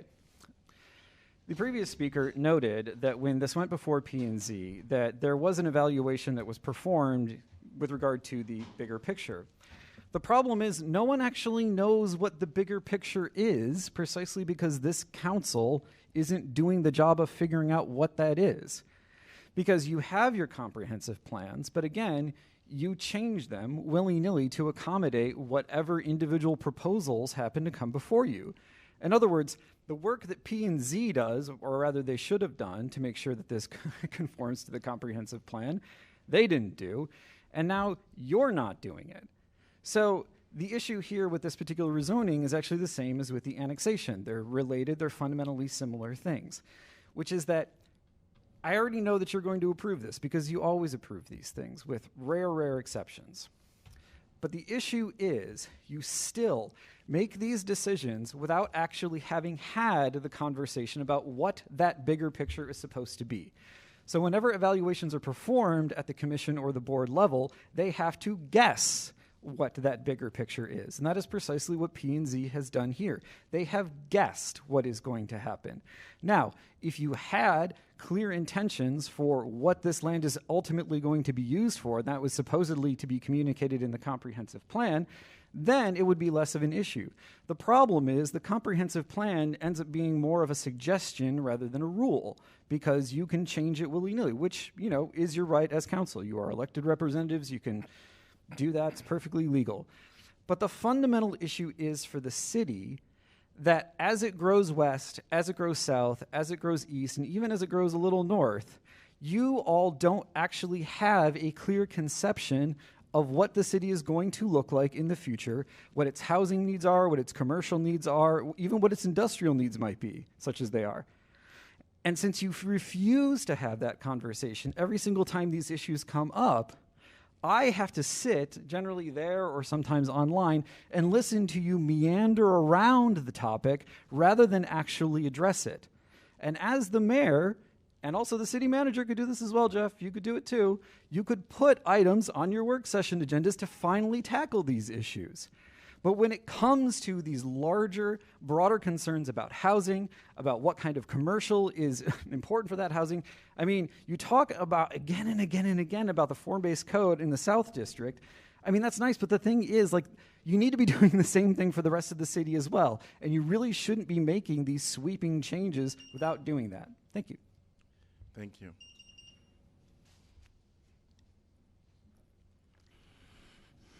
Welcome. Hello. Noah, as you know, is this on? Okay, I hear it now. So yeah, seconding what last speaker said, he said a lot better than I ever could. So I'm gonna read this statement once again. Hopefully it will sink in this time. Now, I will expand on the need for having Zoom call-in public comment at meetings. Every single person should have the same opportunity for public comment as everyone else. Currently, that is not the case. Contacting y'all by email, phone, or in person is not the same as giving public comment at a public meeting. That is a fact. It is unacceptable and discriminatory that the very reasonable accommodation of having hybrid meetings is not available for all public meetings. It is the accommodation that the Johnson County Board of Supervisors and Iowa City TRC are currently providing, so proves that y'all could be doing that. We are still in a pandemic. We currently have people who cannot safely make it to a meeting physically. They are being discriminated against. People should not have to risk death to participate in this so-called democracy. Even if we weren't still in a pandemic, there are a lot of reasons for people to not, disabled and abled, to not be able to physically attend meetings, but would still like to and should still be able to make the said meetings. Sorry, I got lost a little bit. Okay. I'm a disabled person. I should be able to participate in public meetings when my disability prevents me from being able to physically make it to meetings, but currently I can't do that. This council is currently discriminating against me and the entire disabled community. You're telling me and my community that we matter less to you because we are not able-bodied. Stop your ableism. It's easy. You could do it. You could say something right now saying, okay, we're going to have hybrid meetings from now on. It's up to you, Bruce. He's like, you make the rules and all that stuff, so do it. Are you going to do it? Anyone else want to speak up? Any other comments relating to the rezoning of the IWV Road Southwest? Yes. And they are let people comment on these who can't physically make it to meetings. Janice, this is your chance to speak up about this since you claim you're going to try and make meetings accessible, so do so publicly. Since none of you else have committed to that besides you on Twitter. Janice, I'm referring to you, just to make that clear. Any other item related to this? Yeah, I'd like to have meetings accessible and stop having ableist council. Thank you. You're not welcome this time.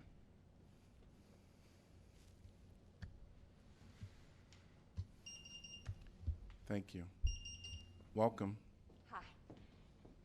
Sherry Slothauer Bergstrom again, and I won't take up very much of your time. I'm just extremely disheartened and sad about not only what the decision was, but the way I see our city government operating and, decisions being made without input until it's too late. And I hope that, I just want to echo what the other speakers had said, that we would really like to sell our land. Our parents have passed away. It's an area where this is happening a lot.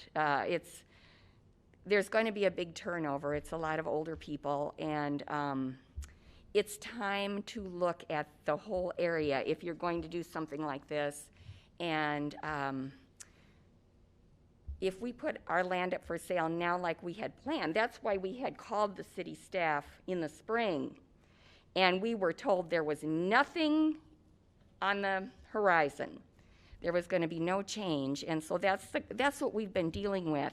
And to sit out here and not be able to, when we hear wrong information or when we look at stilted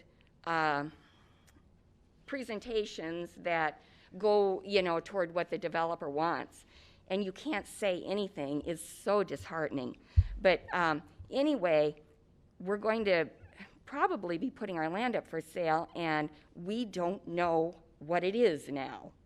We don't know who we're looking at or what's going to happen. So please, please look at the larger area and figure out what you're going to do out there. And it's affecting a lot of people, even though that's not what you've been led to believe. The pictures don't show anything other than what they want you to see. So thank you for listening to us, and I hope that the whole thing can come to good in the end. Thank you.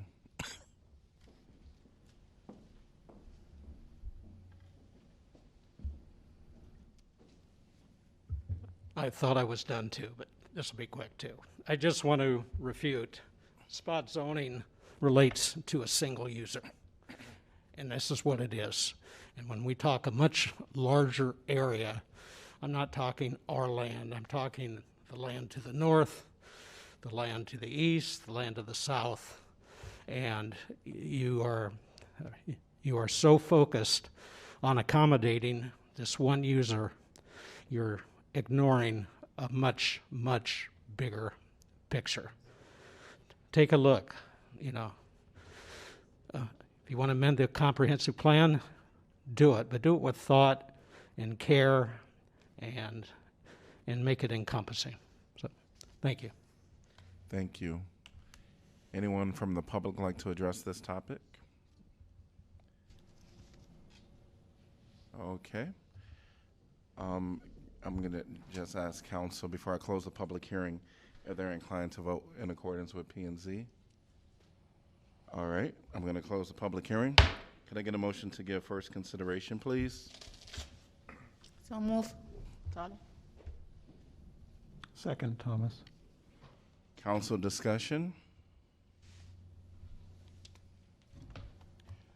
Roll call, please. Oh, wait. We're going to have discussion? Is anyone going to? It's not 100% directly on topic, but I really do take the points of our need to take a thorough look at the comprehensive plan and figure out what we want this whole area to look like.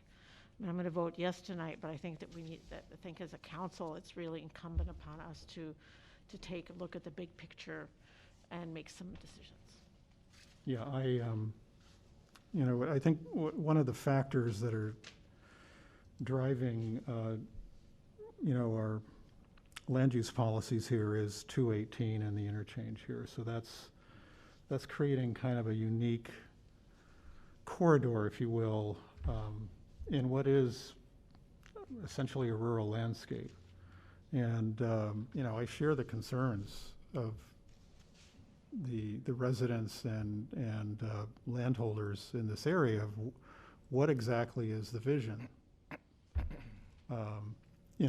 We've been moving more to a form-based code, if you're familiar with these terms, from our conventional coding, which is more driven by use, but that doesn't apply here. We're still in kind of our conventional zoning categories. Form-based coding pays more attention to the relationship of land uses to one another, and promotes mixing the uses. It's less exclusionary in terms of that interface, but it is mindful of how they interface. And I think staff and some of their suggestions are in effect inserting some of those qualities that you would see in a form-based code with respect to the streetscape on IWV, which I just learned what that stood for the other day. I finally found a source for what that stands for. So the frontages, in other words, are important. How do the frontages and the relationship of the land in question relate to the context? So we have the frontages issues along IWV and the road there to the to the east, and then the properties to the south. And, you know, I've been trying to emphasize how I feel what we refer to as the vegetative noise and site buffer are, you know, critical, particularly to the south. It seems to me there are conditions both on the property in question and on the property to the south that will lend themselves to creating a, you know, a strong vegetated buffer.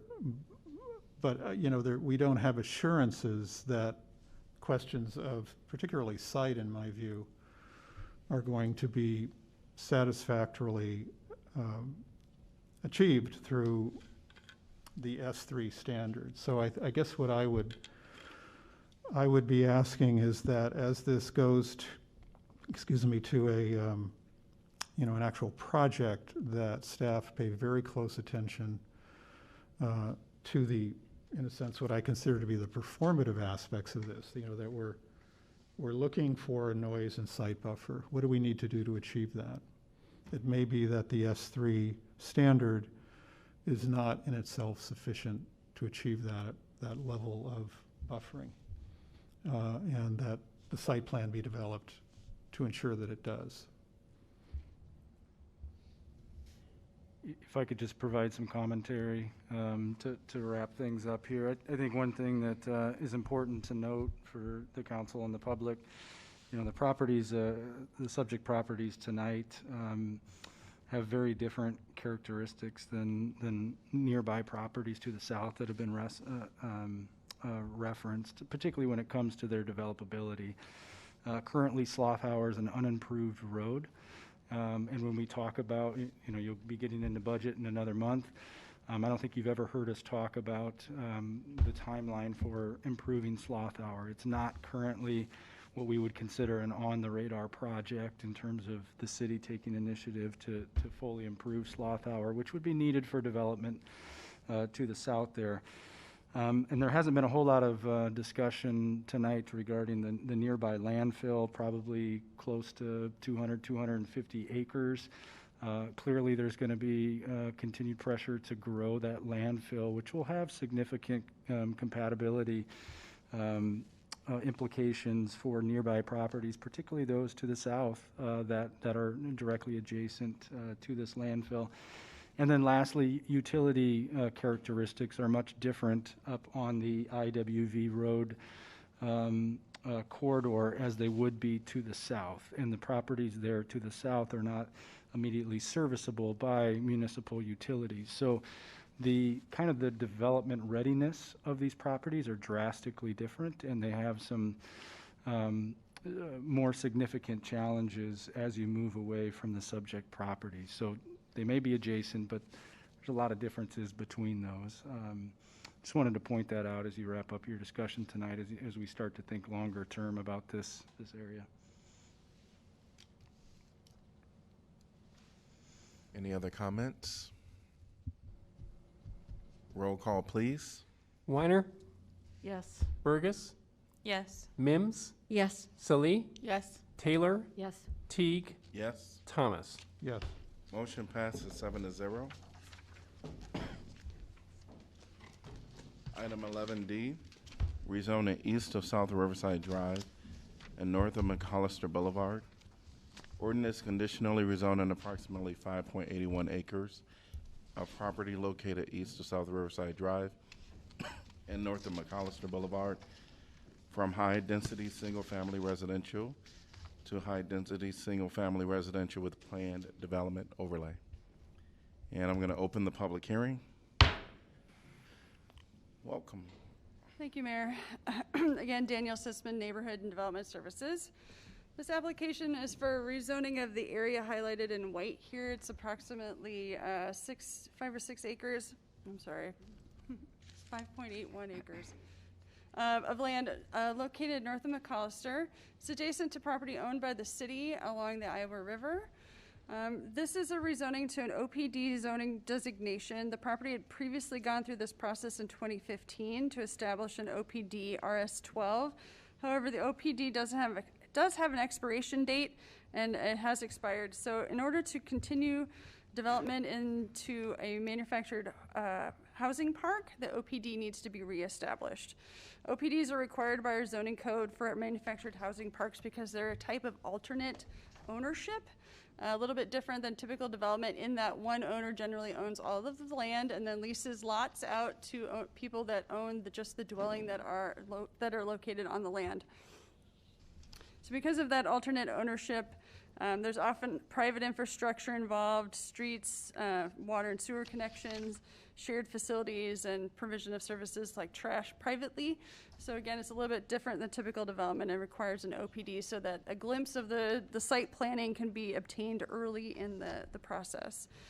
The surrounding area is an existing manufactured home park, which was created in the mid-1970s, containing 55 units.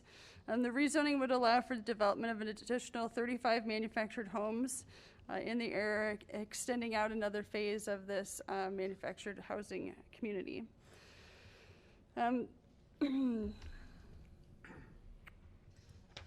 This shows the existing zoning, as I mentioned, the OPD that has expired and the city parcel to the east. This is a glimpse, like I said, of that more of a site plan level detail that we would not normally see with the rezoning, but because of the OPD you do. Showing that next phase of development, showing a connection of a loop street, a private loop street, to an existing roadway that connects eventually to the private street, which is South Riverside Drive.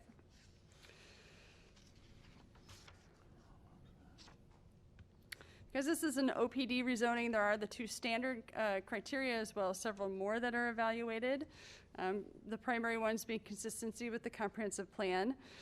This is in the South Central District plan, and it does note that residential uses should be phased out of this area. However, the city has made improvements to McAllister Boulevard recently and extended along the south edge of the property, and also developed a levee in this area in 2013. The Iowa City 2030 Comprehensive Plan goals also state that there is a need for affordable housing, especially in areas with good access to parks like the nearby Terry Trueblood and other amenities. Because of that, this property is maintaining an existing use, essentially extending a phase, provides a relatively affordable housing alternative and has good access to the street network, trails, and open space. Staff does support this rezoning tonight and finds that it is in conformance with the comprehensive plan's goals. As far as compatibility with the existing neighborhood, again, I mentioned this is an existing development, and it's another phase of that, extending that out and developing some vacant land into similar use. As far as the OPD, we'll walk through the criteria for that here. Starting with land uses. The density for this proposal, this is single-family manufactured housing. It's an allowable type and does meet the density limitations of this particular zone. Talking about design, the RS-12 zone requires a minimum building width of 20 feet. The applicant is requesting a waiver from that under the OPD process to reduce that to 14 feet. That is in line with the existing manufactured housing stock.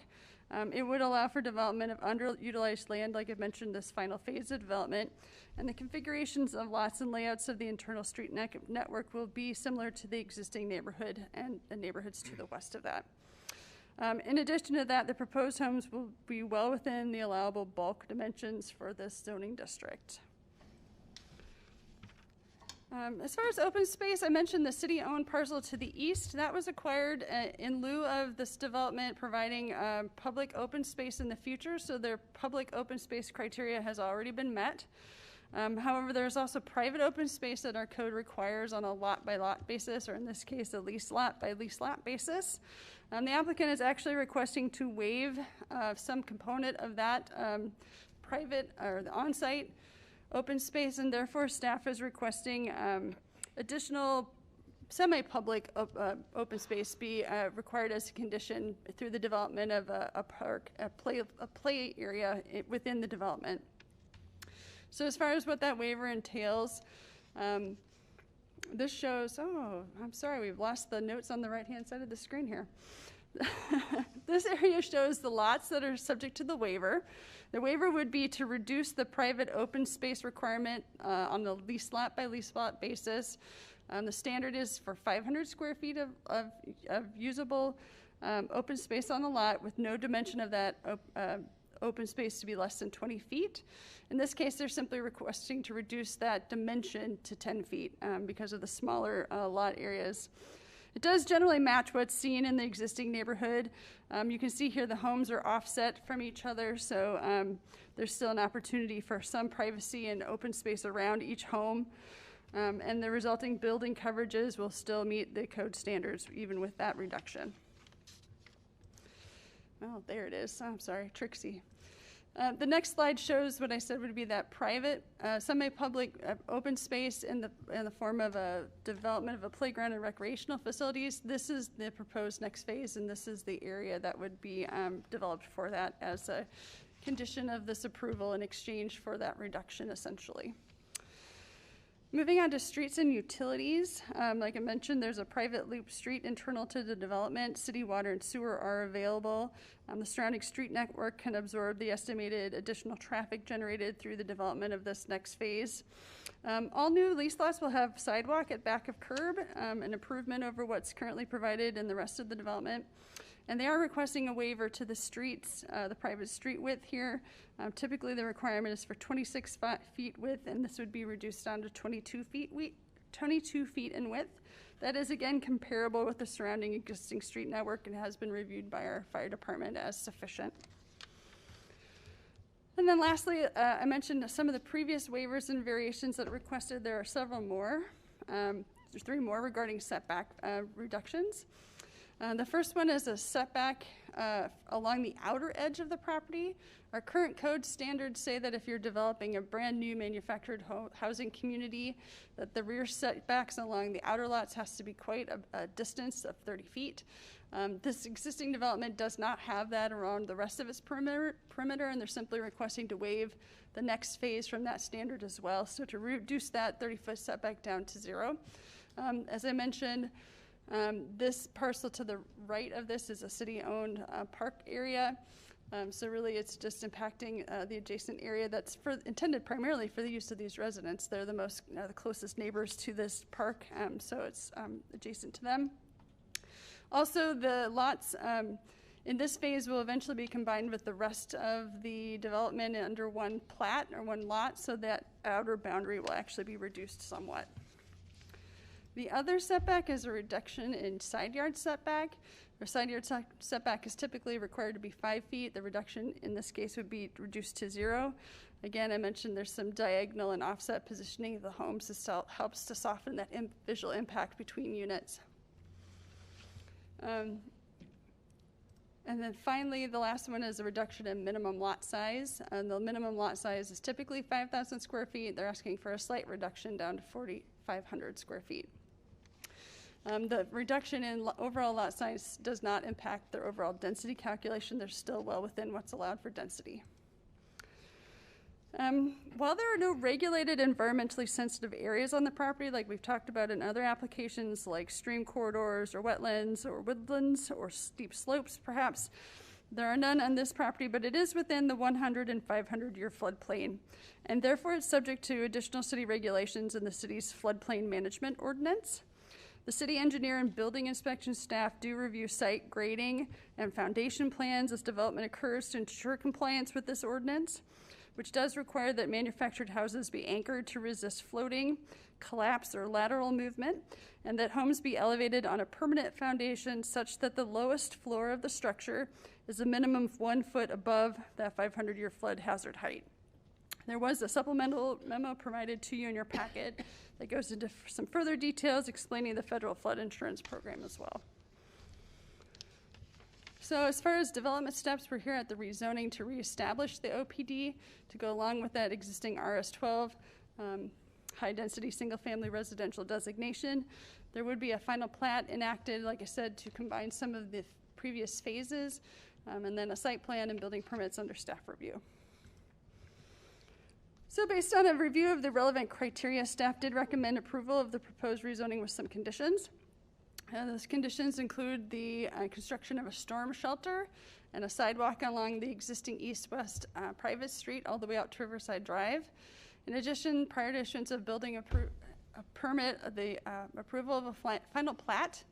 That final plat does contain some additional construction drawings and site grading and drainage information. As far as that final plat, there will be a dissolving of lot lines to essentially create one development here with all of the existing development and this new phase, so that, as I mentioned, those outer boundaries are reduced. And the submission of an open space plan for that vacant area to be developed in the future into a playground or equipment or recreational area. And the construction of those improvements to that open space. So at its November 4th meeting, by a vote of 7-0, the Planning and Zoning Commission concurred with staff's opinion and also recommended approval with these same conditions. The CZA has been signed, and I'm happy to answer any questions. I have a few questions, Danielle. On the private open space on each lease lot, did I understand correctly that they are meeting the 500 feet, just not having a single side of that be less than 20 feet? Right. It is just the minimum dimension of that area, of that open space that's being reduced, not the overall square footage. Okay. And then you talked about the city lot that's immediately adjacent to the east, and they're requesting for a couple of the lots to have 0 feet of setback. Right. Okay. So that would mean the structure would be like right on the line with the city property? Right. That is correct. And then that's the existing condition along most of the perimeter of this particular manufactured home community, as well as many others that we've looked at. These standards are developed for new development should it occur in the city. However, most of our manufactured housing parks were actually developed at a time when they were not within the city and were under other standards, has since come into the city and are grandfathered and much like this. So if it's normal to have a structure right up to the lot line, how does the city handle when people kind of encroach onto the city's property? I imagine that's very common. Unfortunately, on a case-by-case basis, as it's discovered as a conflict. Typically, we don't like to see it next to our parks because when it occurs, it makes it difficult for us to maintain our parks. So we do have more eyes on our parks than we would on other private property. But when we find out about it between two other private property owners, it's typically kind of resolved between them. Remove improvements if they've encroached if necessary. Would we consider, or did staff consider some kind of easement or something to address some buffer area, some ability for there to be essentially that? So this would all be presumably new construction, so there would be eyes on the first unit that gets placed on these lots, because we would be checking these setbacks at the time of the foundation permit. Kind of what happens after that, just adding an easement to it just means it encroaches farther and farther and farther. The intention is that that should not occur at all. So unfortunately it does, but I think I don't think there's any way to plan for it to make it less of an impact when it does happen. Could we plant, I could see a landscape screen as one way of discouraging any kind of encroachment into the park space. Something that would define that edge. I suppose the owner of the community could install a fence around the property edge. That's typically on people their have to find side, where yeah. their property is, but even fences get put in the wrong place. Well, I was thinking of the city planting trees on its own property. If we wanted to plant trees in our park, I suppose we could consider that as an improvement. If we thought that would be an improvement for the adjacent properties, I'm not sure. Would we be going in and mowing that regularly? I'm not sure what the maintenance schedule for it is. It's not designated, I don't believe, as a park per se. It has a little bit of a sidewalk in it, and it is adjacent to the river, so it's a pleasant area, but I don't think it has a lot of other park improvements in it. Okay. If I wanted to get to Terry Trueblood, which is kind of off the image, but to the south and a little bit east from here, how do I get there? The applicant will be installing a trail connection from their development to the public sidewalk along McAllister, or to the city-owned land to the east.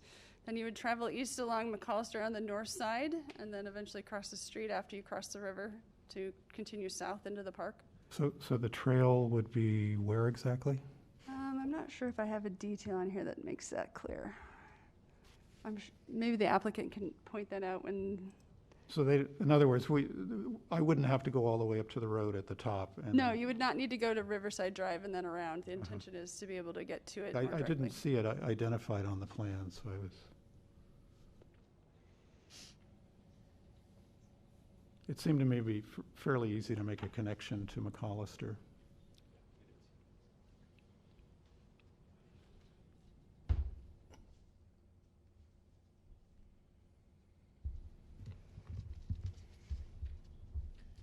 I do have a question about just the playground.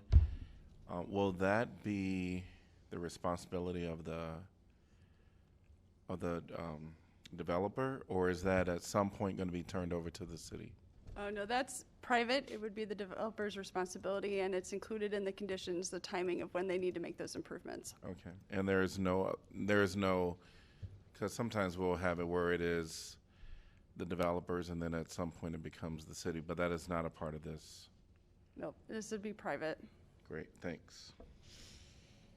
Danielle, could you go to a picture of the area? I'm really not clear on that because there was talk in the materials about requiring a storm shelter and where that location would be, as well as this park green space play area that they're talking about. Okay, so the play area, so on the left side of this slide is Riverside Drive, Right. and then across the top is the entrance into the community. Right. The orangish square here on the south side of that entrance road would be the area for the future play area for the community. And I'm sorry, what was the second part? The storm shelter, Storm storm shelter.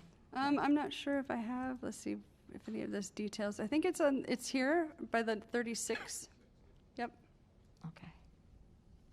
Which is on the northwest corner of the next phase. So sort of central to the overall community. And also on that picture, it's a little unclear to me what the plan for parking is for vehicles, the So you can residences. sort of see in the gray outline the possible footprint of the dwelling and then a pad for parking that's adjacent to each one. It's adjacent to the home or in Yep, front of to it? the home. Adjacent to it? Okay. Mhm.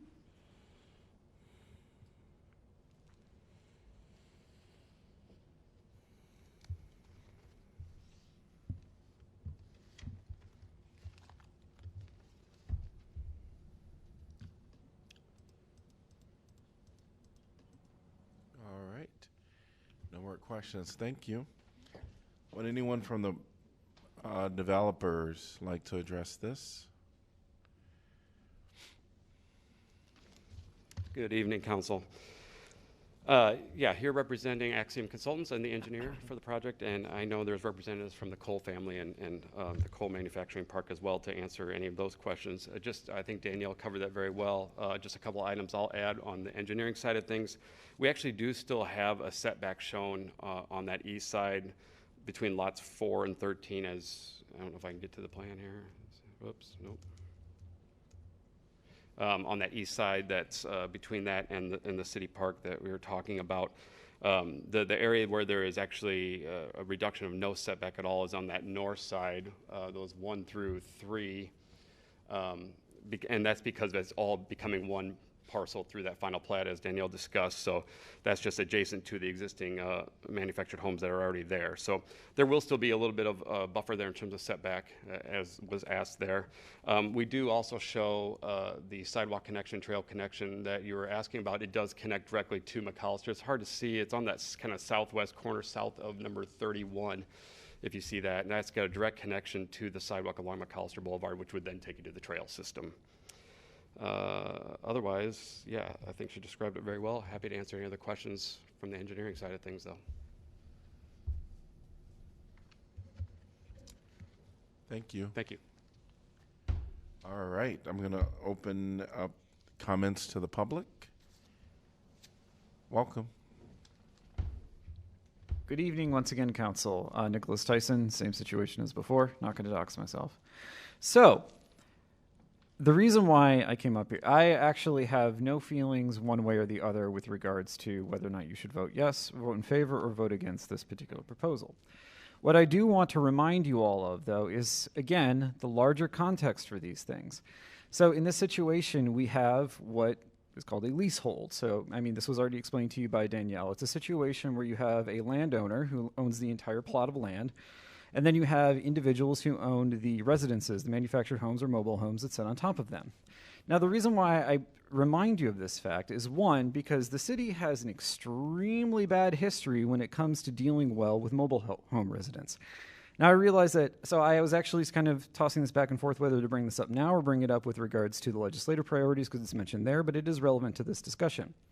Now, the reason why I mentioned that specifically, that particular history, and if you don't know what I'm talking about, just the words Foster Road should, immediately spring to mind. The situation there was one in which a developer had actually created a mobile home lot specifically so as to hold the land for future development and then basically screw over the residents when the time came to make more money by selling it off to somebody else. That is why these mobile homes exist.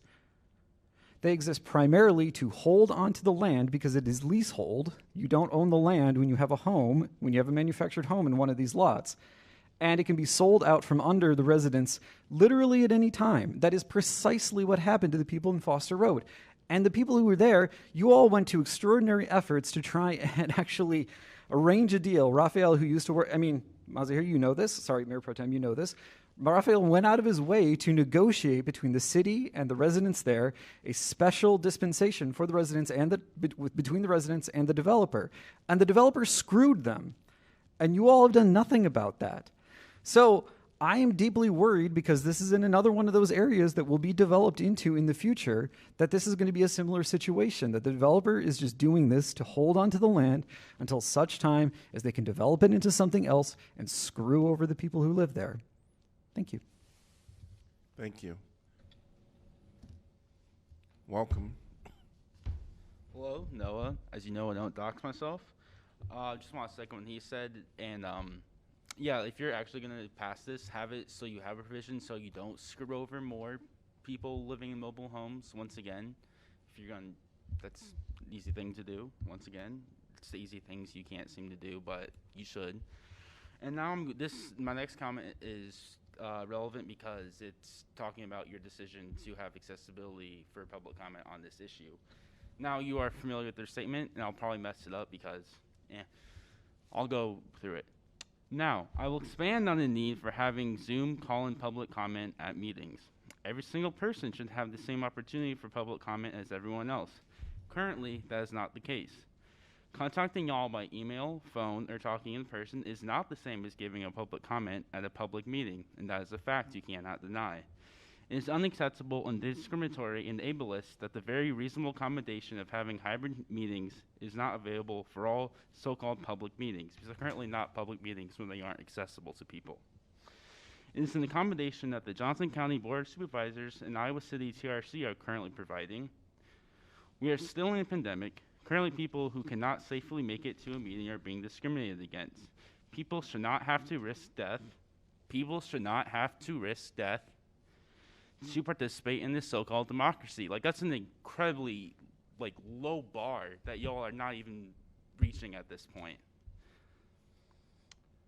Even if we weren't still in a pandemic, there are loads of reasons people abled and disabled for why they cannot physically attend said meetings, but would still like to be able to and should be able to have accessible meetings.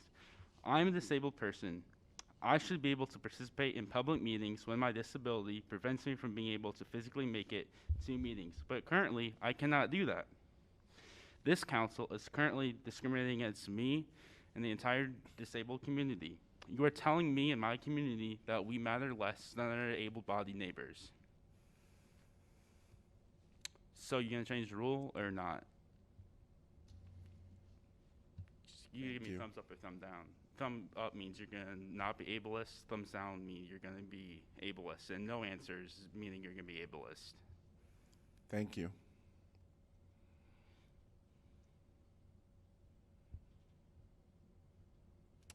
So why don't we have accessible meetings? Can I have a good reason? I know I can't because there's no good reason. That was a trick question.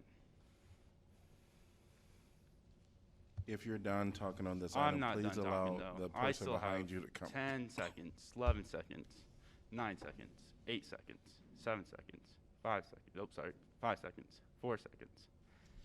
Make your meetings accessible. Thank you. You're welcome. Welcome. I'll keep this really short because I know you guys have kind of been dragged through the mud tonight. But I'm here. I'm Larissa Rosenquist. I'm with Coles Community.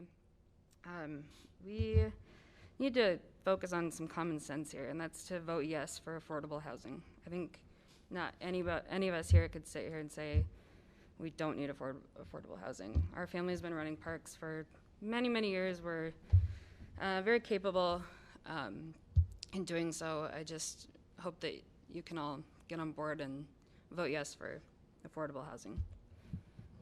I'm here to take any questions if anybody has any. I would just first like to thank you and the Cole family for having this plan to increase the number of available lots for manufactured homes in the community, because as we all know, especially at one time, manufactured homes were an affordable means for people to live in. They've, of course, over the years become more and more expensive, but they still are affordable. And so I do appreciate the thought that went into that and the plans to add these lots. I did have just a couple of questions as far as that. I almost hesitate to bring this up, but is it possible that these lots could serve to help replace some of the housing needs of the residents of Forest View? You know, that's come up a couple times. Right now we're focusing on just getting this passed, and then we can definitely discuss that. Right now I have half of the waiting list filled up, and I feel like I'm going to make a liar out of myself if this doesn't pass. Currently, most of the people on the waiting list are family members from current residents, so we have a huge need for it. We have definitely discussed Forest View tenants, of course. I mean, they're very important to us. It's just, this is a total separate issue, and we want to focus on this right now.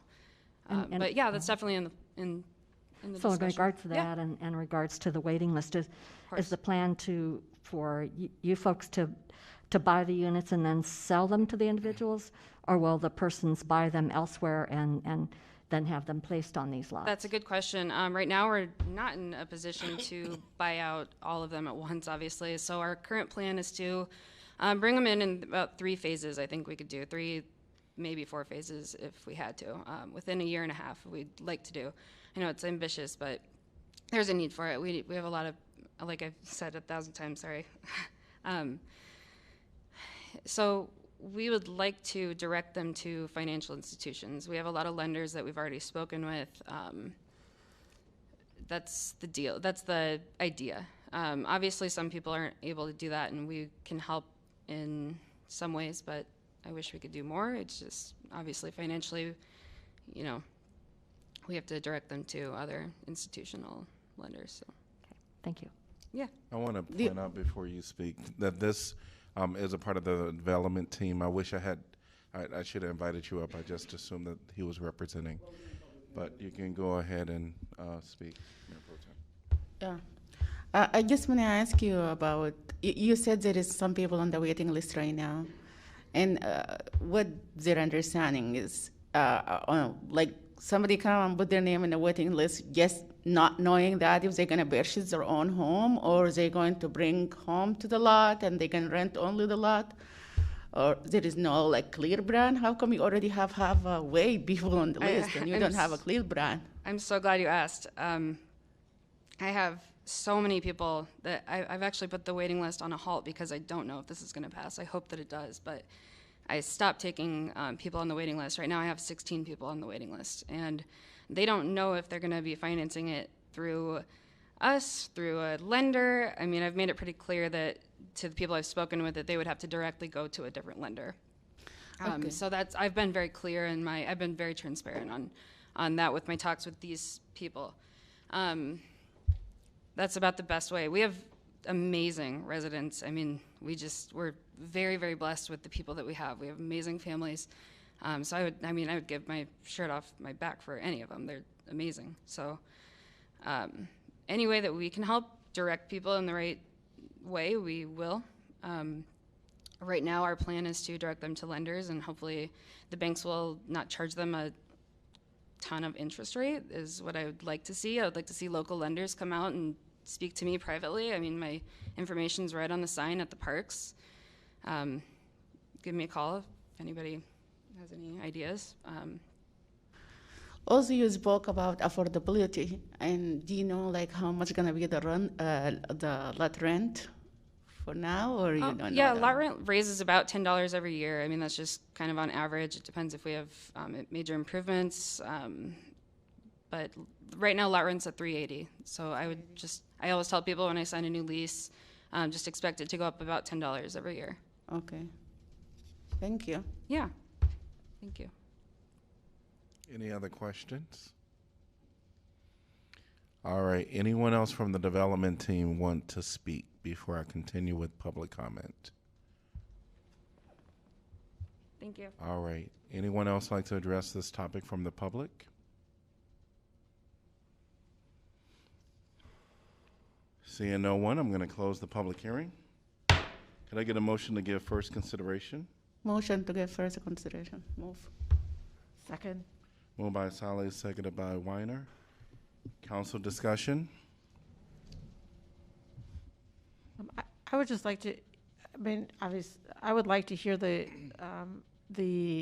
we had a concern raised subsequent to the P&Z vote about the floodplain issue. I think it's pretty clear in the materials how that gets addressed. I would just like to be clear for the public here and everyone else how that works. I mean, I'm not the one to explain it, so I don't know if maybe Daniel or Jeff or someone could help out. But I Are think you looking for information on the levee that was built? the levee, and then the standard to which it has to be built, that it would have to be infill, just to.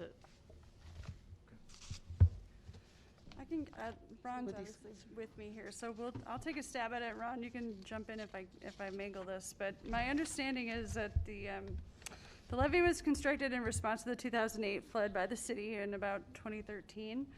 It's along the west side of the Iowa River, and it's intended to protect the existing and future housing out there. The levee, when it was built, was not certified by the U.S. Army Corps of Engineers or accredited by FEMA, but it was built to meet both of those organizations' standards. Because it's not certified or accredited, it does not impact the FEMA floodplain designation of the area, which is shown on that floodplain federal flood insurance rate maps, or the FIRMs.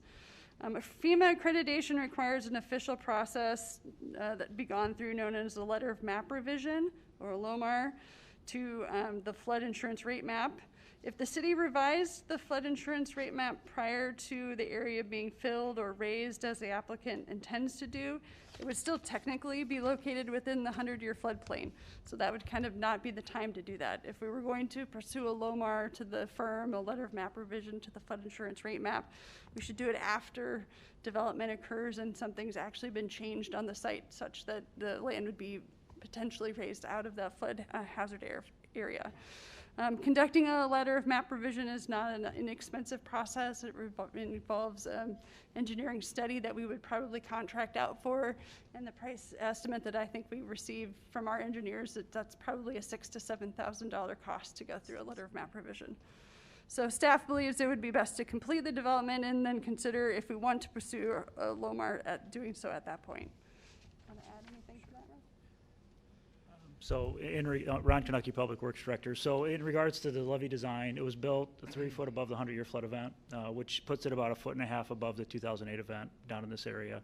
The interior drainage, the pumps that are there for the pumpage are sized for the 100-year event.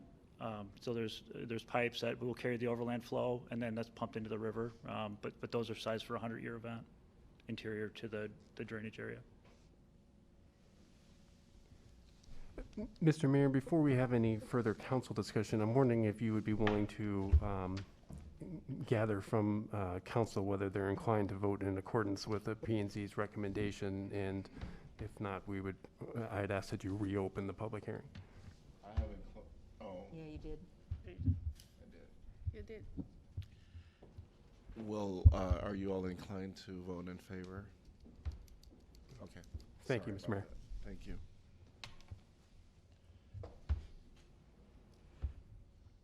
I just had another floodplain clarification question, sorry, for staff who sat down. But I think from the materials, the intent is to regrade the site that would actually then put it 1 foot above the 500-year flood point. Is that correct? Yes, that is correct. We have that noted on the plan as well for that minimum low opening to be that 1 foot above, correct.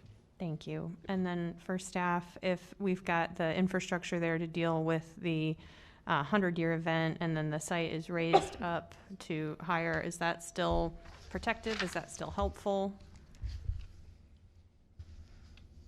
And it also sits on concrete, is that correct, instead of center blocks?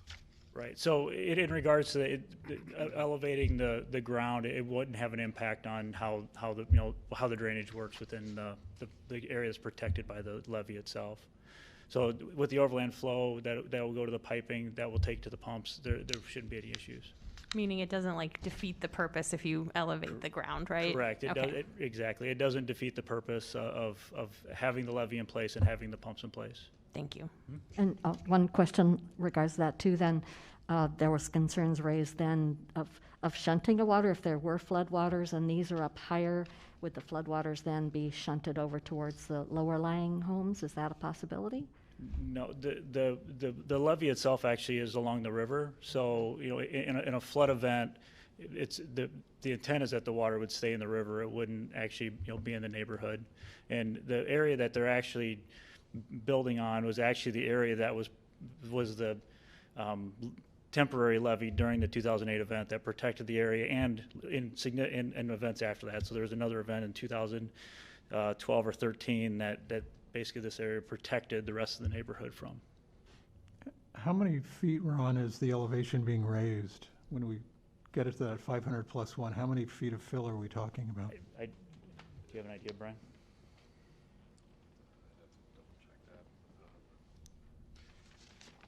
I'd have to double check that. I want to say it's probably 3 or 4 feet. I'd have to, don't quote me on that, but and part of that would be both with fill and or, as we said, with the slab or elevating the manufactured home higher necessarily, as you might see with steps or something like that going into them as well as you typically would see. So just in terms of elevating that minimum low opening in general.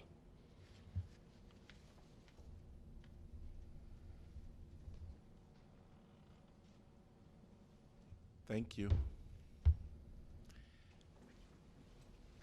Any other discussion by council? Well, I would just say I support this.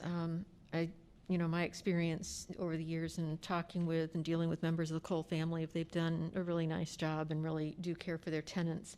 I think all of us, in an ideal world would prefer not to see leasehold kinds of residential areas. But when you do have that, it's incredibly important that you have caring and responsible owners of these mobile home parks. And so I believe that we have that here. I think they've demonstrated that. So, and we need more affordable housing. So I will definitely be supporting this. I'm very familiar with this neighborhood, having lived there for over 20 years at one point in time in my life, and actually lived through the flood of '93 that went through there, which was much worse than '08. Many of us residents were out of our homes for over 6 weeks that time, and that's why I asked about the waters being shunted, because it just came from everywhere, the river and the sewers and everywhere. So I do have that concern, but I have driven by there many times and have seen that they have already started to elevate with some fill dirt, and it looks, it's up quite high, and I think that's going to make a big difference. But I just still have that slight concern, but also concerned about the requests, the number of requests for waivers from the standards. That concerns me a little bit, but there is such a definite need for these affordable homes, so I will be voting in favor of it. I also going to be voting in favor of it, but I really want to say that we know that there is many mobile homes in the area that are not being taken care of as it should be. And I hope this also to continue, like really taking care of the sewers, everything that we've been hearing like a lot of complaint. I hope when we like agree to give this kind of things, because as they said, affordable housing is important, but also, as Susan Mim said, we need like really the owner to be really caring about the resident who live there. You cannot just bring people without giving them services. Even though the lot is very affordable, but still, they deserve really like good service. Yeah, but I'm gonna vote yes for this. All right, roll call, please. Burgess, Yes. Mims, Yes. Salee, Yes. Taylor, Yes. Teague, Yes. Thomas, Yes. Weiner. Yes. Motion passes 7-0. Could I get a motion to accept correspondence? So move. Second. Moved by Salee, seconded by Weiner. All in favor, say aye. Aye. Any opposed? Motion passes 7-0. We are on item number 11E, rezoning Hickory Trail. This is an ordinance conditionally rezoning approximately 48.75 acres of property located south of North Scott Boulevard and west of North First Avenue from interim development, single-family residential to low-density single-family residential with a planned development overlay. I'm going to open the public hearing and going to welcome Danielle. Thank you, Mayor. Last one of the night for me. This is the Hickory Trail, formerly Hickory Trail Estates, a rezoning shown the location outlined here in white, just south of Scott Boulevard and west of First Avenue. This is an application by Nelson Development and is a rezoning as indicated of 48.75 acres. There was a previous application sought for an OPD RS5 rezoning for this development, which failed, which included a component of single-family homes, a senior living facility with 135 bedrooms. The current application has dropped the 41 single-family homes. It still includes a senior living facility with 134 bedrooms. And then the remainder of the land, approximately 39 acres, would be considered for dedication to the city for neighborhood open space for the expansion of Hickory Hill Park. This slide shows the current zoning of the surrounding area, including the developments to the west, which includes Hickory Heights Lane subdivision, the ACT campus, the Oakdale Senior Living to the north. To the east of this property, immediately adjacent to the east, is Hickory Point Condominiums. And then again, Hickory Hill Park. So in this slide, the green, this is a larger view of that same area. The green would be the area to be combined with Hickory Hill Park. The southeast corner is the remaining senior living component. And this is a blown up image of that same area for a little bit more detail. It's proposed in the same location as the previous application, and like I mentioned, is approximately or pretty consistently the same number of bedrooms in design. This is an OPD rezoning, so you get to see these site plan level details earlier than you typically would. The only requested waiver for this OPD is the height, which was the same height request that they requested before, which is an increase from the height maximum of 35 feet to 40 feet instead. Because this is a OPD rezoning, it does have the additional criteria to go through, as well as the standard ones. The standard ones having to do with compliance with the comprehensive plan. This does preserve natural features. It does connect the sidewalk system along the south edge of the senior living facility to the existing street network. And it does provide for a diversity of housing types in that it's providing senior living. As far as the use of the ravine and wetland areas as a buffer along the park boundary, that's also envisioned in the comprehensive plan, as well as the cul-de-sac system. The additional special criteria that have to do with planned development overlays include these criteria, starting with land uses. Senior living development meets the density requirements of our code. The design of the project includes essentially a 3-story exposure along the northern edge of the development, tapering down to more of a 1-story exposure along the public street. Landscaping is used to transition between this building's height and the adjacent building to the east of it, which is a 2-story building. There's also an extension of the existing street network to the west for the access to this development and connections, as I mentioned, to the public sidewalks there. Sensitive areas are also identified and protected in this plan.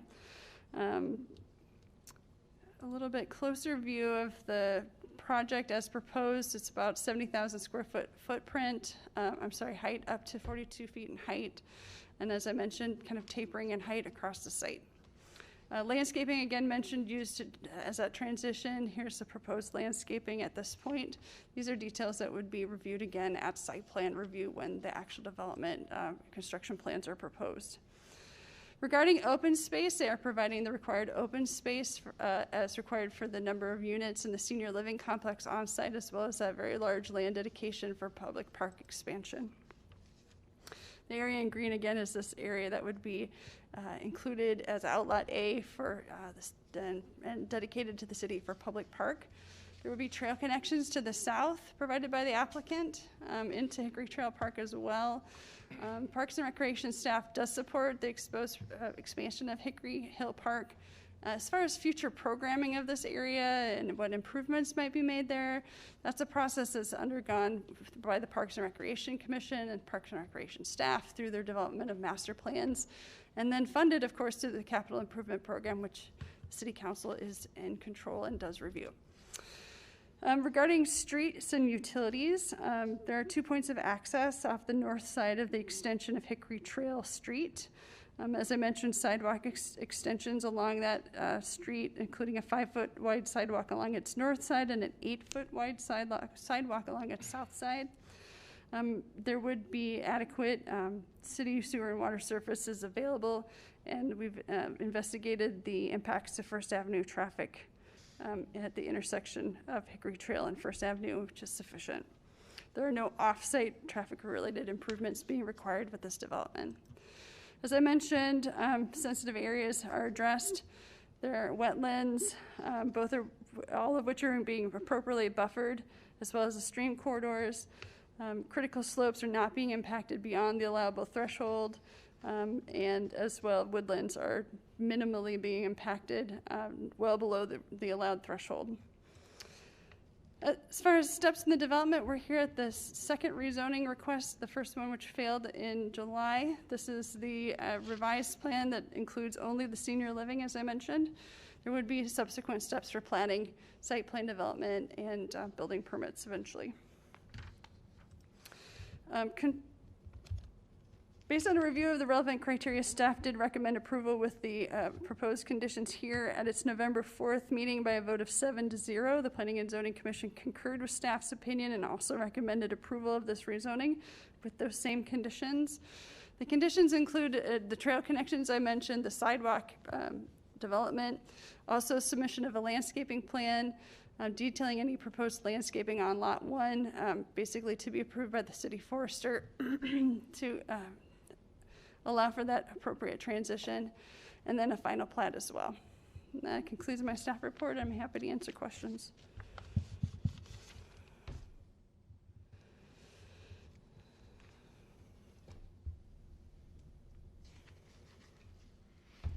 I have a question about the park dedication and reviewing the ordinance and the CZA.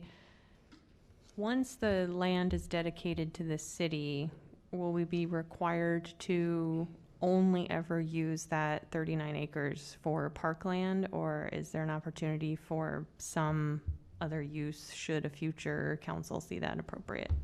I believe the intention is to dedicate it as parkland, which restricts it to the use as a park. It wouldn't be zoned P public use, but the city would go back through and rezone it to that as well eventually. Thank you. So we know that there was the 41 homes at one point that was in the previous proposal. And this is now going to the low-density single-family residential with a planned development overlay. Can any other development happen in this area? So it's the same zoning district as before, but what is different is the OPD gives you a site plan, and if they were to want to build something else, whatever else it might be, would have to be substantially the same as this site plan that you're seeing. If it's not substantially the same as this site plan, it's got to go back to Planning and Zoning Commission and be re-reviewed. So while the RS5 zoning might allow other housing by right, the OPD is locking it into this site plan. Okay. And that's what I was getting at. Do they have any opportunity by right? There can be some minor changes to an OPD, but they're defined in our code as being very minor. It might be slight changes to the building configuration on the lot, but it would not be something like adding single-family homes. That would be substantial. Thank you.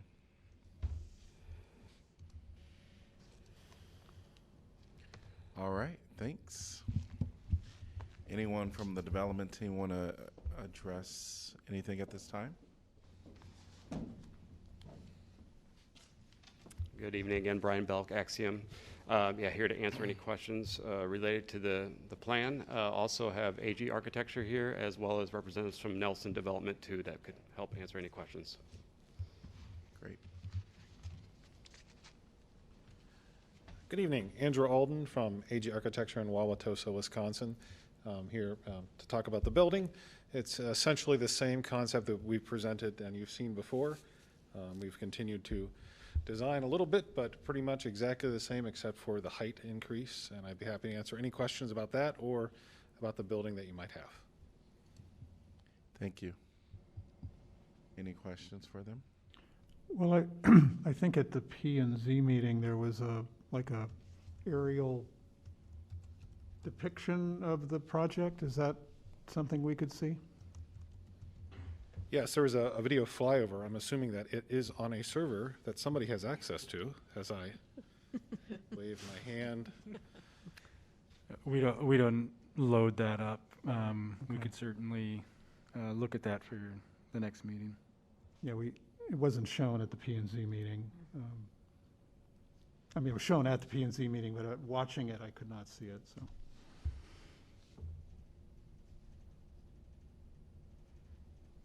All right, no questions there. I'm going to invite people from the public to come, whoever would like to talk on this topic.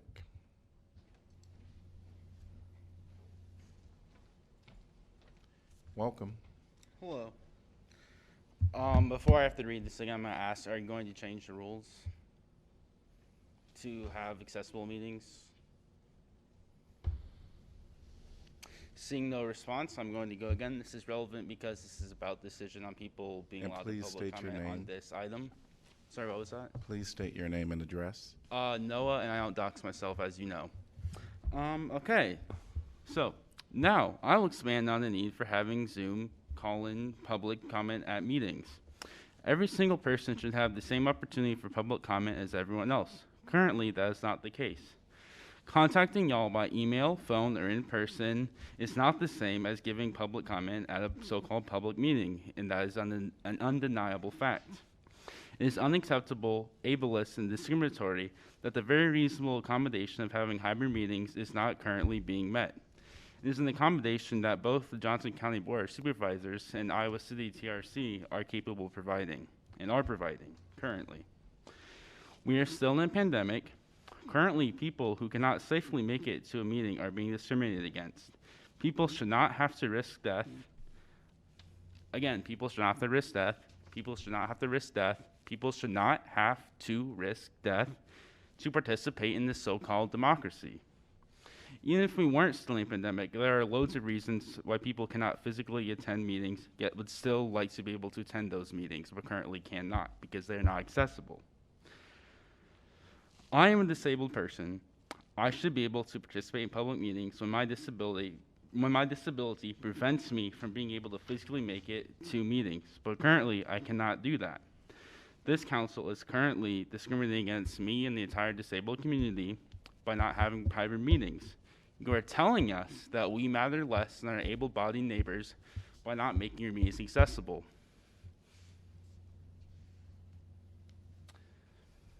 Also, the last transcripts you can even get for these meetings go back. The last time the last transcript available for regular formal meetings is September 27th. That means October 5th. I can't remember what the exact date in October is. The other October meeting, the previous November meeting, have no transcript available online on your website. And plus, if you have to like go digging for the website. They're not linked into the information like when you look up city council to find all the information where y'all are and like where the address is, but you have to like go searching in the website to even find the transcripts. And there's almost 2 months backed up of not having any transcripts. Excuse me, I was wrong on that. The last meeting there was the work session transcript, but that was just the work session, but there's no other work sessions except for that September meeting. Welcome. Hello, good evening. My name is Jason Napoli. I am a neighbor of the Hickory Trail Development, and I'm also serve as vice chair of the Friends of Hickory Hill Park. First, I would like to thank Mayor and Council, Jeff, and all your city staff who have worked on this for the past year or so, as well as the Planning and Zoning Commission. We greatly appreciate your time, talent, and patience. So another party I'd like to thank is the members of the community who have spent a lot of time working together and individually on talking about this proposal for the past year. This started with the previous design with the Good Neighbor meeting back in December of 2020, and here we are after 2 Good Neighbor meetings, 4 Planning and Zoning meetings, and now this is the 4th City Council meeting related to this property. As for the current proposal, this is a design the Friends of Hickory Hill Park do support in good faith of the parkland being deeded to the city and becoming a part of Hickory Hill Park. We do appreciate the developers' ecological and community mindedness of the proposal, and also the need of assisted living and memory care in the local area. It's been very clear from planning and zoning, as well as council for the previous proposal, that it's needed, and we fully support that with the use of the building and the land. Adding the 39 acres to Hickory Hill Park is an incredible opportunity and a responsibility that the Friends of Hickory Hill Park will take very seriously. We would be more than happy and committed to partnering with the city on, just like we do the other 185 acres currently existing. This includes maintaining the trail system, advancing native prairie restoration, as well as working tirelessly on invasive species removal. So again, just want to thank everyone who has had a part in this, and again, we do support the proposal, provided it goes through with the deeded parkland as proposed. Thank you very much. Thank you.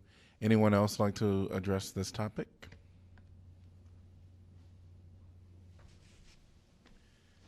All right, council, are you all inclined to support this? Yeah. All right, I'm going to close the public hearing. Could I get a motion to give first consideration? Move. Second. Moved by Salis, seconded by Weiner. Council discussion? I just really like the cooperation now between the residents and the developer, and they come up with this great plan, and thank you for the developer or donating this land to the city for extending the park. That's really appreciate that. Thanks. Happy this is going that way, and we'll vote for it, yes. As the member of the public mentioned, it has been, seems like a very long process, but with a lot of community involvement, and I think that's why we are where we are today with this, and it is assuring to hear from the Friends of Hickory Hill Park that they do support this version, so that's a very positive aspect, and I will support it for that reason, but I would encourage the developers to try to assure us that you'll consider sustainability. There's a pretty large building footprint with this, the size of this building, and sometimes it seems like we take 2 steps forward on our climate action plan and fall 4 steps backwards when we have large building projects. So try to minimize any overall impacts on the environment with this, and we'd appreciate that. I'll support this. I've always supported this part of the project. I am disappointed that we did not pass the other one. went through 3 P and Z, 2 city council, came to the 3rd city council, and then votes changed and didn't pass it. And again, it gave, we lost an opportunity for more housing in the city. I think a lot of the discussion from council focused on affordable housing, which is not what we're supposed to be looking at when we're looking at rezoning. I know there was also issues about cul-de-sac versus through street, et cetera. But, when you take this and you take the lack of annexing Carson Farm and then you try and talk about affordable housing, we don't have a lot of land left to develop in this city, and we need to continue to grow. And the only way we're going to, get some progress on the affordable housing is to build more. And I realize this wasn't going to be, it would probably be high-end homes, but you also get people moving from less expensive homes into the higher, and then they make room for people coming into those lower-end homes. It was also, I found, really disconcerting during that time to hear people or have been writing us letters about how we were developing Hickory Hill Park.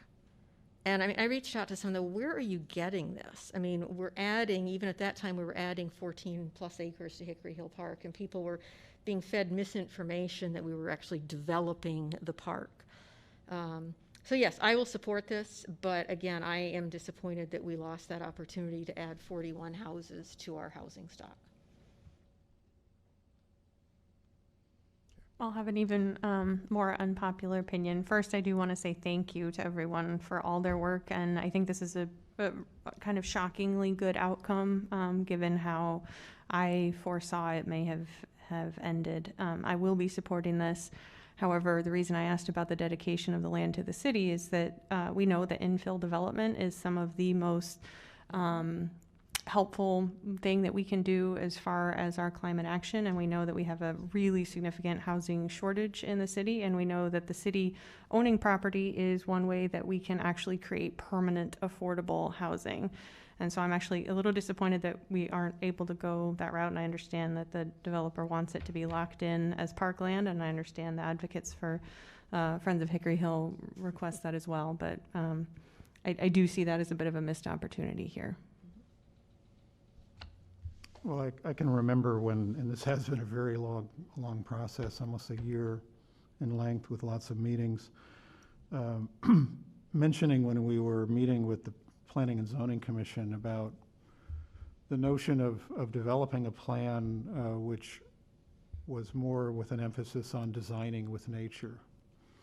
And I think this plan, has achieved that. What I learned through this process was how cherished Hickory Hill Park is to the community. It's an extremely important element within the community that has been dramatically strengthened by this project. That east front of the park was always a concern, and I was not expecting the way this thing played out. I did feel there were development opportunities off of Scott Boulevard, but I can understand, the thinking behind just essentially leaving the single family or residential development off the table. But what we have here is certainly, when I look at Iowa City over the long term, which I think is something we often get so wrapped up in the issues we face on a day-to-day basis that we forget to think about the long term.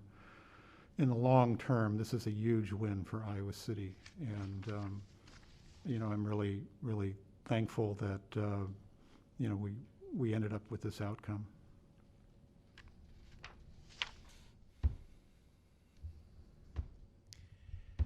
So this is one that I have to agree. I was a little surprised that there wasn't more in what we will be seeing.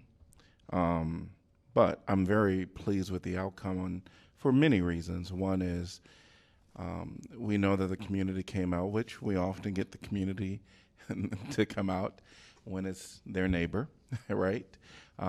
And I think for this particular one, I do believe that we have to somewhat envision the long term, as it was mentioned.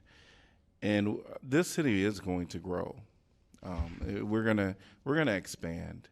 And I think sometimes we forget that, these infills that, we can pack up this entire city with housing, in the infill. And certainly there is a great need for housing and even a greater need for affordable housing.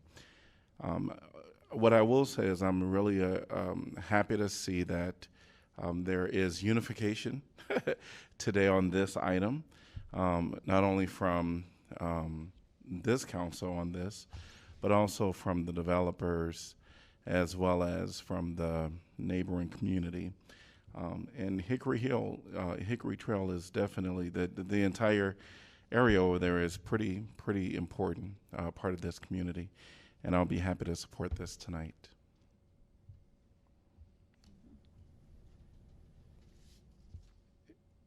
Roll call, please. Mims?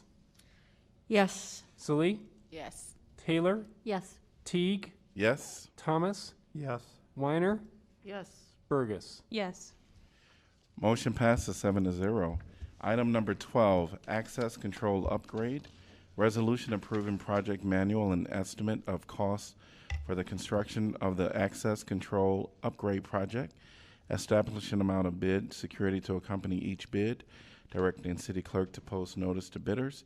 And fixing time and place for receipt of bids. I'm going to open up the public hearing. Good evening, Mayor and Council. It's Ron Kanucky, Public Works Director. The project before you is upgrade of access control for 3 of our facilities, at our water plant, our city hall, and at our wastewater plant.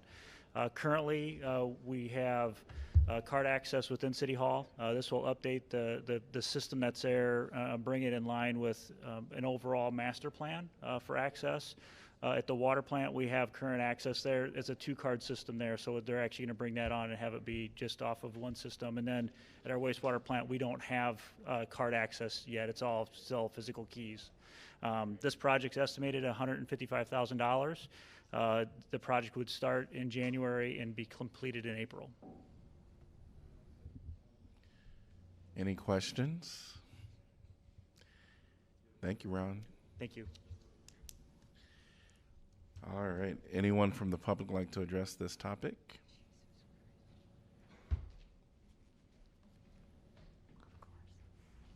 Welcome. Hello, my name is Noah. Now, before I go in this again, are you going to change the rule? Or decision, whatever term it is. You know what I mean. Okay, this relates to this because it is about the lack of accessibility for public comment on this item. All right. Now, I'll expand on the need for having Zoom call in public comment at all meetings. Every single person should have the same opportunity for public comment as everyone else. Currently, that is not the case. Contacting y'all by email, phone, or talking in person is not the same as giving a public comment at a public meeting. That's an undisputable fact. It is unacceptable and discriminatory that the very reasonable accommodation of having hybrid meetings is not currently happening for this council. It is an accommodation that Johnson County Board of Supervisors and Iowa City, TRC, and many school boards across the state are having hybrid meetings. We are still in a pandemic. Currently, people who cannot safely make it to a meeting are being discriminated against. People should not have to risk death to participate in this so-called democracy. Even if we weren't still in pandemic, there are a lot of reasons people cannot physically attend meetings, but should still have the ability to attend meetings hybridly. I am a disabled person. I should be able to participate in public meetings when my disability prevents me from being able to physically make it to meetings. But currently, I can't do that. This council is currently discriminating against me and the entire disabled community. You are telling me in my community that we matter less than my able-bodied neighbors do.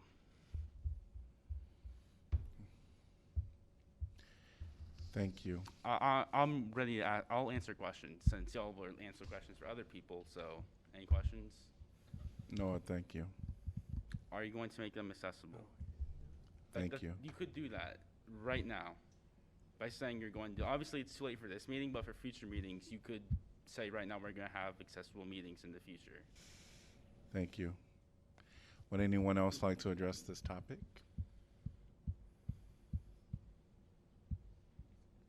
I never saw the time clock go on. Okay.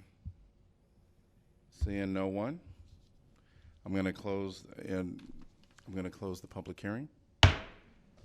Motion to give approve, please. So moved, Thomas. Second. Moved by Thomas, seconded by Salih. Council discussion. Roll call, please. Salih, Yes. Taylor, Yes. Teague, Yes. Thomas, Yes. Weiner, Yes. Burgess, Yes. Mims. Yes. Motion passes 7-0. Item 13, Highway 1 water main replacement. This is a resolution approving the project manual and estimate of cost for the construction of the Highway 1 water main replacement project, establishing amount of bid security to accompany each bid, directing city clerk to post notice to bidders, and fixing time and place for receipt of bids. I'm going to open the public hearing. And welcome.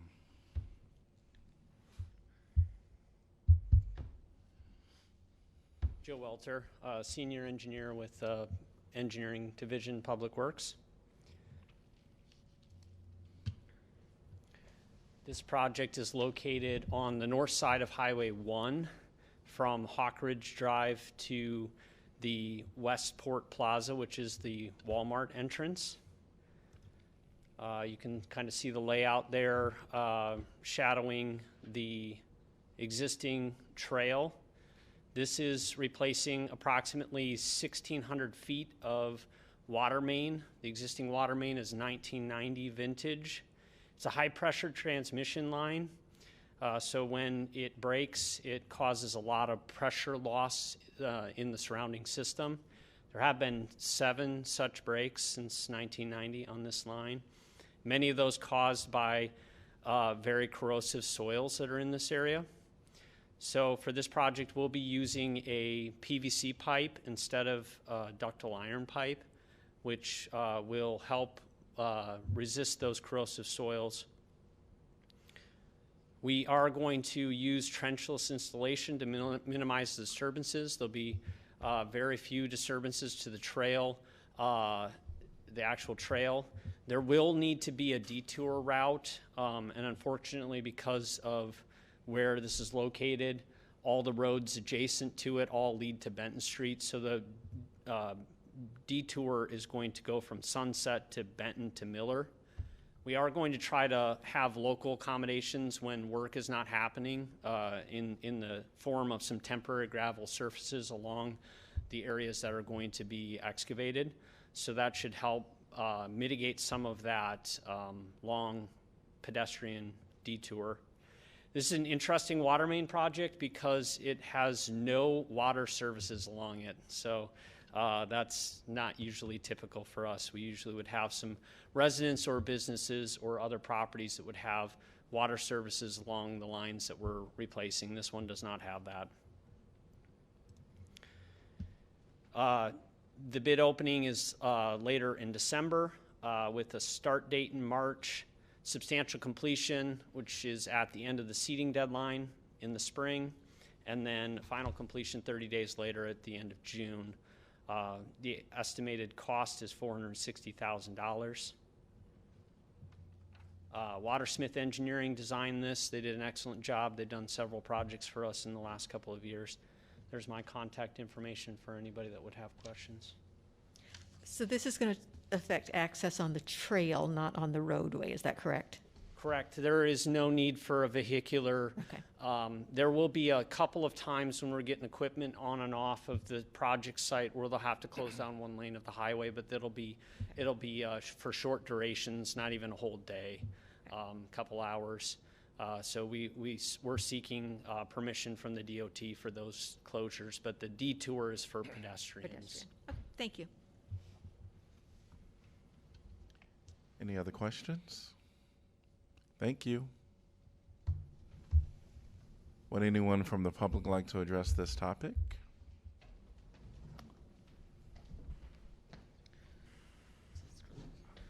Hello, my name is Noah. Welcome. All right. Anyone from the public like to address this topic? Is this about? Oh, I'm sorry, that wasn't very. I'm gonna start over again. Is this about Highway 1 water main? This topic? As you can hear in that video, one of you is muttering Jesus Christ. That really, like, it just shows how little you care about accessibility. Is this related yes, to it Highway is, because 1? it is about water the main accessibility problem of doing replacement? public comment on this item. So it is, actually. So, once again, let me read my statement, and then you can say Jesus Christ again. Which, but for record, Jesus Christ would be appalled by your behavior, if you're like into that stuff or not. All right. Now, I will expand on the need for having Zoom call-in public comment at meetings. Every single person should have the same opportunity for public comment as everyone else. Currently, that is not the case, as you know. Contacting y'all by email, phone, or in person out of a meeting is not the same as giving public comment at a public meeting. That is a fact. It is unacceptable, ableist, and discriminatory that you are not providing the very reasonable accommodation of having hybrid meetings, so you can call them public meetings. The Johnson County Board of Supervisors and Iowa City TRC both have hybrid meetings. We are still in a pandemic. Currently, people who cannot safely make it to a meeting are being discriminated against. People should not have to risk death to participate in the so-called democracy. Even if we weren't still in a pandemic, there are a lot of reasons people cannot physically attend meetings, but would still like to and should be able to attend meetings. I am a disabled person. I should be able to participate in public meetings when my disability prevents me from being able to physically make it to said meetings. But currently, I can't do that. This council is currently discriminating against me and the entire disabled community. You are telling me and the entire disabled community that we matter less than our able-bodied neighbors do by not allowing us the same opportunity that you give able-bodied people to attend these meetings. It doesn't even just affect disabled people. Able-bodied people still have plenty of reasons of why they can't physically attend these meetings. You are silencing your public, and that is completely immoral, and you should be ashamed of yourselves and change that now. There's no reason not to. No good reason not to. There's a reason to, but it's a terrible one. Thank you. It's a shameful one, actually. And, like, search into your heart, as you like to say, and stop doing that. Stop being ableist, stop discriminating, and actually, like, listen to the people. Thank you. Anyone else like to address this topic? Seeing no one, I'm going to close the public hearing. Can I get a motion to approve, please? So moved, Taylor. Second, Burgess. Council discussion. Roll call, please. Taylor? Yes. Teague? Yes. Thomas? Yes. Weiner? Yes. Burgess? Yes. Mims? Yes. Sully? Yes. Motion passes 7-0. Item number 14, Muscatine Avenue, American Legion Road speed limit. Ordinance amending Title IX entitled Motor Vehicles and Traffic, Chapter 3 entitled Rules of the Road, Section 6 entitled Speed Restrictions, Subsection B entitled Exceptions, to modify the 35 miles per hour speed zone for American Legion Road and Muscatine Avenue. Staff is requesting expedited action. I move that the rule requiring that ordinances must be considered and voted on for passage at 2 council meetings prior to the meeting at which it is to be finally passed be suspended, that the second consideration and vote be waived, and that the ordinance be voted on for final passage at this time. Second. All right. Anyone from the public would like to address this topic? If so, please come forth. Welcome. Hello, my name is Noah. This is Round Who Really is Counting. And this pertains to this item because it's about the accessibility issue of not letting people publicly comment on this item on said agenda. So, here's the statement once again. Now, I will expand on the need for having Zoom call-in public comment at meetings. Every single person should have the same opportunity for public comment as everyone else. Currently, that is not the case. Contacting y'all by email, phone, or in person is not the same as giving a public comment at a public meeting. That is a fact. It is unacceptable, ableist, and discriminatory. The very reasonable combination of having hybrid meetings is not currently available for these so-called public meetings. This is the accommodation that both the Johnson County Board of Supervisors and Iowa City TRC are providing. Two examples of entities in this county that are currently having hybrid meetings. We are still in a pandemic. Currently, people who cannot safely make it to meetings are being discriminated against. People should not have to risk death to participate in this so-called democracy. Even if we weren't still in a pandemic, there are a lot of reasons for why people cannot physically attend meetings, but should still be able to attend those meetings. I am a disabled person. I should be able to participate in public meetings when my disability prevents me from being physically able to make it to said meetings. But currently, I can't do that, because this council is discriminating against me and the entire disabled community by not making your meetings hybrid and accessible. You are telling us that we matter less to you than our able-bodied neighbors do. Now, why is that? Why are you telling us that? Like, what? You want to like put it in words? Why you view us as less? Like, don't you like work for your day job with disabled people, and this is how you treat them? Bruce, I'm talking to you, by the way. Thank you. Anyone else like to address this topic? Yes, I would like to keep addressing since my time's not done. Make your meetings accessible. Thank you. And I'm not done talking. Accessible meetings, let's have accessible meetings. Yeah, accessible meetings. It's not hard, y'all can do it. Other entities in this same county are doing it. You're purposely choosing not to because you are very ableist. Stop being ableist. That's a really easy ask. That shouldn't be hard to do. Do it. Don't just sit there silently, y'all. Janice? I just wanted to let you know, in case you were not aware, that we put it on the work session topics tonight. I'm sorry, what was that? I just wanted to make sure you're aware that that I asked this evening at the work session that it be put on our work session topics so we can deal with it. Oh, you asked that, but it wasn't actually put on it, right? It was, there was enough support to put it on the work session topics. So when would that be? Thank you. Would anyone else like to address this topic? Seeing no one. Council discussion. Roll call, please. Teague? Yes. Thomas? Yes. Weiner? Yes. Burgess? Yes. Mims? Yes. Salee? Yes. Taylor? Yes. Motion passes 7-0. Can I get a motion to pass and adopt? Move. Second. Moved by Weiner, seconded by Salee. All in favor say, oh, sorry. Roll call, please. Thomas? Yes. Weiner? Yes. Burgess? Yes. Mims? Yes. Salee? Yes. Taylor? Yes. Teague? Yes, motion passes 7-0. Item number 15, City of Iowa City, 2022 State Legislative Priorities. Resolution establishing the City of Iowa City's 2022 State Legislative Priorities. And I am going to, hello, Rachel. But before that, could I get a motion to approve? So move. Second. Moved by Salee, seconded by Weiner, and welcome, Rachel. Good evening, Mayor and City Council. Rachel Kilberg, City Manager's Office. So as you know, the City Council traditionally adopts a set of state legislative priorities prior to the start of each legislative session. The 2022 session starts on January 10th of 2022.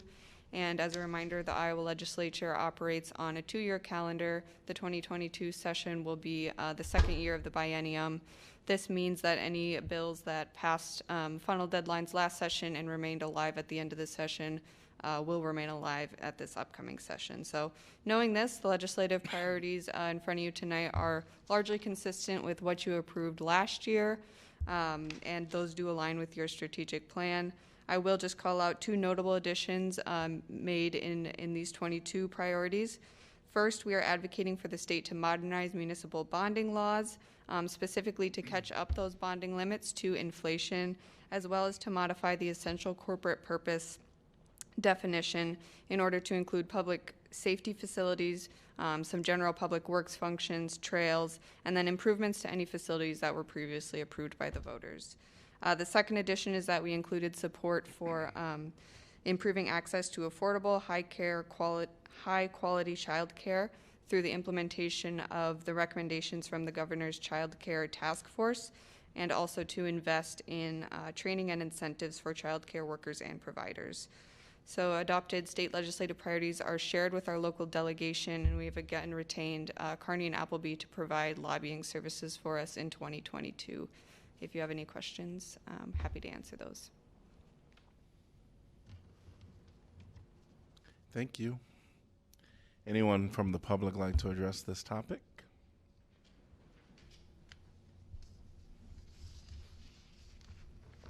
Welcome. Good evening once again, Council. So I was reading the legislative priorities last night, and I have to say I don't generally have any criticism. Well, no, I do have a criticism. The criticism relates to the absence in this list. So for instance, I at least listen to every single meeting that this council holds. And I have heard you utter the words affordable housing, affordable housing, affordable housing, affordable housing ad nauseum.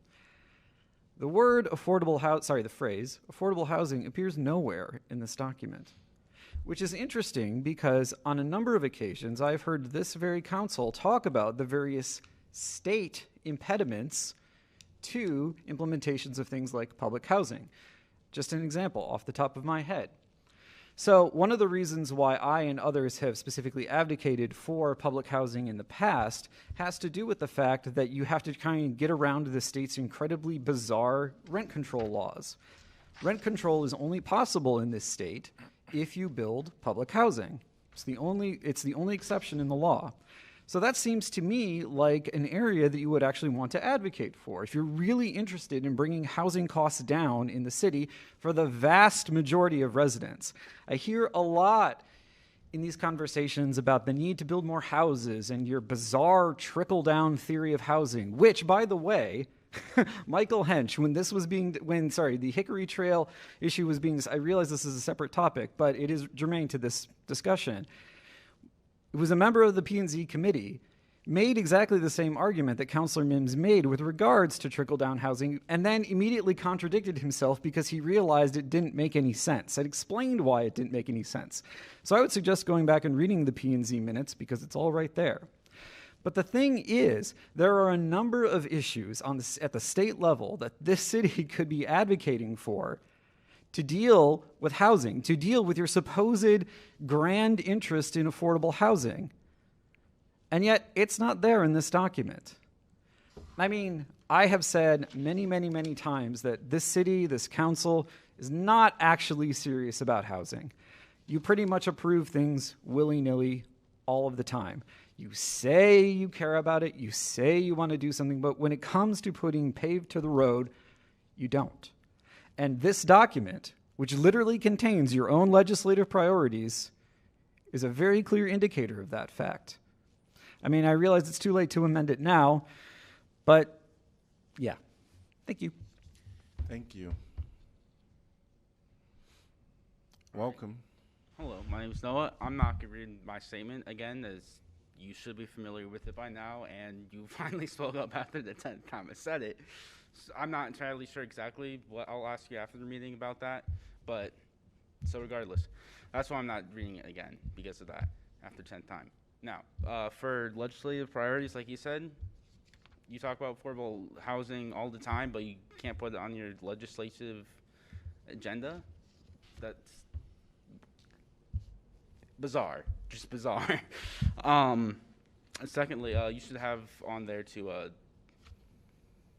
like repeal the Black to Blue bill, which I realize that's not going to happen because we live in a state house controlled by the fascist party. So I guess that's kind of not going to happen. But like, you could still put that on there to get rid of that trash law. But this doesn't say anything about defunding. You could still defund the police. Like the law says nothing about that. So you can't like decriminalize weed, but you could still, there's no like language in that law about defunding. That's why the Johnson County Board of Supervisors went ahead with their GPS tracking program, because they misunderstood the law at first and they realized, oh wait, the law doesn't actually say that. That's all. Thank you. Anyone else like to address this topic? Seeing no one, council discussion. I was grateful to see the continued emphasis on trying to protect and strengthen home rule. I think we know that the limitations on the occupancy and things that we've tried to do to stabilize neighborhoods and help with affordable housing, especially in the core neighborhoods that were overturned by the legislature, relate to the reduction in local control. Similarly, with our affordable housing policy and our annexation, that's we can do that because we have the authority to do that. So grateful to see that that's included. Also appreciate the child care piece being included. The task force plan put out by the governor is not sufficient. It deals with sort of the business side of things and the building. It does not deal with actually increasing the wages and the training to be able to provide the workforce, which is what's missing from it. So, I mean, I hope that not just our city, but others around the state, since everybody's affected by that, will continue to lobby on that. I think in conjunction with that, what I would like to see, what my dream is to see a facility actually, perhaps in conjunction with Kirkwood and their child care education program, that would not only provide child care in that building, but also educating individuals to go out into the community to provide the much needed care. And whatever we can get from the state to help us do that would be great.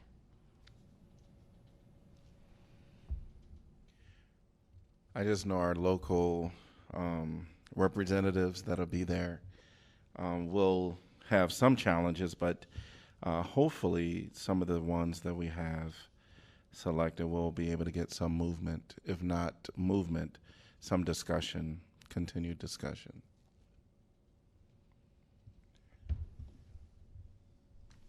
Here are no other comments. Roll call, please. Weiner, Yes. Burgess, Yes. Mims, Yes. Salee, Yes. Taylor, Yes. Teague, Yes. Thomas. Yes. Motion passes 7-0. Item number 16 is council appointments. Applicants must reside in Iowa City and be 18 years of age unless specific qualifications are stated. And this is 16A, Library Board of Trustees. Library Board of Trustees, one vacancy to fill an unexpired term upon appointment through June 30th, 2023. And this is time for council discussion.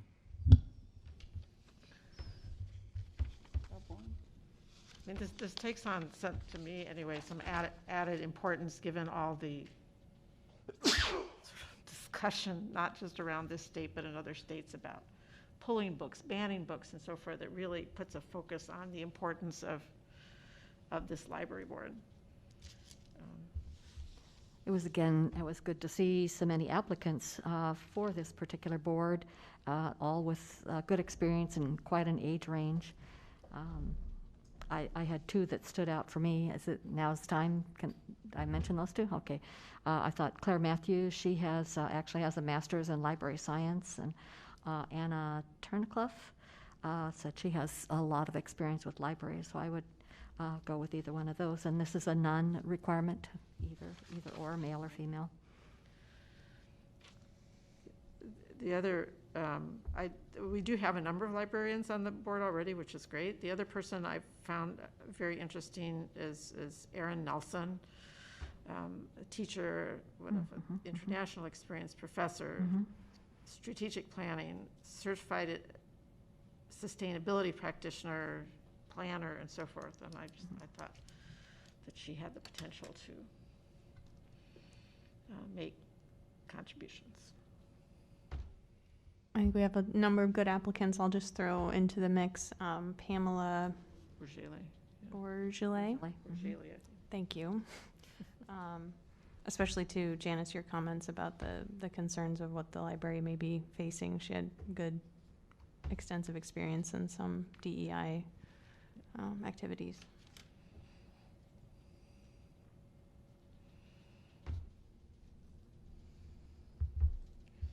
It says a lot about the quality of the applicants when we don't start out with much of any consensus.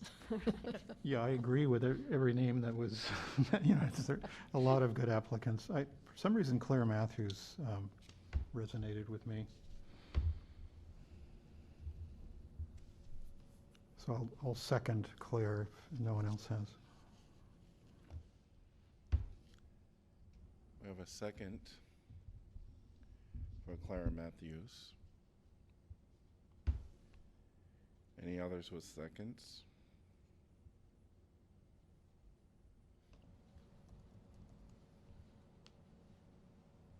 I will support Clara Matthews. It's fine. Yeah, I will. I think they're all strong. It's fine. On Claire, I also like the fact that she's directly dealing with high school students all the time as well, so she understands that piece of it. Mm-hmm. I agree. I think we have a majority. So could I get a motion to appoint Clara Matthews to the Library Board of Trustees? So moved. Second. Moved by Taylor, seconded by Weiner. All in favor say aye. Aye. Any opposed? Motion passes 7-0. Item number 17, announcements of vacancies previous. Applicants must reside in Iowa City and be 18 years of age unless specific qualifications are stated. Housing and Community Development Commission, 1 vacancy to fill an unexpired term. Senior Center Commission, 1 vacancy to fill an unexpired term. Applications must be received by 5 p.m.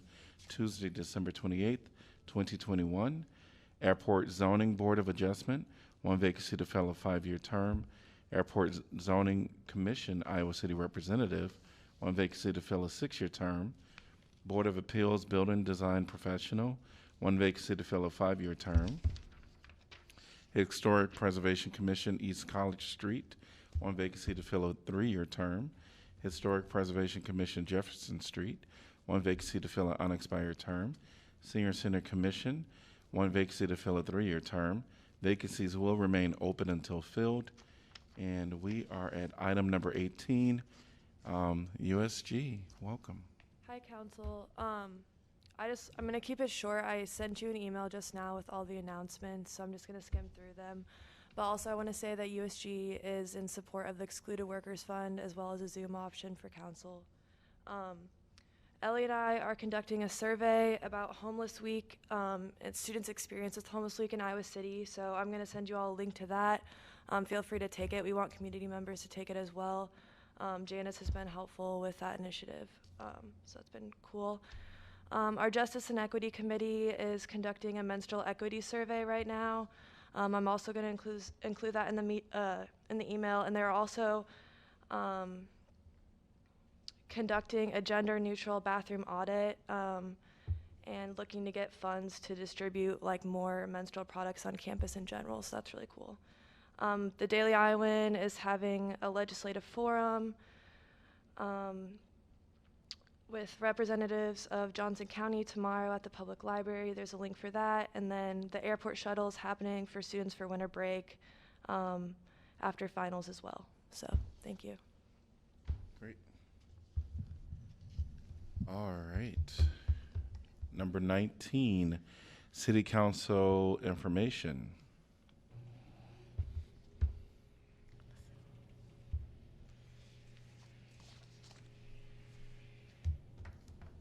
All right. Did want to thank Mayor Pro Tem for filling in last meeting for me. I saw it all, and I really appreciate you stepping in. I tried. Item number 20 is a report from our city staff. We'll start with our city manager. Nothing tonight, Mayor. Thank you. And then our city attorney. Nothing. Thank you. Our city clerk. All right. Number 21, can I get a motion to adjourn? Motion to adjourn. I'll give it moved by Solis, seconded by Taylor. All in favor say aye. Aye. Any opposed? Have a good evening, everyone.